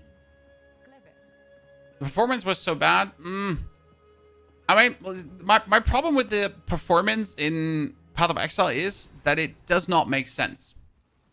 Right? So the game can be working absolutely flawless. Everything can be perfect. Then you swap zones and suddenly everything is terrible. Right? You just created this instance. Everything is cool. Life's good. Right? Everything is working. Your ping is pristine. And then you just go into the next region and suddenly that one instance you created is horrible. And from this point on, it's only downhill and life's just shit. And then you go 3 regions further and suddenly everything is good again. And you're like, make it make sense. You know? Make it make sense and explain to me what the hell just happened. Because I don't understand.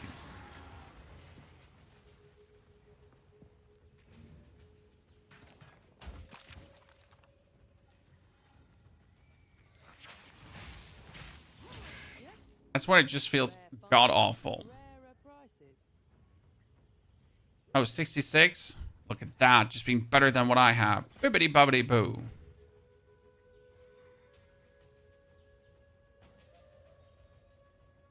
Mind the quadrillas. Does the change chat channel still work? Not sure. Decided to go Arc Blood Mage on Friday. Nice. I like to hear that. Anyone else for the Arc Blood Mage takers? I hope I can influence some people to go for it so they can give me feedback. You know, this was my secret plan. I'm just gonna fix you onto the Arc, so you go try this out for me, and I get to know how good it is. While I enjoy my warrior that I know will be good. Now, I mean, obviously, Arc Blood Mage is gonna be incredible. Like, there's no question. I mean, I'm sitting already at 50% crit chance right now, correct? With my base crit chance being 9%. But one thing you might have forgotten, chat. Did you forget the one important thing?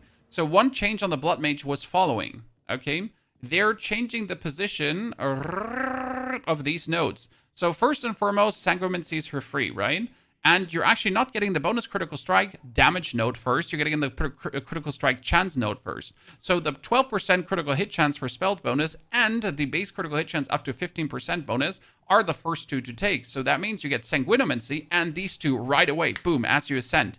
That means that in Act 2, you're instantly going to sit at what, like 30% critical strike chance? Most likely. I mean, I sit at 40% right now with inevitable critical, right? At 30% base without having this 15% base.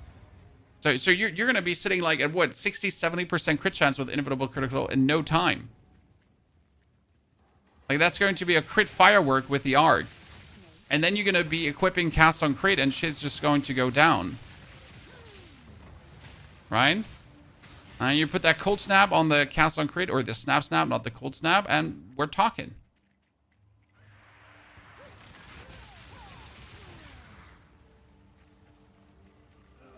I mean, it just sounds too good to be true. And very easy to execute, right?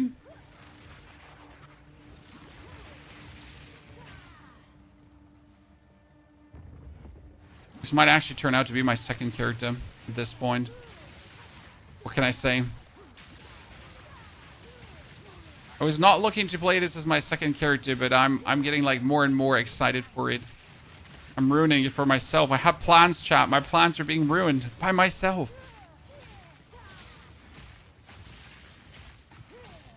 The cast on crit snap doesn't work. I tried. Well, the new snap, sir. Marco.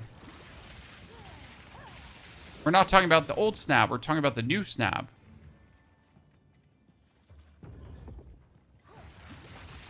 I go Deadeye Grenades. I see amount of culture. Thank you very much for your service, sir. You've convinced yourself? Ah, that's what I consistently do when I talk about builds, right? I want to try first some blood poison build. Honestly, tell me how it goes. I am really intrigued in trying a poison build out myself, but I just lack the critical knowledge to actually make good poison builds. I've just never messed around with poison. I don't know how poison actually scales in Path of Exile. I know it's like chaos damage. But it's not chaos damage, but it is chaos damage, right? So I really hardcore just lack the knowledge to do anything with poison. Just literally from I have no clue. I have no clue how it works. So that's going to be exciting because I really want to figure out a poison build down the line. The same actually goes for bleed. Last season, I had no clue how bleed works because I never messed around with bleed in Path of Exile before, right? So we get to the point where it's like, okay, now it's finally time to figure out bleed. That was cool.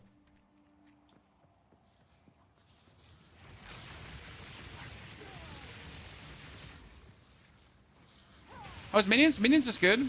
Minions get new abilities, but they become more combo heavy, right? So, for example, the minions' gas explosion from the snipers do more damage if they hit heavy stunned enemies. So if you actually do heavy stunned enemies, and then the explosion goes off, then it's just even more potent.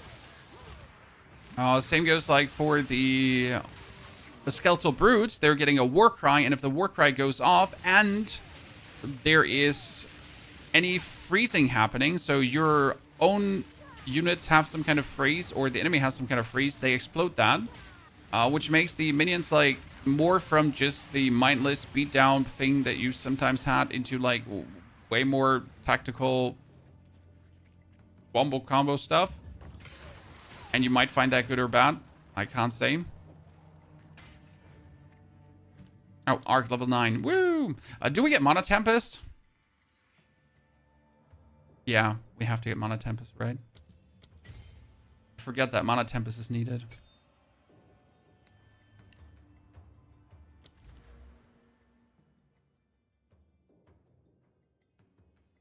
Mana Tempest is love. Mana Tempest is life.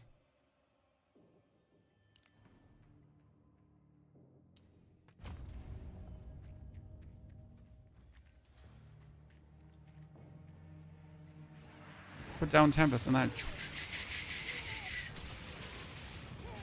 Tempest was the thing that made things more costly, right? Yeah, I remember. Put more damage. If you wanted to go for extreme nuking.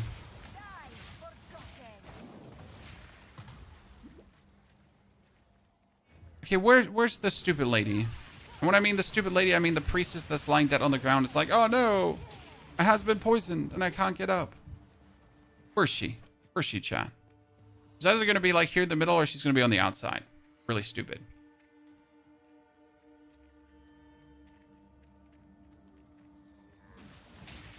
You wanted to go Warrior, but you're not sold on it. Watch my YouTube video from this morning. I'm not trying to make you watch my YouTube video from this morning. I am, definitely. But there is the Fissure Warrior in there. The Fissure Totem Warrior. We played it all day yesterday. And it was pretty much at its weakest form because they reworked totems fundamentally. They also reworked Fissure fundamentally. So what I did yesterday, that felt already insane, that was already slapping, that was going really, really good, and it was super strong, and it was cruising through without a single problem. That build is getting significantly buffed. So I pretty much played it weaker than it is supposed to be. And I was already slaying out. And it's only getting stronger. Well, that's kind of cool.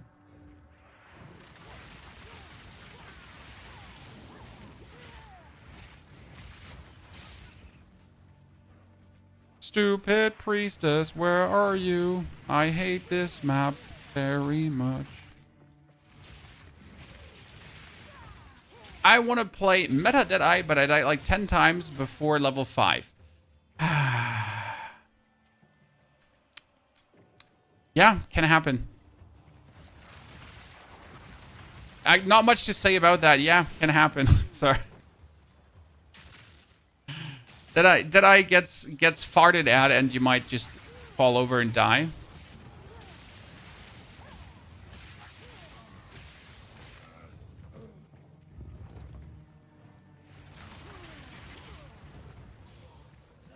Gotta be nimble on your feet and not just standing there and take it. Be rolling a lot around instead of getting hit. Not like a Sorc where you just stand there and cast your spells, and then when your energy shield is gone, you start worrying and then panic rolling, right? Is Flicker still good? Flicker gets some actual nerfs. Okay, I still haven't found the priestess yet, chat. I genuinely don't know where she... wait, that's actually not true. She could be just here. There is one single mutation of this whole stupid area where the priestess, for some absolutely obscure reason, is just here. Please don't be like that, because I would hate life. Luckily, it's not that. Oh god, I don't have to be mad at myself. This is the crypt. Thank you. Thank you so much. I would have hated to be right about this. There's one single iteration of this where she is close. So, Flicker get gutted heavily. I don't understand why exactly they wanted to gut Flicker that heavily, but they did. So, my condolences to the Flicker Strike enjoyers. Now, there can still be some significant buffs coming to Flicker Strike via the passive nodes, so that, like, actual power charge shenanigans are now better than ever. So, we don't know yet what the final verdict is.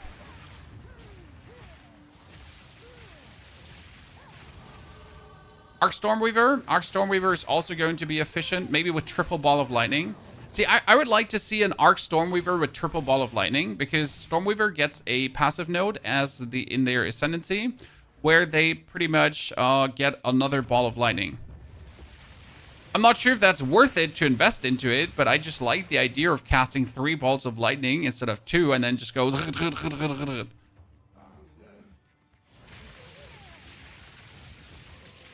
I mean, seriously, where's the priestess at this point? I have been everywhere, man. I have been everywhere, Chan.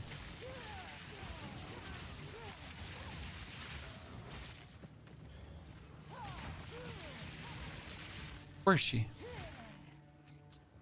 Arcs and sparks can trigger freezing and ignition effects, yes. An arc can go through the flame wall.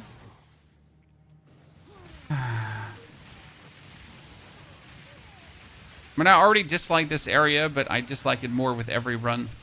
It's one of the very few areas I openly have hatred for. Much hatred, chat.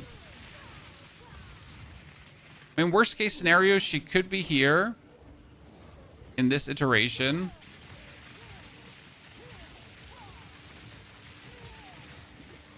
That's what we have to go for now. Either there or there. One of the two.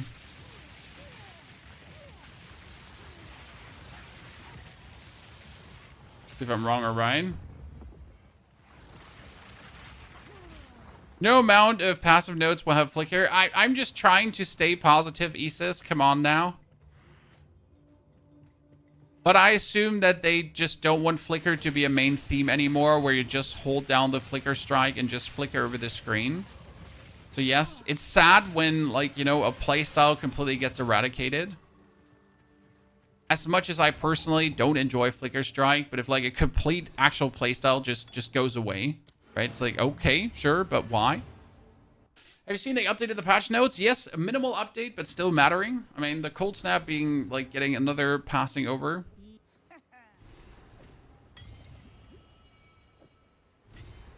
And generally, things just looking good.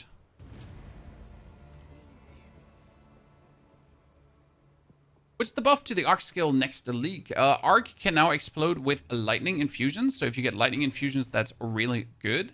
On top of that, arc can explode with lightning infusions. Arc is a projectile skill instead of a payoff skill, which means that it now scales with everything projectile based.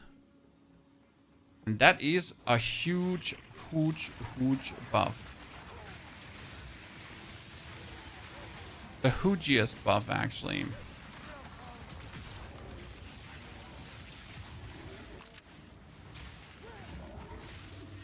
Oh no, don't explode me, Mom! Am I excited to see how that buff will... Ow, ow, ow, ow. Sir, Mr. Gorilla Man, I did not expect you to kill me. Could even be cast on crit or cast on ailment with lightning orb snap. Yep, that's the plan.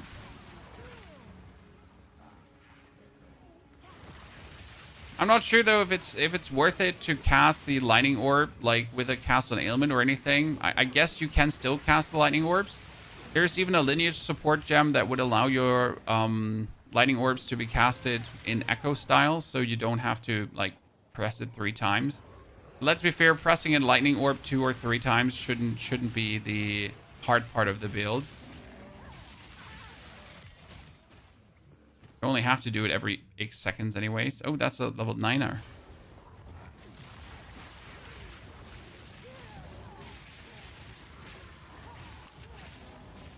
Good.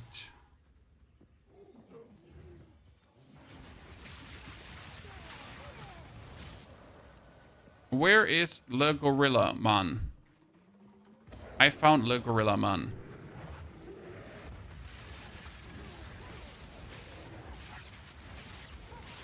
See, like, the damage is nice.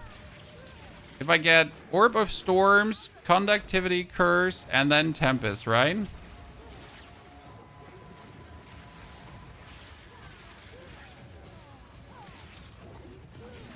We're chunking quite nicely. Obviously, in this fight here, it's annoying because you can get 1 hit, right? Orb of Storms, Curse, that, and if you're then critting, it goes like very good. I mean, it's very expensive, right? From a mana standpoint. Hey, remember when that roll used to kill you guys? I don't miss it at all.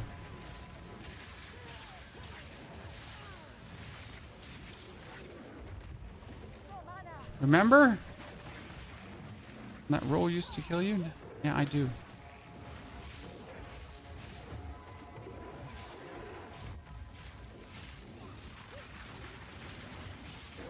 I don't miss it at all. You died to the monkey 50 times before you killed it. That's okay, sir. The monkey is there to be a gear check, kinda, right? He's just here to be like, are you reasonably well equipped? Do you have okay stuff on? If not, get wrecked. If not, get wrecked.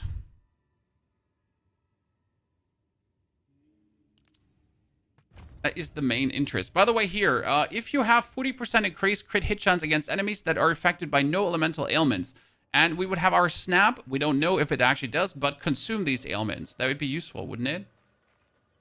Just parry the roll. Yep, that's the thing. Chat, why don't you just parry the roll? Seriously, now. Sounds like skill issue.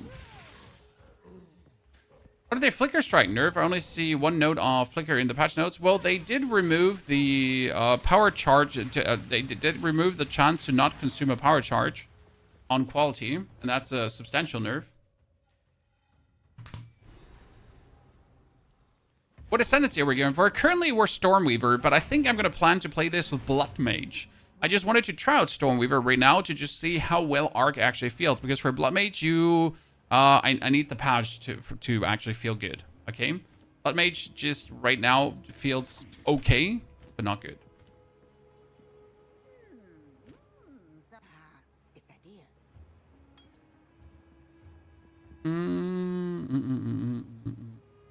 What do we have?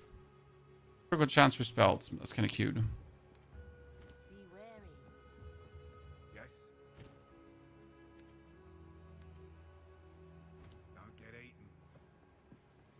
Was reading Unearth gets significant buff and can even summon from your dead skeleton. Sounds like a nice leveling trick. Oh, Unearth.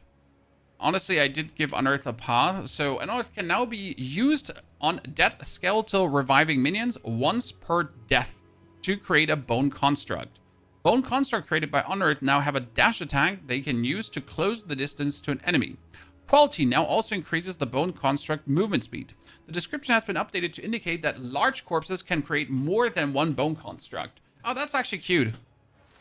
I mean, let's be fair. Unearth is usually, like, how long are you actually using Unearth? I mean, it's going to make the playthrough through Act 1 faster than ever. Right?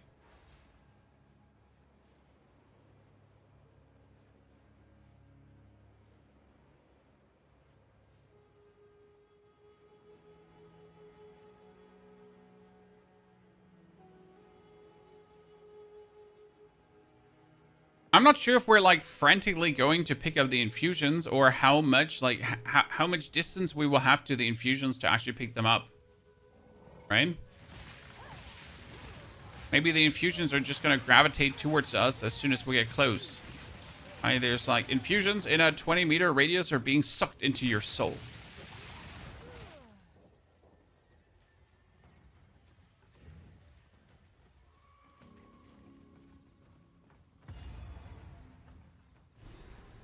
Do you think Lich get enough change to make it good? Yes. I think the path over that Lich got should make it functionally very fun to play. There is a support that lets you double pick up double the pickup rate. See, there we go.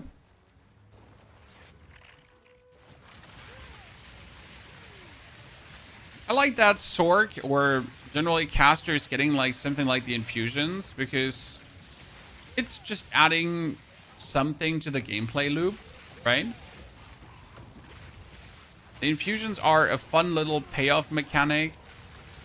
Call it a mini game that's being added to your monotone casting of you now being able to pick up these little thingies and hope for the best.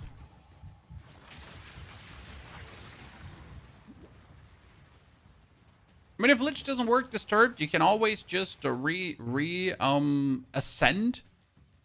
into Infernalist or the thing that's not Infernalist. Blood Mage.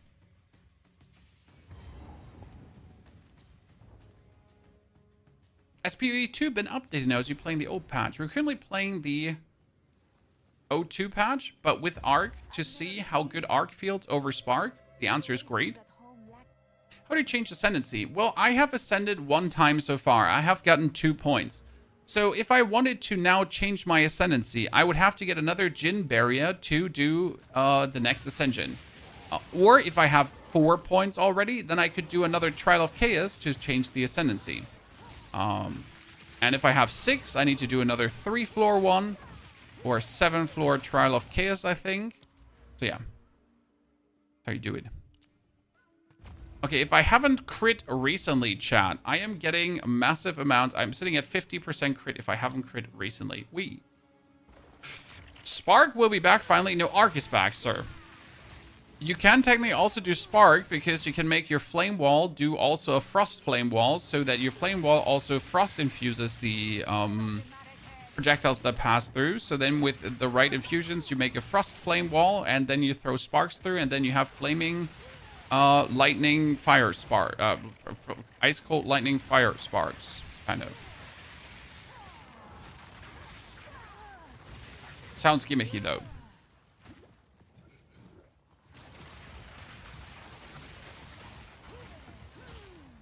I really hope they add more infusions for pure element builds. I do assume we'll get more infusion stuff down the line.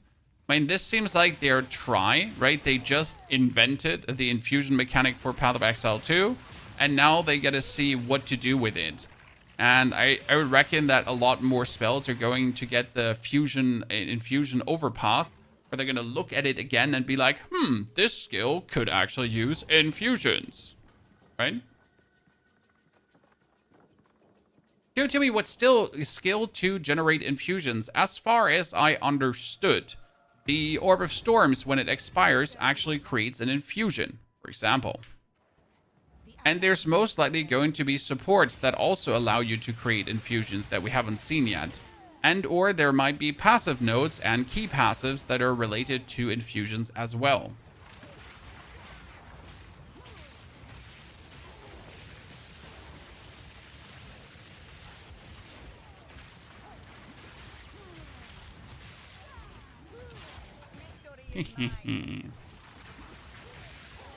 Spark gets cold infused from cold infusion. Yabba dabba doo.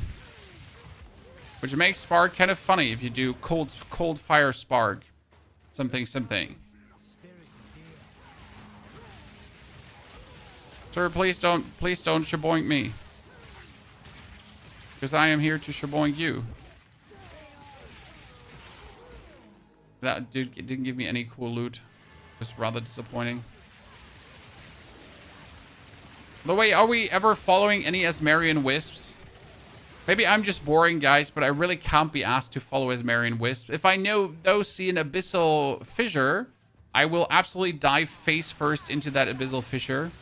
Right? There's a butt crack of doom full of demons. I am in. Like those cave diver memes on TikTok.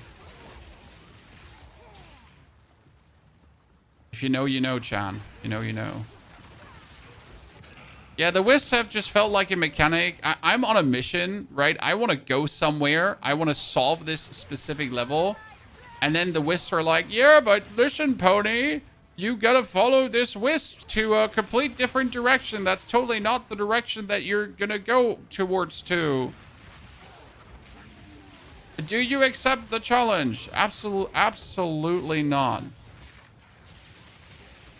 Like on a scale from 1 to get the hell out of my screen, it's get the hell out of my screen.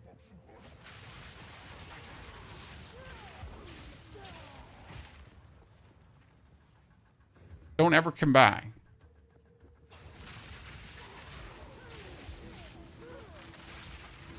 I won't be able to play until 4 p.m. EST on Friday. Oh, I really don't know what that is in my time, my friend.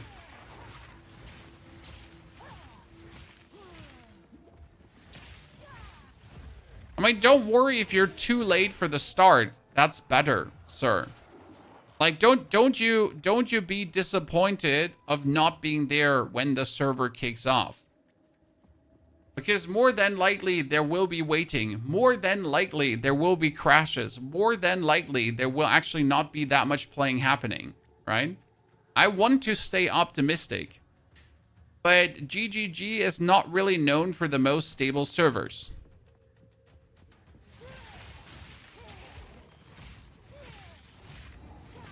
No, it's not like when we're talking about, wow, they have the best servers in the game. It's not GGG. I'm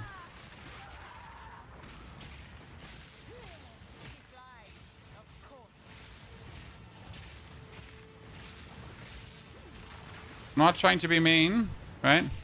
Okay, are we just killing her before she's even in the middle, chat? Okay, just go for another pass, lady. I can do this all day. Do I look like I can't do this all day? I can.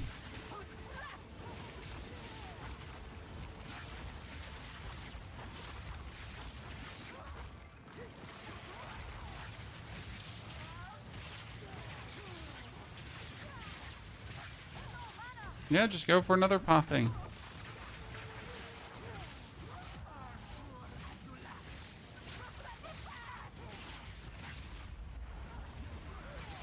Might or might have not burned through too much mana, chat. I burned through too much mana with the Tempest. Didn't refill my potion. Mistakes were made. I can still do this all day, just with slight cooldown issues right now. She's mean, Mom. She's bullying me. Okay, just crit it, guys. Just crit it. Yeah.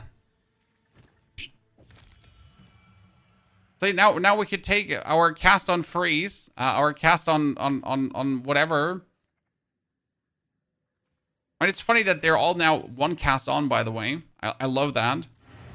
Cast on elemental ailment. Sounds so good. They said they have done significant DDoS protection work, including proper DDoS testing against themselves and new hosting providers in EU. I'll believe it when I see it, Jack. Right? Oftentimes, all the talk about we improved the servers feels like we did actually nothing, but since there's less players now, it kind of works. You know? That's how a lot of the passing overs feel.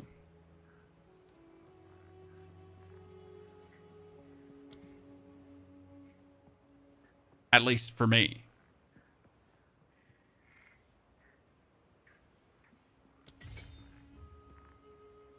No actual improvement. Just smoke and mirrors. Smoke and mirrors, chat. They say they improved, but what did they? Did they, though? Is it all just lies and slander? Jeffrey, greetings to the Netherlands. This time there will be a lot of new players since free-to-play weekend. Oh, absolutely. A free-to-play weekend is going to be huge. Okay, our arc is sitting at 500 convenient damage. We get the arc pulse going out. Obviously, the flame wall is useless. The frostbolt is useless. The spark is useless. Just arc with the tempest. Oh, I get another jeweler's orb. That reminds me. Inspiration. I don't have an inspiration, really.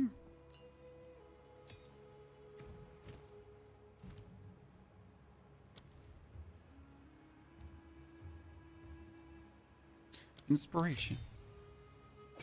Does the less cost work on the Mana Tempest too to reduce the cost of the Mana Tempest? Chad? Does it reduce the 1% per second? I've never really messed with it on like inspiration on the Mana Tempest. Does it actually work?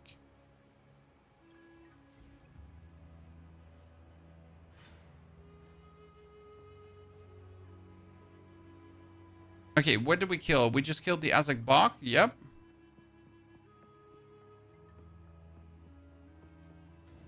Now you gotta travel to the Chimeral Wetlands. There's pretty much how far we played with the warrior yesterday too. So we killed the Chimera and we made our way towards the Mechanicum. Yeah. I need now more critical strike damage bonus. Because I only have like 100% critical strike damage bonus. That's kind of weak. But at least we could get our critical strike up all the way. 51.7%. Without inevitable critical, it's 37.3. I mean, that's nice. Even without inevitable critical, right? We would have like a significant chunk of crit already. I think that's good.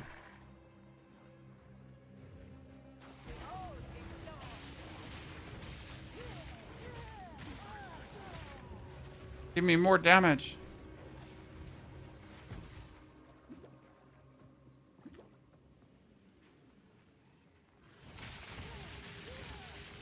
From what I understand, isn't proper counter DDoS method that can go really just have contingencies and critically low players in different servers, they get DDoS?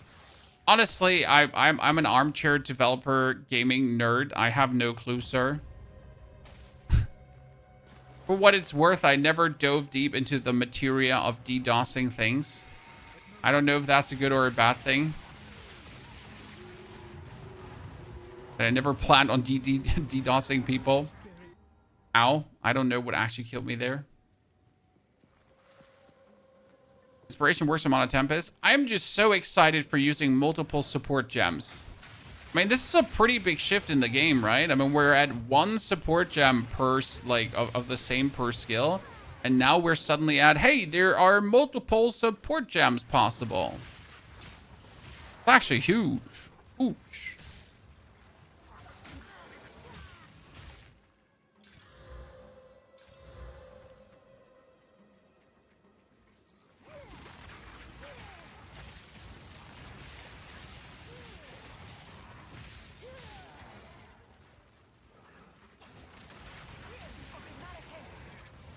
The only thing that could kill the momentum of 0.3.0 is crashy servers.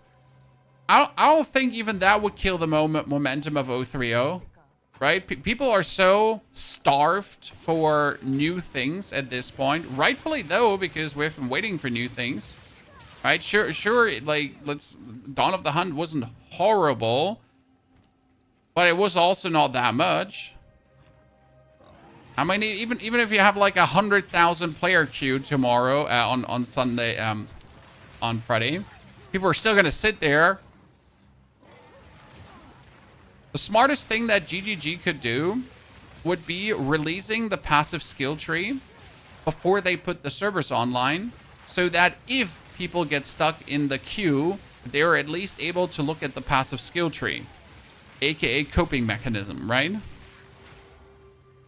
Because that's what's going to happen, right? If I'm already sitting in the queue, but I have the passive skill tree to look at, then I'm somewhat mollified, and I'm not going to go apeshit bonkers and be like, oh, let me in. I'm going to be like, still let me in, but I'm also cool. I'm going to look at the passive skill tree now for a bit, right? How many of the same gems do you get? Unlimited. You can use as many as you want. So, for example, the Inspiration Gem, which is really good now on the Mana Tempest, I can also use that on the Connectivity. And if I then feel like I want to also have it on my Arc, because my Arc is getting quite expensive because of all the bonus cost multipliers, then I can use it on my Arc as well. I can use as many of the same gem as I need and wish to.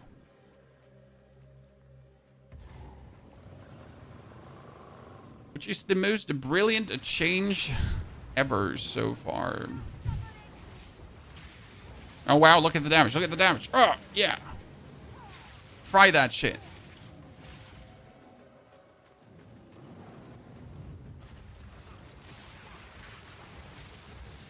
Oh, no, my children. Oh, no, my children. Luckily, I can pause the game.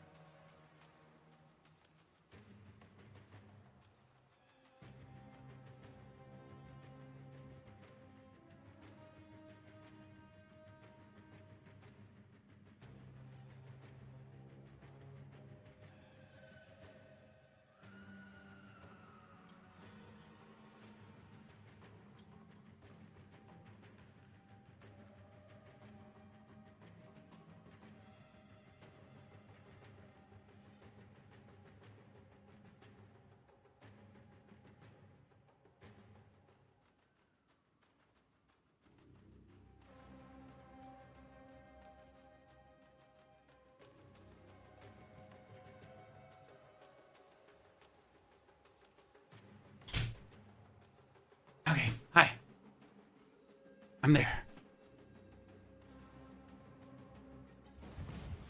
Okay, where was I stuck? Oh, yeah.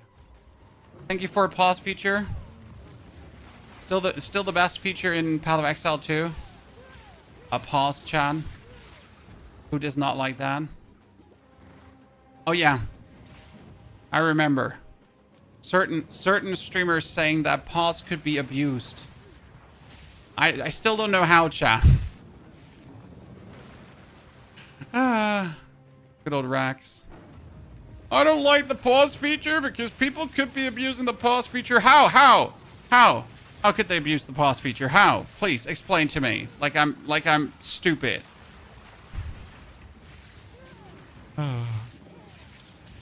Creators.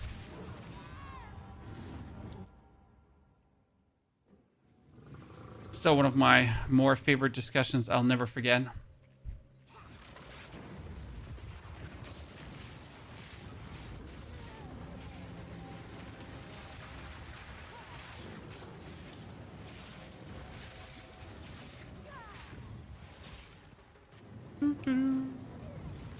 Oh.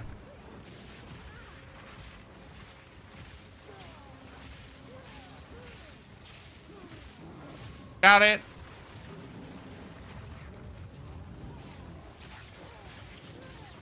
Now, shoot.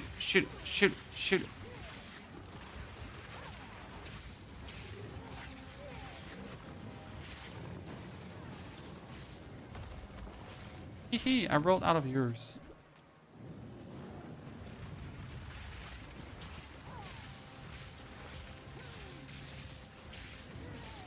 Honestly, pause is my favorite part of like the game. And whenever I play any other game that does not have a pause feature, I'm just sad. Sometimes you just want to break the game. That's okay. Nothing wrong. Ah, don't burn me, Mom. I'm innocent.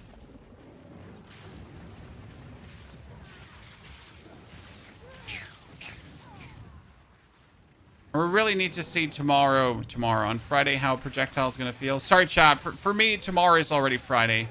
I'm just going to skip Thursday, okay, in my head. I'll just hibernate for one whole day. And then just wake up on Friday. Because I can't take it anymore. The waiting. Been long enough. I need some more mana regeneration, that's for sure. Now we're slowly getting to the point where I might or might not need a bit more mana regeneration. Or more critical strike damage. But you know what? That's wrong. I don't need more mana regeneration. You know what I need? I need a bigger critical strike damage bonus. That's what we need. Mana regeneration is for the weak.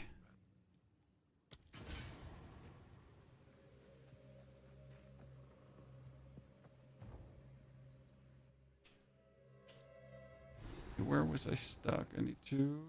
That. Wait, I need to check something. Yeah.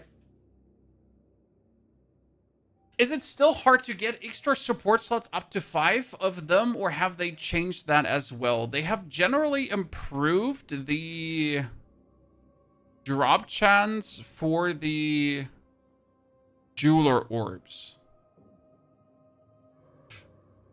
But they're still not plenty. Generally speaking, it's easier now to get the higher tier orbs, but not easy. At least you don't have to stack 400% magic find to start finding them, right? You can just exist. Okay? You can exist and you will get the jeweler's orb. Also, one very important part is, if you find a 5 jeweler's orb or a 4 jeweler's orb, you can instantly bring a skill to 4 or 5. So you don't have to go from 2 to 3 to 4 to 5. If you find a 5er or a 4er, you can just jump a 2 skill to 4 straight away.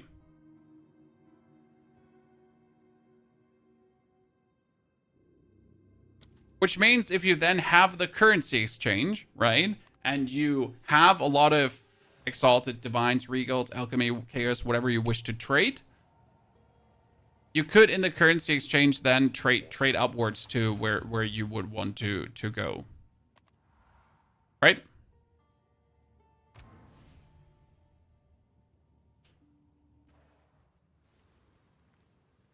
How do you tackle this game having not played PoE since 2.16, 2.17? Well, if you want to be prepared for the patch, you should probably just start right now to play a bit already to get used to things. And then for the new league start, you can start from level 1 again. Right? And if you've never played, I recommend like just get yourself used to things. Start a bit. Have a bit of fun. Doesn't hurt.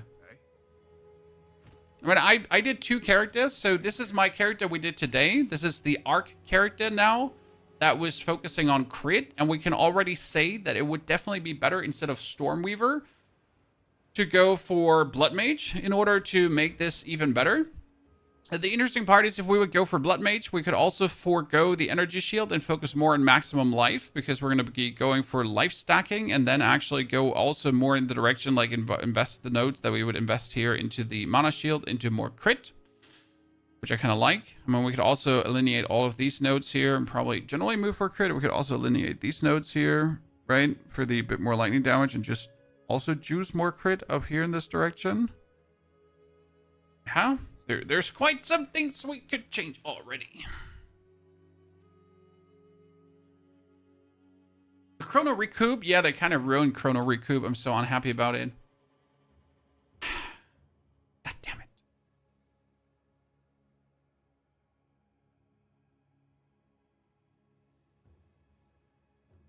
I really hope GGG can figure it out for launch, since I'm bullying my friends to come play on launch day. I hope they don't get turned off from server performance.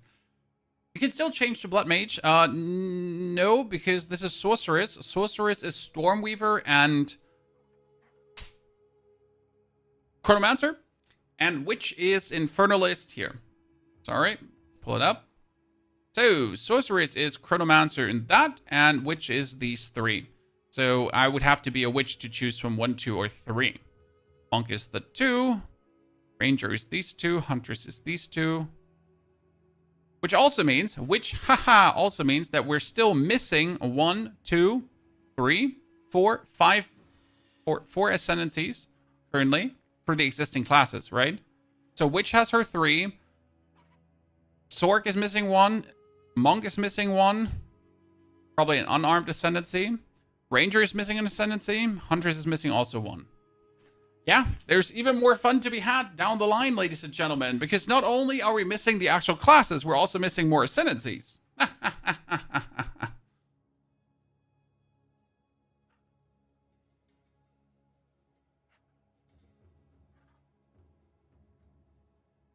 We're playing over 600 hours on level 3. Hard to still not beat in the last boss, and now we're getting rid of Act 3.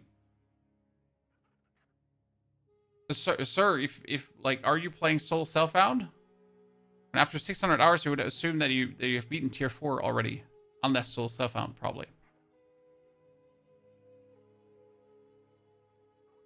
If you're gonna book time off, book Monday off, not Friday. Yes, that is absolutely correct. So if you really want to take time off, we're not getting rid of Act 3. Well, we're getting rid of Act 3 Cruel, right? Good. That being said, chat, we actually have a second game coming for today. That will be happening over at Twitch, because we get a little fun sponsorship with a anime-inspired game that you haven't seen before. So we're going to have to turn YouTube off for now, but I'll be back tomorrow on YouTube as well. But Twitch will actually continue. So sorry for that, YouTube, but the sponsorship is only over there. So I'm going to turn you off, but I'm inviting you over to come to Twitch TV Ponyhof. So we'll see each other there in a second.